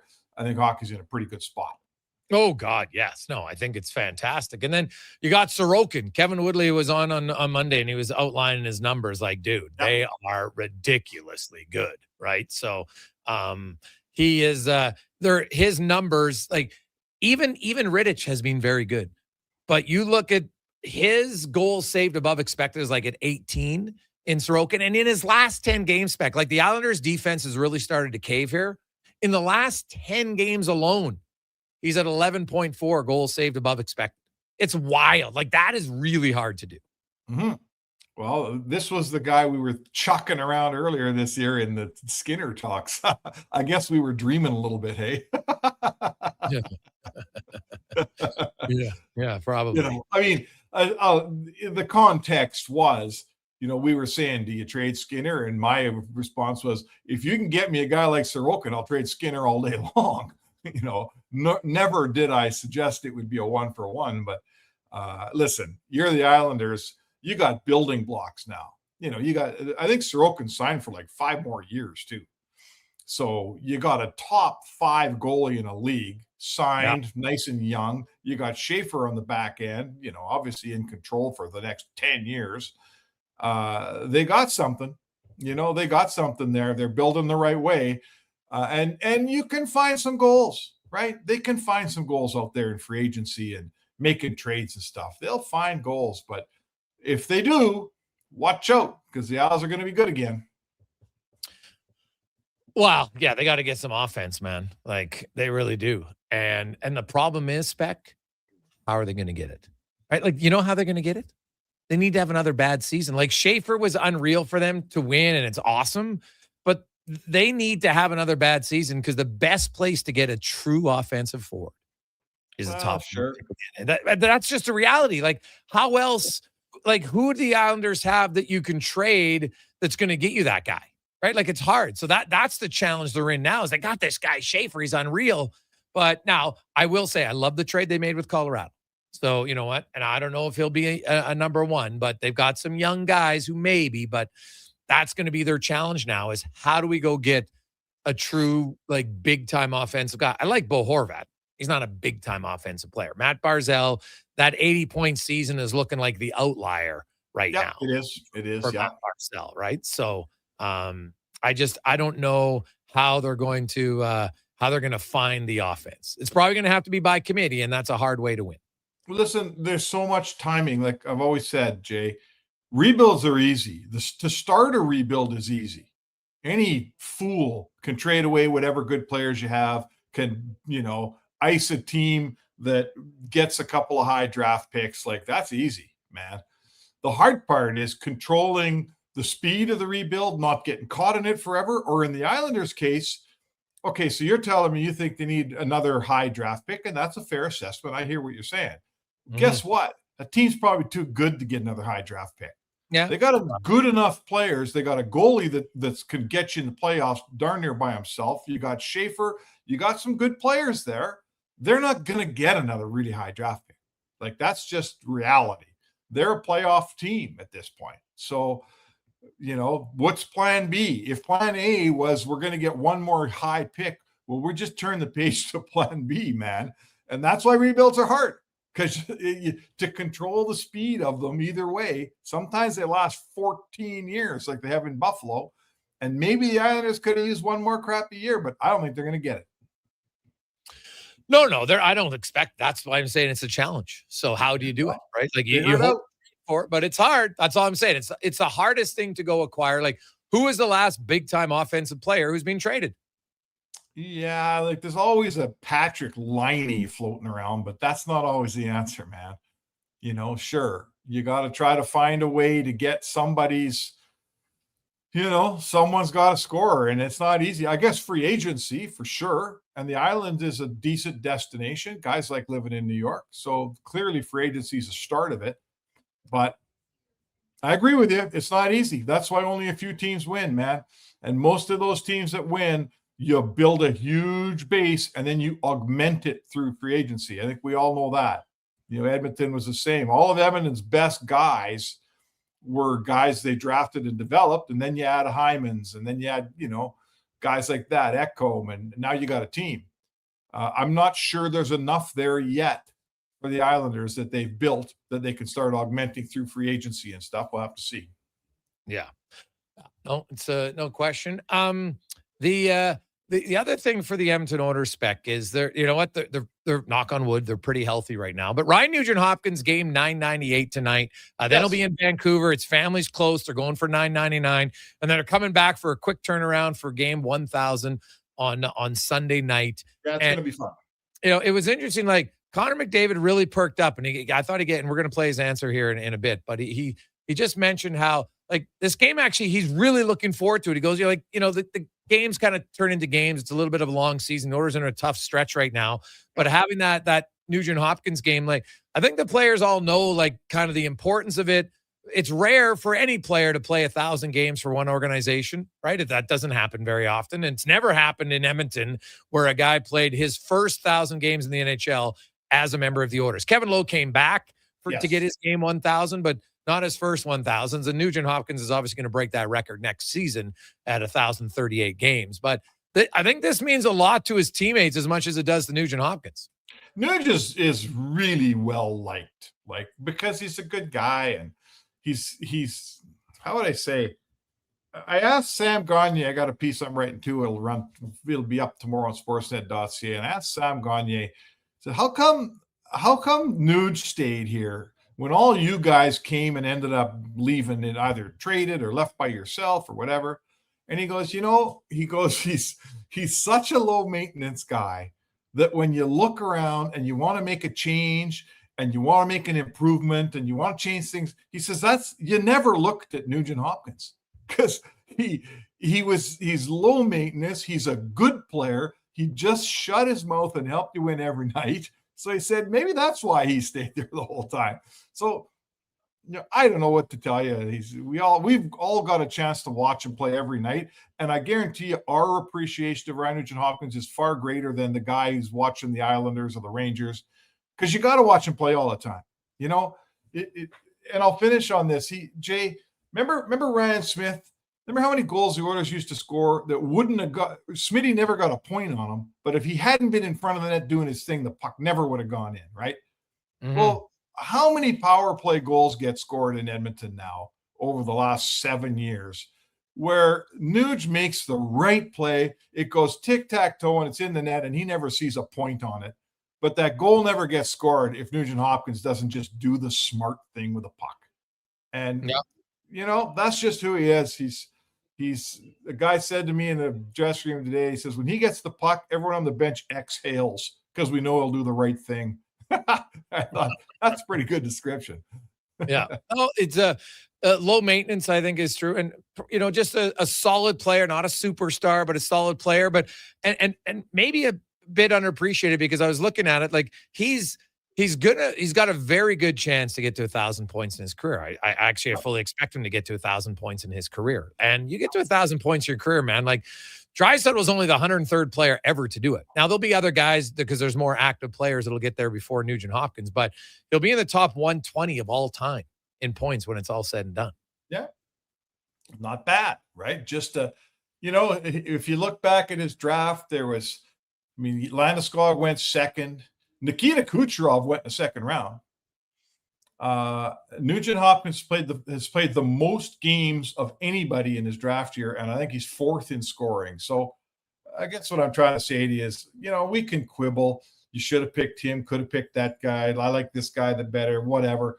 When you draft a guy like Nugent Hopkins, he plays 1,000 games. He's going to end up with 1,000 points. He's become a pillar in your community, on your hockey team, in your dressing room. He's a leader. You know what? You want more than that, right? Are you looking for a better player than Ryan Nugent Hopkins, really? I mean, he's been just such a good player here for such a long time. It'll be fun on Sunday night. Be a pleasure to watch that whole thing go down, man. Yeah, it'll be a big deal. Spec, have a good one. We'll see you at the rink. Sounds good, Jake. That is Mark Spector, the Spec Report brought to you by GS Construction. We'll return. We'll get to the oral report. We'll hear from McDavid. We got Cam Tate and more on the Thursday edition of the Gregor Show presented by PlayAlberta.ca. The job isn't done until the last load is hauled, and having a semi-trailer out of commission is not an option. Whether replacing or adding to your convoy, Edmonton Trailer has a huge inventory of new and used semi-trailers, trusted by the gravel, logging, oil field, fluids, and freight industries. Find a trailer right for you online or at one of their 3 locations. For sales, service, parts, rental, and finance, when you're in it for the long haul, Edmonton Trailer. Hey, Edmonton, did you know a local Play Alberta winner scored over $500,000 on Mega Jackpot's Ocean Bells? Think about the season tickets you could lock down with that kind of cash. From major casino winners every hour to jackpots worth millions and hundreds of popular games to money that stays in the province, there's never been a better time to sign up for Play Alberta. Download the app today to get started with casino, sports, and lottery all in one app. Must be 18 plus to play. When you gamble, use your game sense. Hi, Mike here from Northgate Chevrolet Buick GMC. Happy New Year. I just wanted to take a moment to say thank you. Thank you for everything in 2025. With your help and your support, we fed almost 500 families. We donated to various charities in the Edmonton area, and we're going to do it again in 2026. Please stop in and see us today, 13215 97th Street, or visit us online at northgategm.com. You're in Northgate country. Do you work for a company that wants to reach people who love sports? Or maybe you're looking to hire people who love sports. Sports 1440 partners with dozens of local businesses, connecting with tens of thousands of Edmonton sports fans every day. On the radio, on the listening apps, on YouTube, and on social media. Contact our sales team today to see what Sports 1440 can do for you. Email Gregor at sports1440.ca to get started. Legacy Heating and Cooling offers no payments and no interest for 1 year on your new furnace. So, when you wake up to no heat, call Legacy. If you need it immediately with no overtime rates. If you need it immediately and want to combo it with AC. Call Legacy. No payments and no interest for 1 year on your new furnace. It could only be Legacy Heating and Cooling. Are you looking for safe and professional transportation solutions for your group events and sports teams? Look no further than Silent Rides, Alberta's premier charter bus company. Whether your group is big or small, Silent Rides has you covered. We offer state-of-the-art motor coaches, first-class service, and affordable rates. Get your quote today.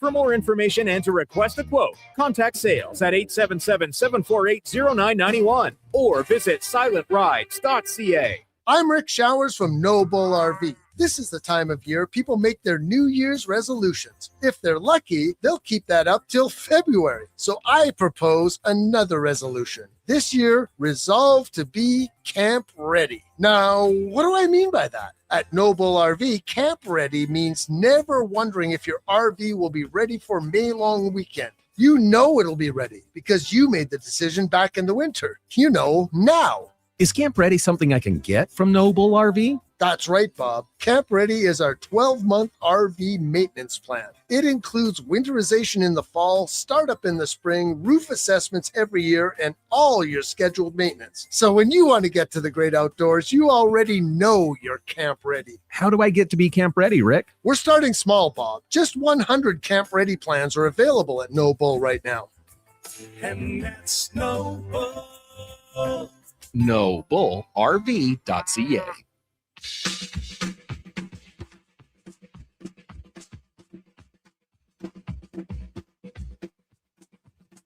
Ready, Steve? Mick? Okay. Portions of this hour brought to you by Papa John's. Enjoy Papa John's delicious butter chicken pizza for only $19.99 for a limited time. Better ingredients, better pizza.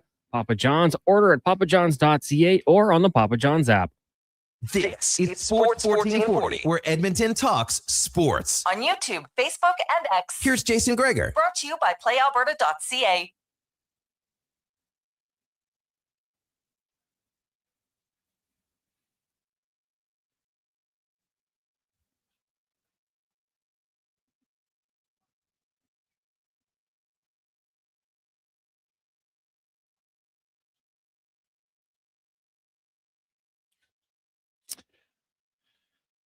.532 Sports 1440, Sports 1440.ca, YouTube, Facebook, X, and Instagram. The owner of the New York Mets, Steve Cohen, 35 minutes ago tweets out, "Let me know when you see smoke."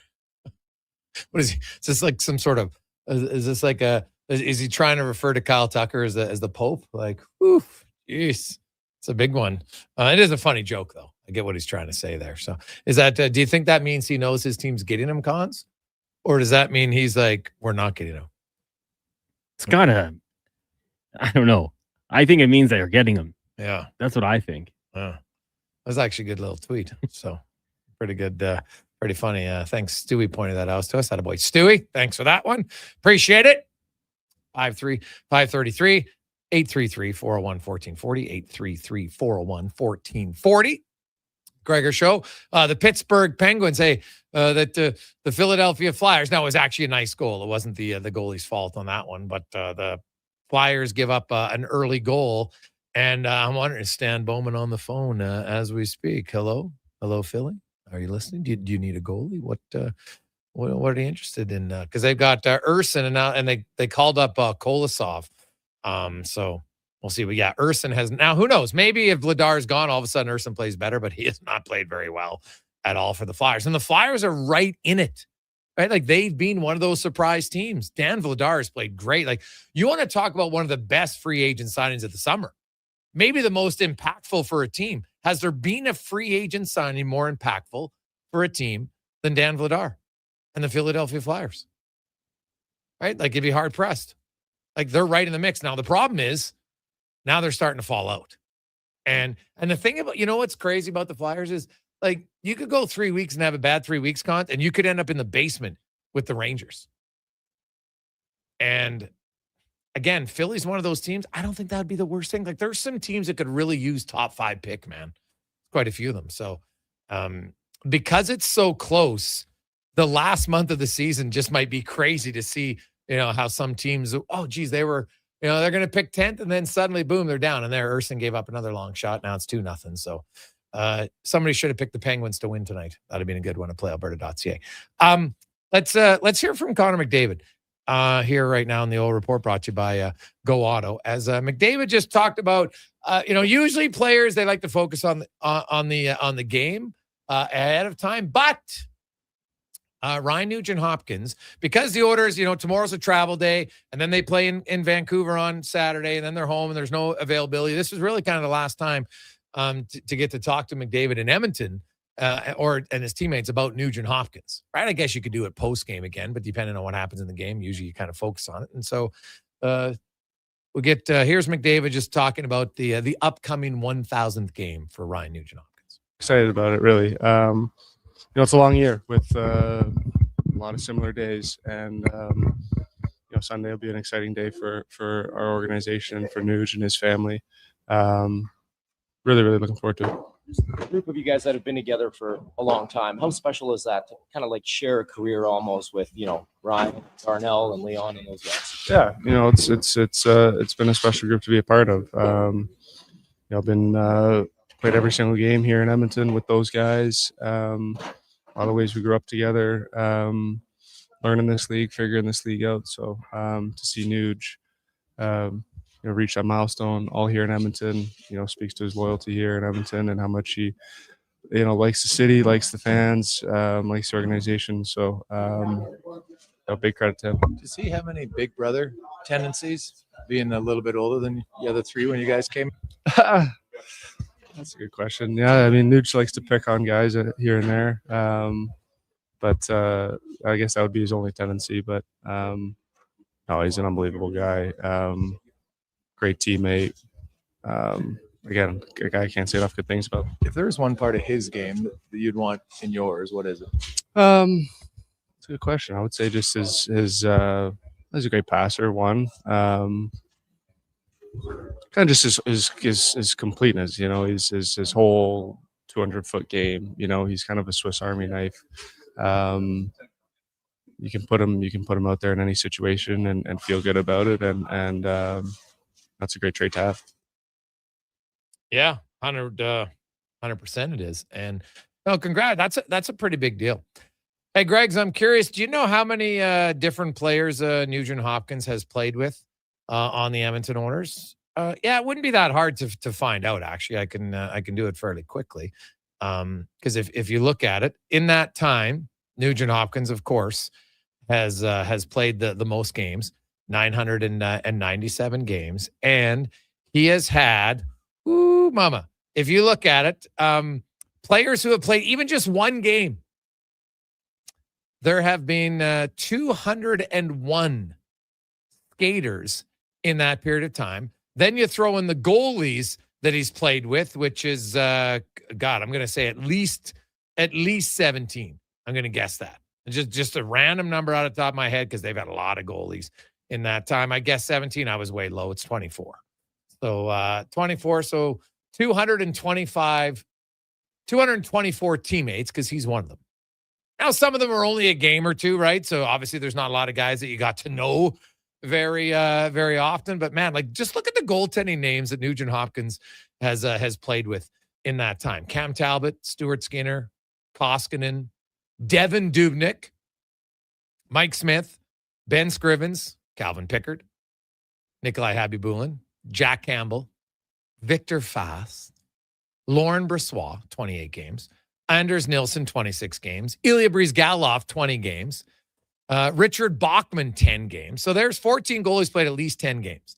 Then you got Al Montoya, Jason LaBarbera, Jonas Gustafsson, Connor Ingram, who he'll get to double digits soon, Anthony Stolars, Jan Denis, Tristan Jarry, he'll also get to double digits, Olivier Rodrigue, Tyler Bunz, and Matthew Berlin. Remember the U of A guy? Played a game, but he's a teammate. He's on the official roster. He got into the game. So 224 teammates.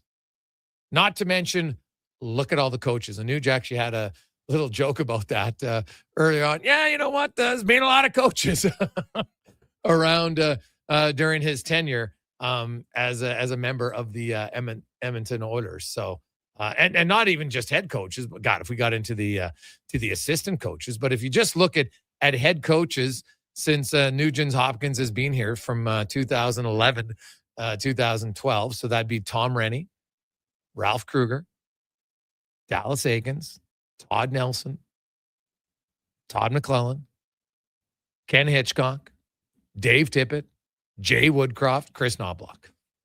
And then there's a boatload of assistant coaches in that time. So, yeah, if you add in coaches, we're upwards of almost 250 people that he's been a part of, not to mention trainers and everybody else. So that's a lot of people in your career.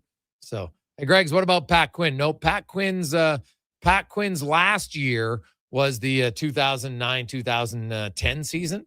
So that was before Nugent Hopkins and before Taylor Hall, because Taylor Hall got drafted in 2010, right? Eberle came in now Eberle would have played an exhibition game with Pat Quinn, but not a regular season game, because Tom Rennie took over in 2010-11, and he was there for 2 seasons. And those were Hall's first 2 seasons, Eberle's first 2 seasons, and Nugent Hopkins' first season. So no Pat Quinn. That's too bad, because there's lots of funny, lots of good Pat Quinn stories. Let's take a quick break. We'll come back, and Cam Tate, the 2-minute warning, next on The Gregor Show, presented by PlayAlberta.ca.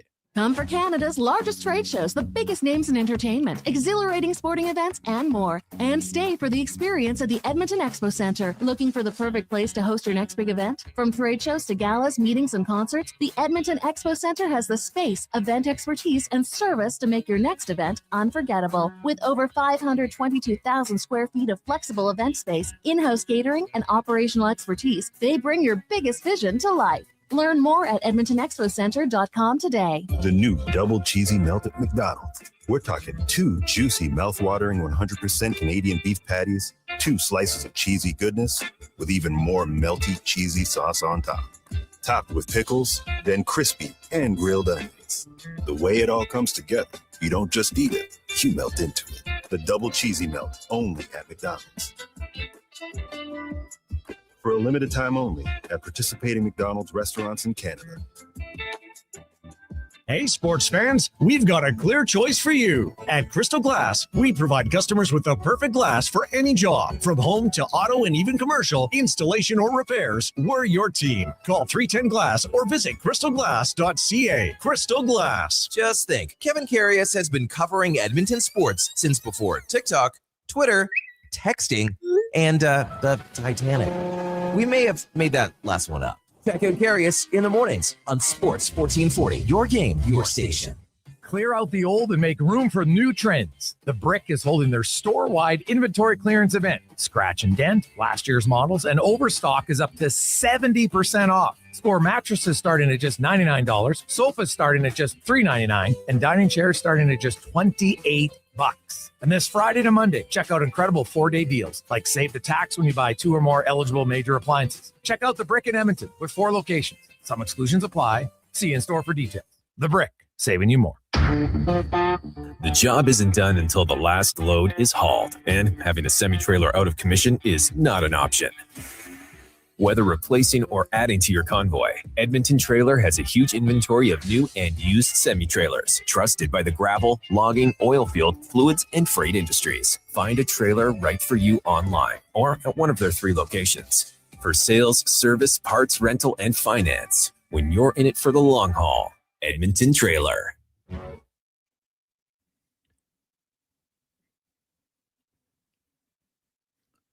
Portions of this hour brought to you by Cantork. Made in Canada, made for Canada, where extreme isn't theoretical. Find your solution at Cantork.com. The Jason Gregor Show, the best of Edmonton sports talk and beyond. This is Sports 1440. Presented by PlayAlberta.ca, Alberta's only regulated online gambling website.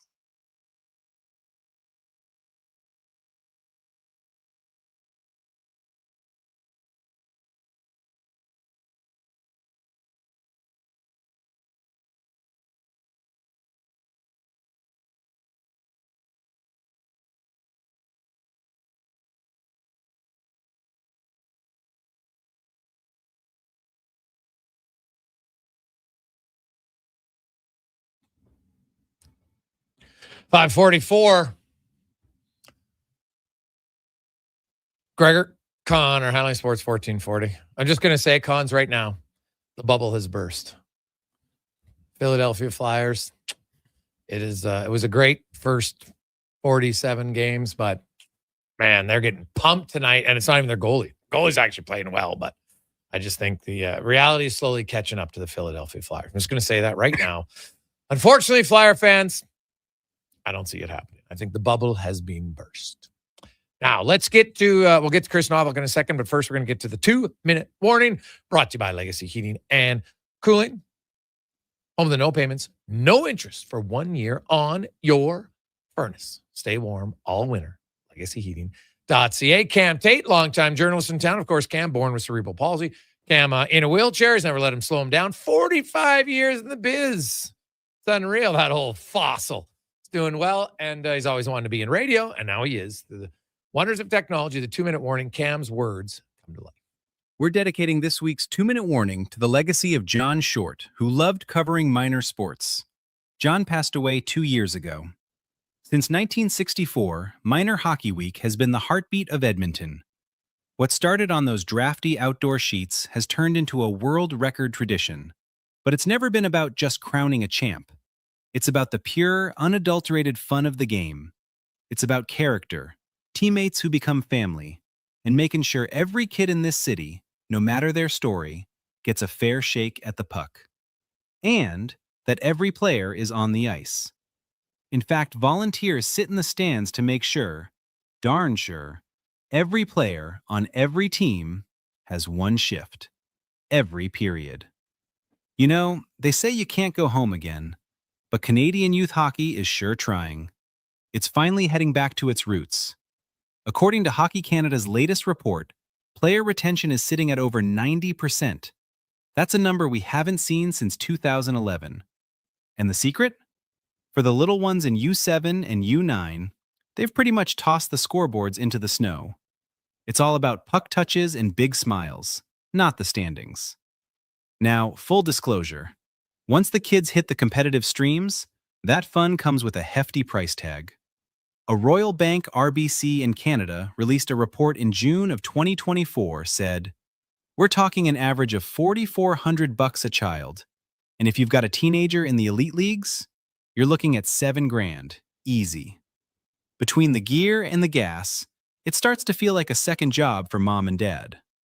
But the magic, it's still there. In a recent survey, parents said winning was the very last reason they sign up. They just want safety, some skills, and for their kids to have a blast with their buddies. The heart of the game is beating just fine. It just takes a bit more coordination and a whole lot of coffee to keep it all moving. This week's a part our Twitter poll today, and we're going to do it a little different today.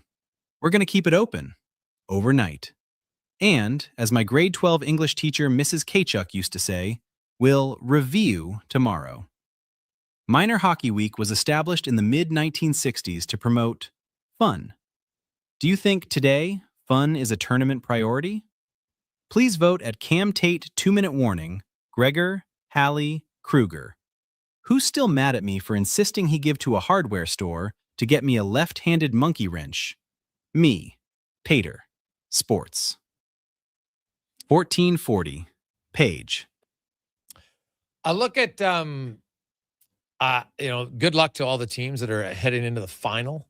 I know some semifinals going on tonight in Minor Hockey Week, so enjoy it. Have fun. Always remember, yes, you want to win, but this is not the time to lose your marbles on an official or your kids or anybody else. Just enjoy it, and it's some fun, and then they'll get to the weekend, and it's going to be a thrill for some kids to skate away victorious in Edmonton Minor Hockey Week. And can say now we never had it as a kid. Outline areas weren't allowed to play in it, and so that's something that's changed. And you know what? My team, I think, participated in it a few years. Never got to the semifinal once. I think won 3 games and lost a 4th one. So it's a good little run, but never been to the finals. I always see some people in it. They get pretty fired up for the kids, and why not? It's a good time. So hopefully you enjoy it.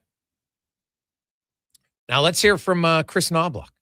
He's hoping to enjoy some things tonight. And first of all, just his thoughts on what he's seen now from Connor Ingram, his impressions, and maybe what's impressed him most from his new goalie. I think Connor's played very well. I think all but one start has been very solid. Some games have been really good. The last one against Chicago, I thought that was his best. But, he's given us steady goaltending. He's made some big saves when we needed them. And, and we've been happy with his play. Yeah, it's been pretty solid. What about the challenges of 3 goalies, keeping him in the mix, and how long does he think it's going to last? This is new for us. We haven't quite decided exactly what we're going to do. Right now, we do have 3 goalies. And, Jari coming back, just back from injury, we got to be careful on how much he plays. where this is typically a game that he could have started, but just coming back from injury, giving him a little more time between games. But, we're not really set on exactly how we're going to do this 3 goalies. And if it's for the rest of the season, is it for the next couple of weeks? Is it for a couple months, whatever. But right now we're just kind of playing it day by day. Yeah. And I think Connor Ingram is going nowhere. That's what I think, bordering on what I know. So how I will say it. It's what I think I know. How about that, Connor? To take away a Peter King line that was always classic. What I think I know. I think I know that Ingram will not be going down. His thoughts on Jack Roslovic at center since moving him there. The goal totals haven't been there, since we put him at center. His line has been outscored, but I think it's more on circumstances rather than actually his play. I think back the Chicago game where his line could have had 4 or 5 goals. Like, they were all over it, especially Rosie. He had many, many chances. Puck just didn't go in. He's been on the ice for a few goals against, and I can't say that he's at fault for any of those. Certainly something we would like to play out a little bit longer, seeing him as our centerman. What's your thoughts, Cons? Do you think he'll be I don't think I think he's better as a winger myself. Totally with you. Like I said yesterday, I think that, in a pinch, if you need him, I don't mind seeing it. But whether it's going out and acquiring a third line center before the deadline or throwing Nuge down there for a game or two, to me, I think he was at his best playing the top 6 and kind of showcasing the speed and the shot. So, hey, if it's a temporary fix, temporary solution, I'm okay with it. But I think going into the playoffs, I don't want to see him third line center. Yeah, I think I would probably agree with you. I'll say this, I think Roslovic has been really good. And the one thing I've talked about, he really wants the opportunity of the playoffs to kind of show, hey, you know what, I can be a playoff guy. So that's a good thing, man. They know, they're proud players. They want to go in there. And I think Roslovic, the fact that he can play center, I like his speed, no question. I think it's been good, but I'd like him as a threat. I still would like to see him in the top 6. I think, he's a big time threat in the top 6.